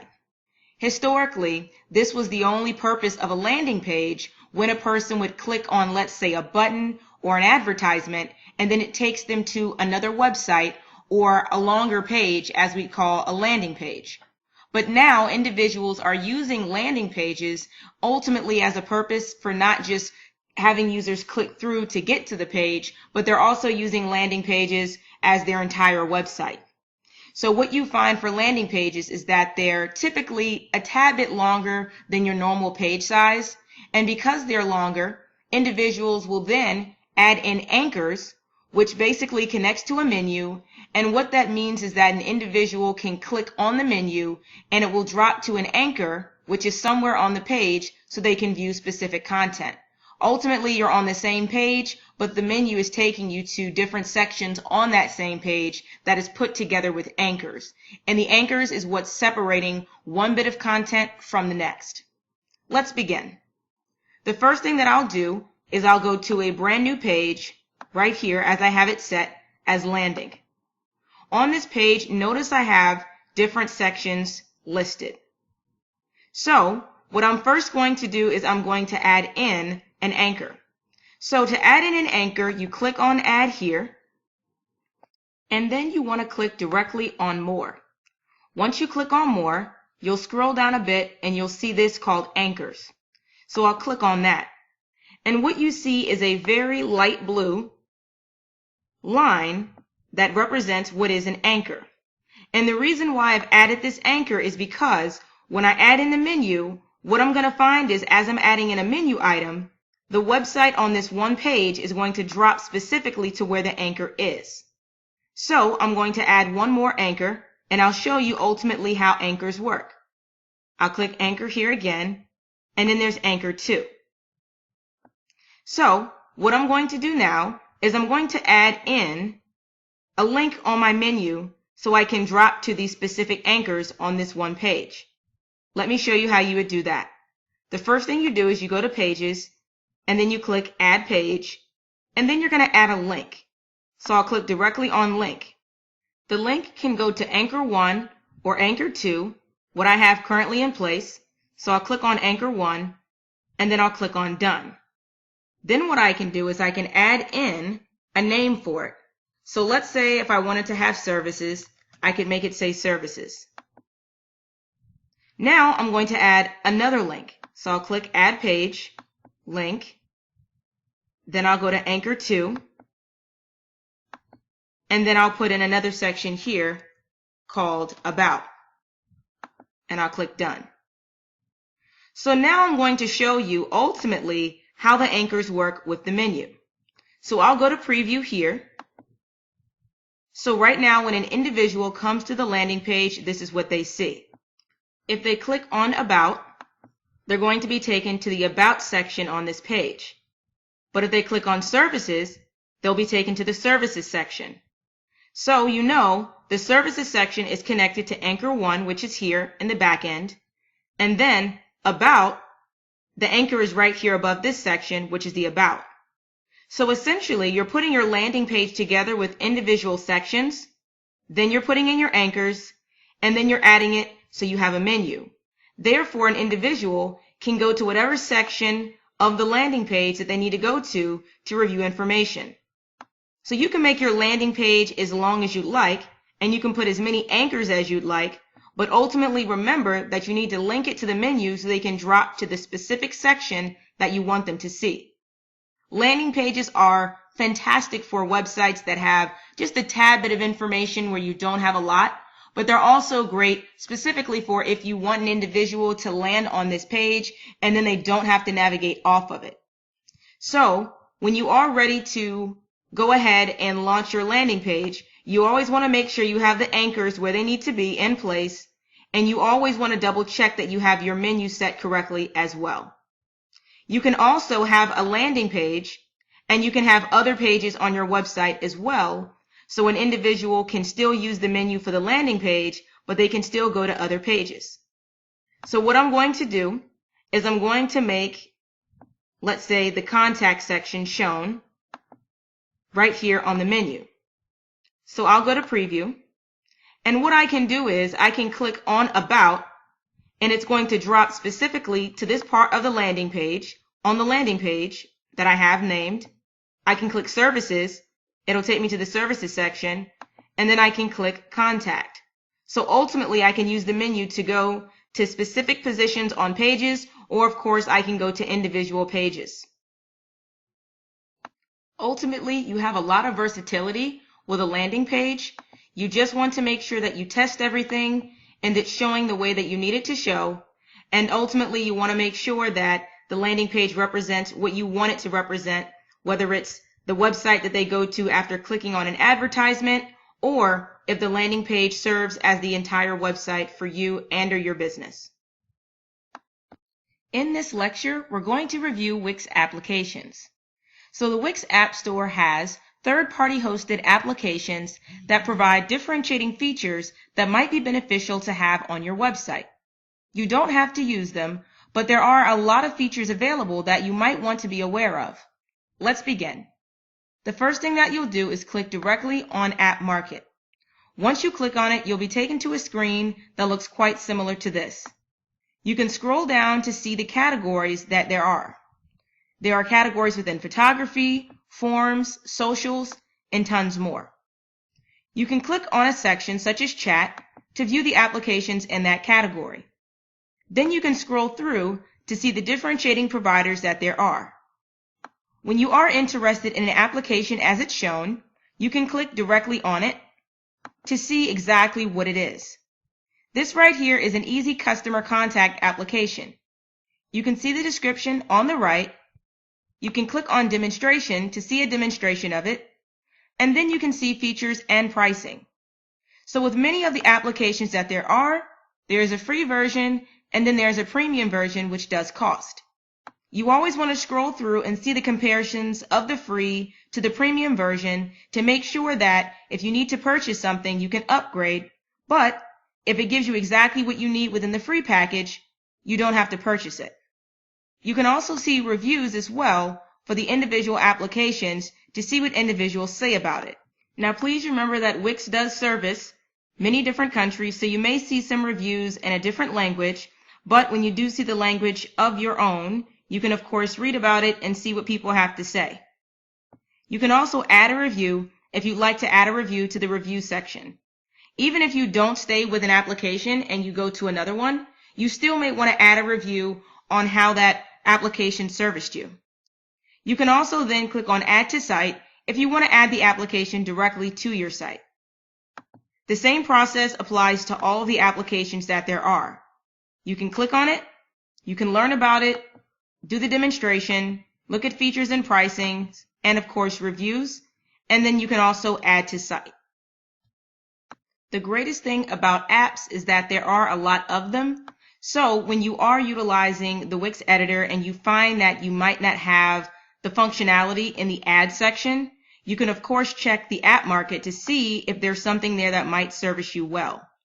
A very good category that I like to go to at least once a month is the newest apps category. This shows all the latest apps that Wix has added in to their Wix platform. So you can scroll through and see if there's anything in here that might serve you well. You can also go back to categories and you can check out everything else they have and all the other categories as well. You can also click on search if you're looking for something specific, and you might find that it's affiliated with any of the applications that Wix has. Ultimately, you do not have to use applications, but I would say that if there is not a feature that Wix provides, you might want to check in here first to see if it is available. In this lecture, we're going to review how you can create your Wix mobile website. Currently, we've been creating your website that's specifically for laptops and desktops and tablets. But it is important that you also have a version for phones, because on phones, typically websites show a little bit differently because the phone screen is a lot smaller than a laptop, desktop, or a tablet screen. Therefore, you want to make sure there is a website specifically for what users will see when they're using their mobile device. I typically like to wait until I'm done with my website before I work on the mobile website, because therefore I can look at everything as it's in place and then I can rearrange it accordingly to where it will look good on a mobile device. Let's begin. The first thing that I'm going to do is click right here at the top on Switch Editor Views. There's a mobile phone icon. I'll click directly on it. Then I can switch between the desktop view and the mobile view. There is a check here that says make your site mobile friendly. Now, if you have it unselected, what's going to happen is when a user goes to your website on their mobile phone, they're only going to see the desktop view. Now that could be a good thing or a bad thing. If you have a landing page to where an individual doesn't have to do a lot of navigating and moving around, it might be okay, but you do have to keep in mind that if your desktop version of your website is on a mobile phone, a user will have to zoom in to see wording and other types of content because, again, it's not sized correctly for a mobile phone. So if you do want to make your website mobile friendly and essentially have a mobile website, you'll want to make sure this is selected, and then you'll click directly here on Edit Mobile View. Once you click on that, you can see your website in the mobile view. Now notice that things don't show the exact same way in the laptop version as they do in the mobile version. This is why it's important that you come here and you make sure that you're moving items around to where it fits best. So the first thing you might want to note is that you can transition from page to page. You can click right here on Pages, and then you can navigate from page to page to then edit the content for mobile phones. When you do want to go ahead and have the page that you want to work on, you click outside of the pages, and then you can see your content right here. There's an option to change the background for mobile phones because some backgrounds just don't show well. They're a little bit too zoomed in and you can't see the quality of it, so you can click on background and of course change the background as needed. You can also click on mobile right here, which gives you the ability to see mobile view, and of course you can transition between desktop and mobile, which is what I just did. You can add a back to top button, which is a button that goes at the bottom of your website, and then when they click on it, they get back to the top. And then there's a mobile action bar, which is pretty nice because it stays at the bottom of a mobile website the entire time, and an individual can use the menu. They can click on a phone number to call. There's the option for email, and then there's also the option for an address, and then social networks. And then there are hidden elements. So not all elements will look good on a mobile phone. Some of them just will never show correctly because of the size. So if you ever want to hide something, let's say right here for Good About Us, you can click on it, and then you can click on Hide Element to hide it. Then you see a list of hidden elements for each page, and then to bring, let's say, this About Us button back, I'd click on the eye, and then it would show again. So of course you can transition between hiding elements and then bringing them back so they're visible. So there's one important thing to remember when you're in the mobile editor, and that is you can't add in any new content, you can only resize it. So let's say if you needed to add more text or a button or add another picture, you cannot do that. You have to do it inside of the desktop view, and then when you go to the mobile view, you'll see that live right here in the mobile section, and you can resize it accordingly. So just keep in mind, the editor section for mobile is just for resizing to where it looks good for phones. But when you want to get the full view of being able to edit your website, you need to keep your Wix platform inside of the desktop view so you can maintain the editor on that side. So what we're going to do now is we're going to go ahead and edit the website that we have in the mobile view. So I can go ahead and pretty much move anything around. It's drag and drop. I can click here to scale down with the letters and make it smaller or bigger. I can do the same thing with every type of text. I can decrease it, I can increase it, and then when there's a photo, I can click on it and I can move it in to make it smaller, I can move it out to make it bigger, but ultimately I can move things around. And then once I'm happy with, let's say, a particular page, I can transition to another page. Now, quite similar to the desktop view, there is a header and there is a footer. So it is very important that you get your header in the position that you need it to be in, because the header is going to show at the top on all pages, and the same thing is applicable to the bottom with the footer.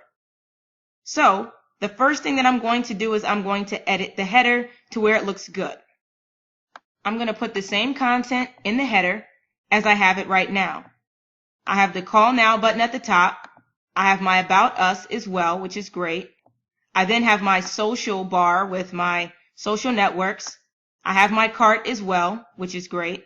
And then last but not least, I want to get my logo inside of the header, and I also want to get my menu in the header as well, because the menu needs to be in the header so an individual can go from page to page.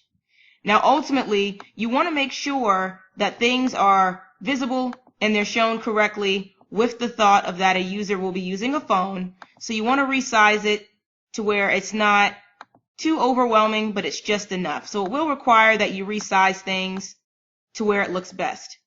So right now, I'm going to go ahead and resize that logo a little bit more. There we go. Now I'm pretty much happy with the way the header looks. So the next thing that I'm going to edit is the mobile menu button right here. So the first thing I can do is I can change the design of it by clicking on Custom Design, and I can change two things. What shows when the menu is open and what shows when the menu is closed. When it's closed, it looks like this. So let's say I want to change the background. I can make it white, and then the icon is gray, but I of course can change that as well. I'll make it black.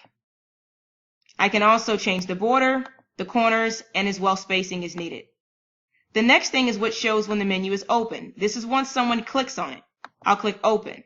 And what opens is the list of everything you have on your menu. So what I'm going to do is I'm going to first change the icon. I'll change the X from gray to black. Then I can also change the button background. So let's say I want the button to be yellow. I can then also change the menu background. Right now it's white, but I might want it to be, let's say, gray. Then I can go right here to text and I can change what shows. So right now the font that's shown is as it is. I can scroll down here to change the font, but I'm going to change the color of the lettering. So I'm going to go ahead and make it white. And then for the selected page, which is the page I'm on, I'll make that yellow. So then this is what's shown when an individual has the menu open. This is what they see when it's closed. And then there you have it. The header is set and everything is good to go in this section. The next thing that we'll do is we'll edit the footer. This just requires a little bit of resizing. So I'm going to go ahead and stretch out my text there. I can then also click on Settings and I can change the alignment as needed. And I can also change the color if I choose to. And then there I have it. I'm happy with my social bar. I'm happy with my text. Scrolling back up, I can then start making changes to the actual page. Now what I'm doing now is a lot of resizing. So I just grab onto an element and there's always an arrow that allows me to bring it down or up. So what I'm doing now is I'm just adjusting the spacing to where it shows best. So as you can see, there's the header. There's the little slider that we have currently as it's shown on the desktop version. But what I might want to do is edit the size of the text to make it to where it's a little bit smaller because it is very large. And then as you can see, I'm just resizing everything to where it looks good. So I'm just moving the text around. And then once I'm done, I can take a look at everything. I can then click on different sections and essentially do the same thing. I can decrease the size, I can increase the size. I can also click on settings, change the alignment, and pretty much make any changes that I need to where it looks good. Scrolling down a bit more, let's say this is too close here. I can scroll it down. And notice as I'm using this arrow here to move down, everything else is moving down with it. That's good because as I'm moving something down, like the service box, I don't want to move it down and then it overlaps. I want to move everything together to give myself more space. So I want to grab this arrow here, so where I'm moving everything. Okay? Then let's say I want to click on the Learn More box. I can use the same arrow and everything kind of moves back up.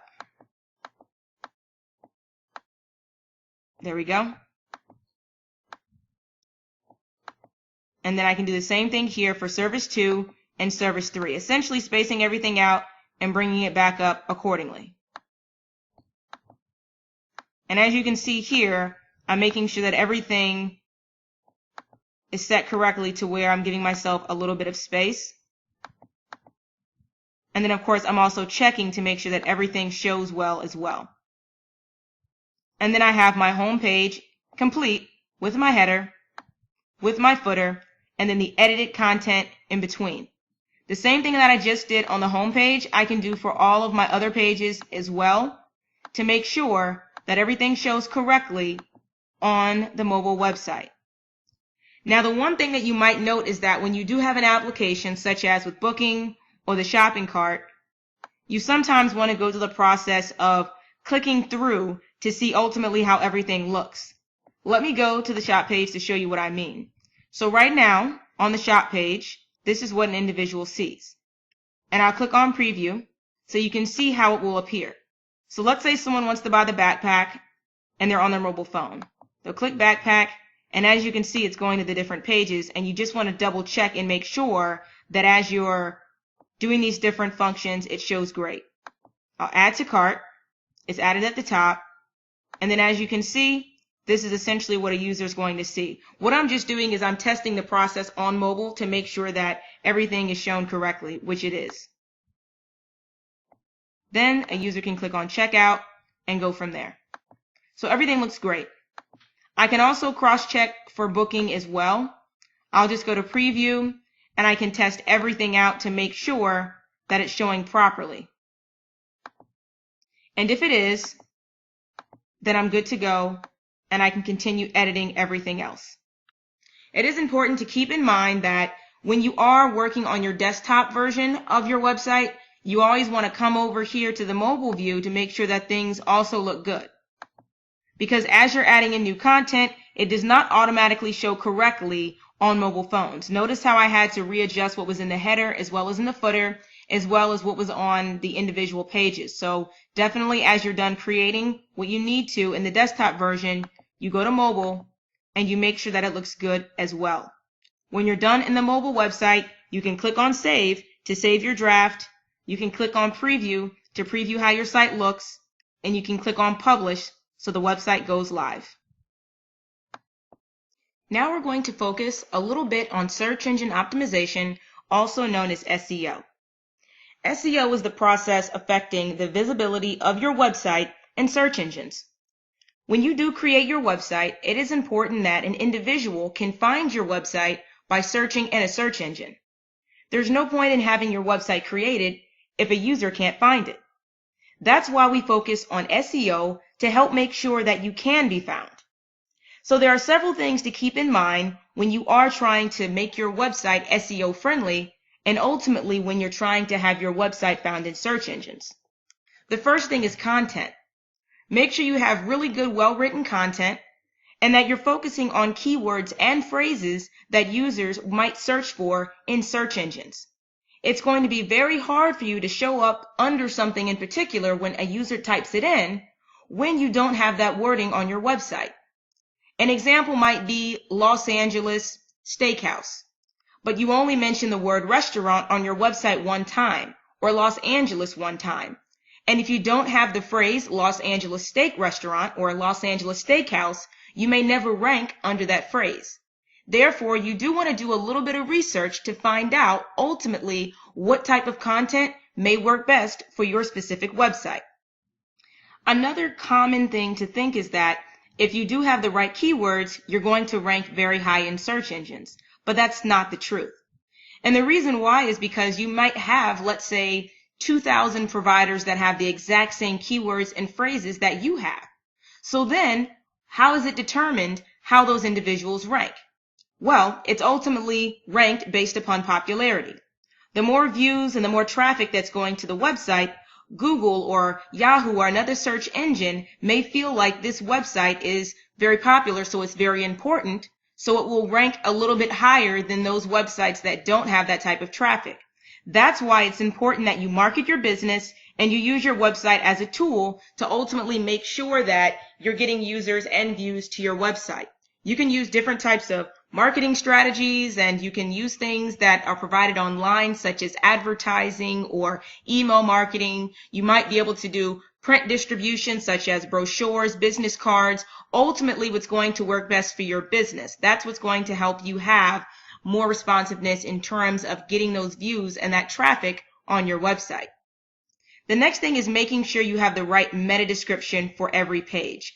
Now, when you are in the back end of the Wix Editor, there is an opportunity for you to enter in a title for each page, a description, and keywords under your search engine optimization settings. And one good way to make sure that you're being found in search engines is that you're putting in the right description as well. You're given a limited amount of characters that you can enter to write in a description, but ultimately you want to use all of that space to put a really good, thorough description of what it is that that page is about and ultimately what your business is providing. Keeping in mind also of the most popular keywords and phrases that you might show up under. The next thing is keeping fresh content because it can help improve your rankings. So for instance, if you have a business that just added an additional service or if you've added an additional product, you want to focus on also making sure that you're optimizing that new page or that new section and helping it be found. So with that in mind, if you find that there's a particular product or service or information that needs to be optimized, you also want to make sure you're making updates to ensure that that can also be found in search engines. Next, you do want to know your market. This is very, very important. How you create your marketing strategy should be in alignment with the demographic of people that you're trying to service. So if you are, let's say, dealing with a lot of senior citizens, you might not want to put all of your content on Instagram or Twitter or Snapchat because they might not be checking those social mediums to find out particular bits of information. You might want to do some research on what it is that they're using to learn about specific types of things so you know exactly how to market to those types of people. Really focus on knowing your market so you know how to set your marketing strategy. And then last is business consistency. You have to make sure that as you're continually doing what you have to do for your website and making edits, you also make changes and you maintain search engine optimization as well. The reason being is that you want to make sure consistently you're doing what you have to do to market your business so you can be found. You also have to keep in mind that there are competitors. So your competitors might be doing a lot of SEO work, and with that in mind, they might be ranking higher than you, or they might be getting the customers that you could potentially have if you were consistent. So always do research. Always make sure you're setting schedules and you have plans around what you're going to do for marketing, and ultimately make sure that you're agile, as you do need to be able to understand that over time you may have to change your marketing strategy. In this lecture, we're going to review how you can set up your SEO settings inside of the Wix Editor. Each page has its own specific SEO settings, so you do want to make sure that for every page you're going in and you're entering in a title, a description, and keywords. Let's begin. the first thing that you want to do is click right here on the top to see all of your pages. Then you're going to click on the circle right here, and then you're going to click on Page SEO. When you are on this section here, you're going to see title, description, and then you're also going to see the option to enter in keywords. So you want to make sure that you are putting in ultimately everything you need to for the title. So Wix Master Course. Now for this, I'm going to put in essentially what I feel like individuals would search for and most recognize my site by. So if I am giving, let's say, a Wix tutorial, I could put inside of here, Wix tutorial, Wix classes, Wix training. Whatever I feel as if would work best. Now, I haven't done any market research, so there is no guaranteed accuracy of this, but this is just an idea of what you might want to put in. The next thing is the description. So you're going to put in a description of what it is that the page is about. So this is the home page. So typically on this page, you enter in introductory content. So good information to put in for the home page might be this. Wix Master Course offers Wix online classes, Wix building workshops, Wix training course. So you see how redundant I'm being? That can be a little bit overwhelming for some individuals as they're reading it, but you have to remember this is ultimately what's going to help an individual get to your website via the search engines. So you want to put in what an individual might type in to find a service provider like yours. So that right there is the description. Now I can scroll down a bit and I can put in keywords separated by commas.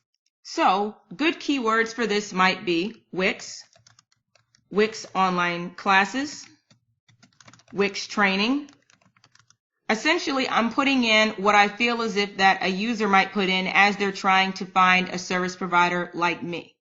So then when you're done, what you're going to find is that you have your completed title, your description, and then your keywords. And then right here, this is how this listing will look when an individual types it in on Google. Now I can go to the About page and I can also type in the same information if I'd like. I can go to the Services page, I can go to the Gallery page, Contact. I can always put in my title, my description, and then my keywords. Now, some people say, well, can I leave the keywords the same? You can, but if you do have something that's changed as they're navigating from one page to the next, such as if you have one type of service that's different than another type of service, you might want to change the description and then change the keyword to make sure that that service is also being optimized. You want to make sure you're putting in the correct description and keywords as it's applicable to the content that you're trying to market. When you're done putting in the SEO settings, you of course want to make sure that you click on Publish so the changes have gone live, and then an individual can search for your business via Google or Yahoo or Bing, and then of course you begin to show up. In this lecture, we're going to review how you can submit your website. Now, you don't have to submit your website to search engines, but you can use different tools that will speed up the process and making sure that your website is found inside of search engines. So there are two providers that I would recommend, the first one being EntireWeb.com and the second being FreeSubmission.com. And via both of these sites, all you have to do is put in your website URL and then your email address to proceed to submitting your website to search engines. The same thing is applied on FreeSubmission.com. You simply go to the website, scroll down, and you can put in your website URL, your name, your email address, and then you agree to the terms. Then after that, you will receive a series of emails that are asking you to confirm to have your website submitted. You can go ahead and confirm, and ultimately over time, you will see that your website has shown up. Now, there is no exact time for how long it will take for your website to show up, but a really good way to see where your website is in the process of showing up is you can simply go here and take apostrophes and put your website inside of it. So if your URL is yourwebsite.com, you'll go ahead, start the quote, end quote, hit enter, and then it will show you specifically what shows up for your URL. What I'll do is I'll put in my actual business website so you can see. luxuriouswebdesign.com. What shows up is this. First, it is my website. Second, I have a presence on Etsy, there's Facebook, and a tad bit more. But ultimately, you're putting it in between here, the quotes, to see if your website is showing up in search engines. Then from there, you can see how your website ranks when an individual will type in specific keywords. So an example is luxurious web design. If someone is interested, let's say, in a luxury website. And then there you have it. There is my business. I show up as number 1. The same thing might be applied if you type in, let's say, your business. Let's say you are in Houston, Texas, and you own a seafood restaurant. You could type in Houston seafood restaurants, and you can see how your business ranks. You can scroll down and see ultimately what might show up. Now, there are a lot of providers that have lists of seafood restaurants, but as you can see for ads, there's Pinch Seafood, there's Eddie V's, and then there are a tad bit more at the top affiliated with the map. You can type in a variety of different keywords and phrases to see ultimately how your website over time is ranking and how it's showing up. But as you initiate SEO, you just want to go ahead and check to see what your website is showing up as, or if it's showing up at all, and you can go ahead and check that. And then your listing here will show the title that you entered, your URL, and then your description. In this lecture, we're going to review some Design Like a Pro tips. Now, why this might be beneficial to you is because as you're just starting out with utilizing the Wix platform, you might not understand how to have the best eye for design. So with that in mind, these pointers are going to help you create a website within Wix, but also to where it looks professional. The first thing that we're going to review is font and color continuity. And what I mean by this is having consistency within your font as well as with the colors that you use for those fonts. On this page, notice I have consistency with using darker gray, yellow, and white.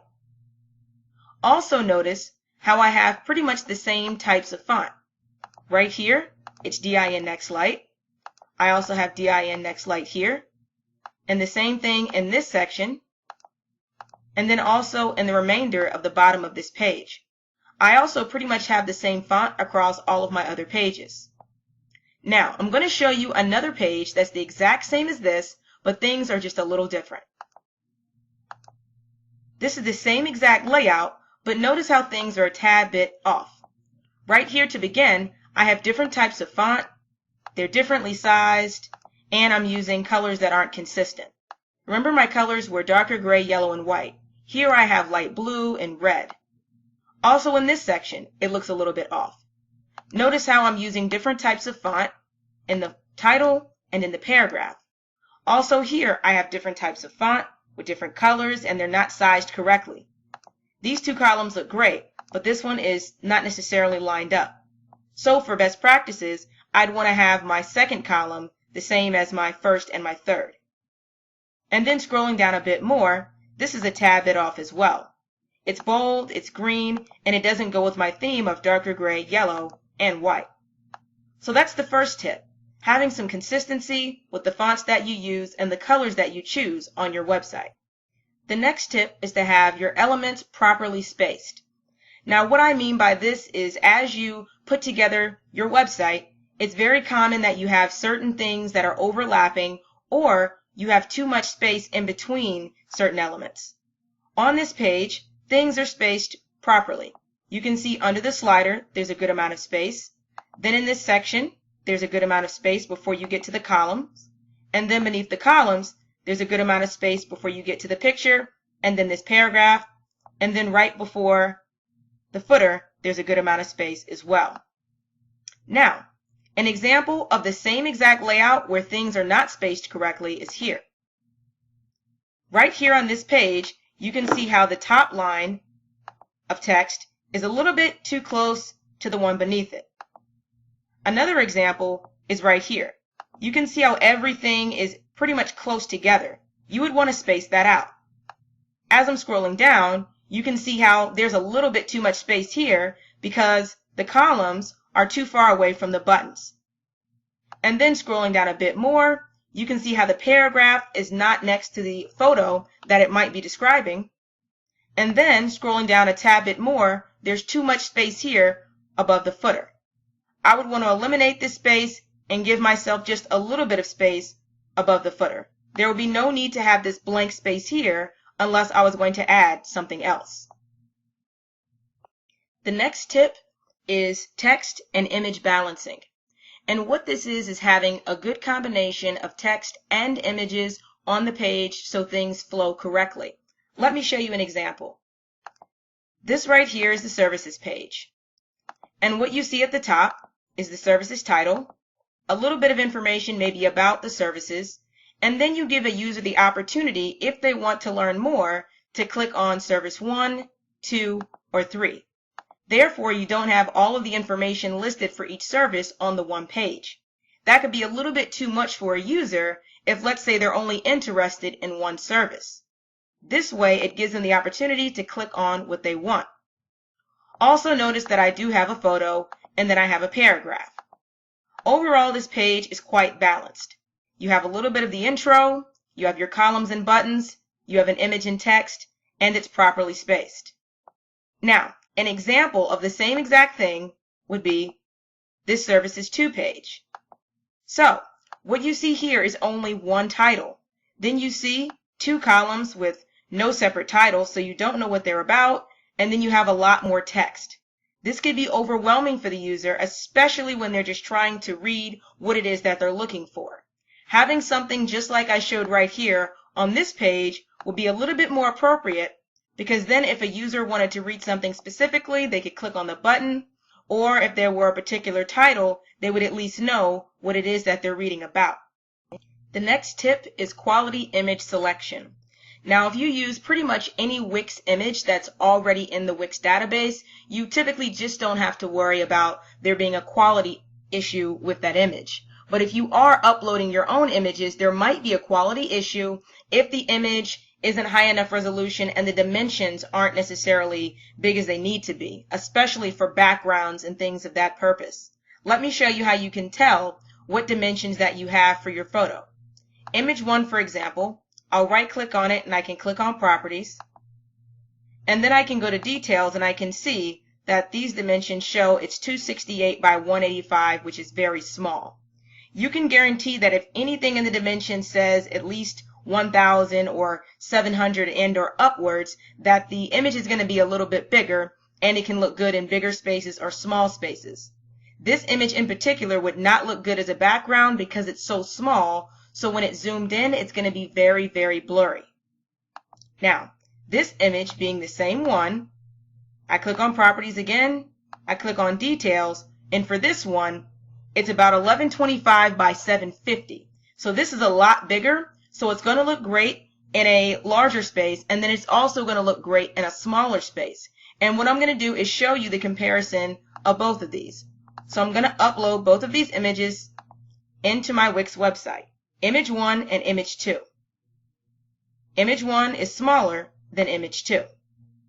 So this is image 1 that's selected here, and I'm going to go ahead and add that to the website first. So I add to page. It's quite small. So if I go in and I add an image, clicking on image 2, it's going to be a lot bigger. So let me show you the differences between these two and what happens. So right here, this box is an average size for an image. I'm going to upload image 1, which is a smaller image. Notice how I swapped out the image and notice how blurry this image is. That's because the image is not a good enough resolution and it's too small. But if I go and I click on image 2, which is a lot better quality and it's bigger, it's going to be just fine. And as you can see, the quality has gotten better because I have an image with a better resolution. Let me show you this example again, especially for this area here. A strip background is quite common, so I'll click on that, and I'm going to change the background, and I'm first going to put in image 1. This is a lower quality image, so notice that I'm going to go ahead and take that off to where it's not tiled, but it shows the scale to fill. Notice how it's extremely blurry. So if I go here and I put in image 2, notice how it isn't blurry anymore. And that's because the image was big enough and the resolution is good.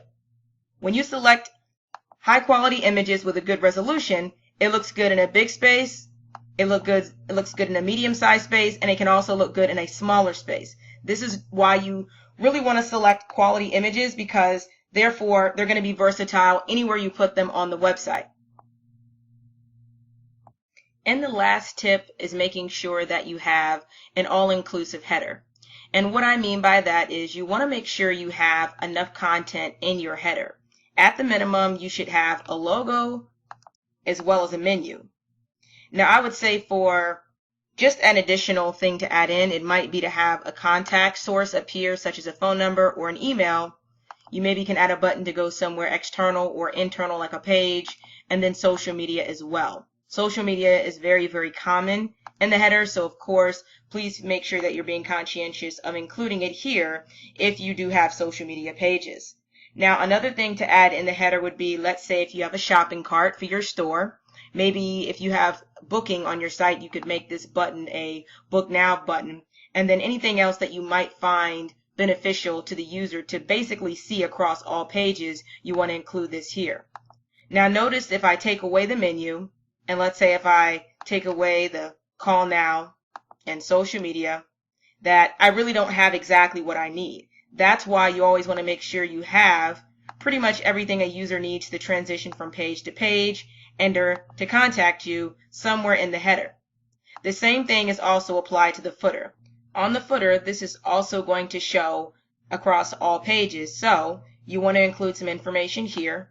A good thing to include would be an email address or a phone number, and then maybe social media. You don't have to include as much, just a little bit of what you had in the header, so at least if a user's at the bottom of your page, they still have a way of following up with you.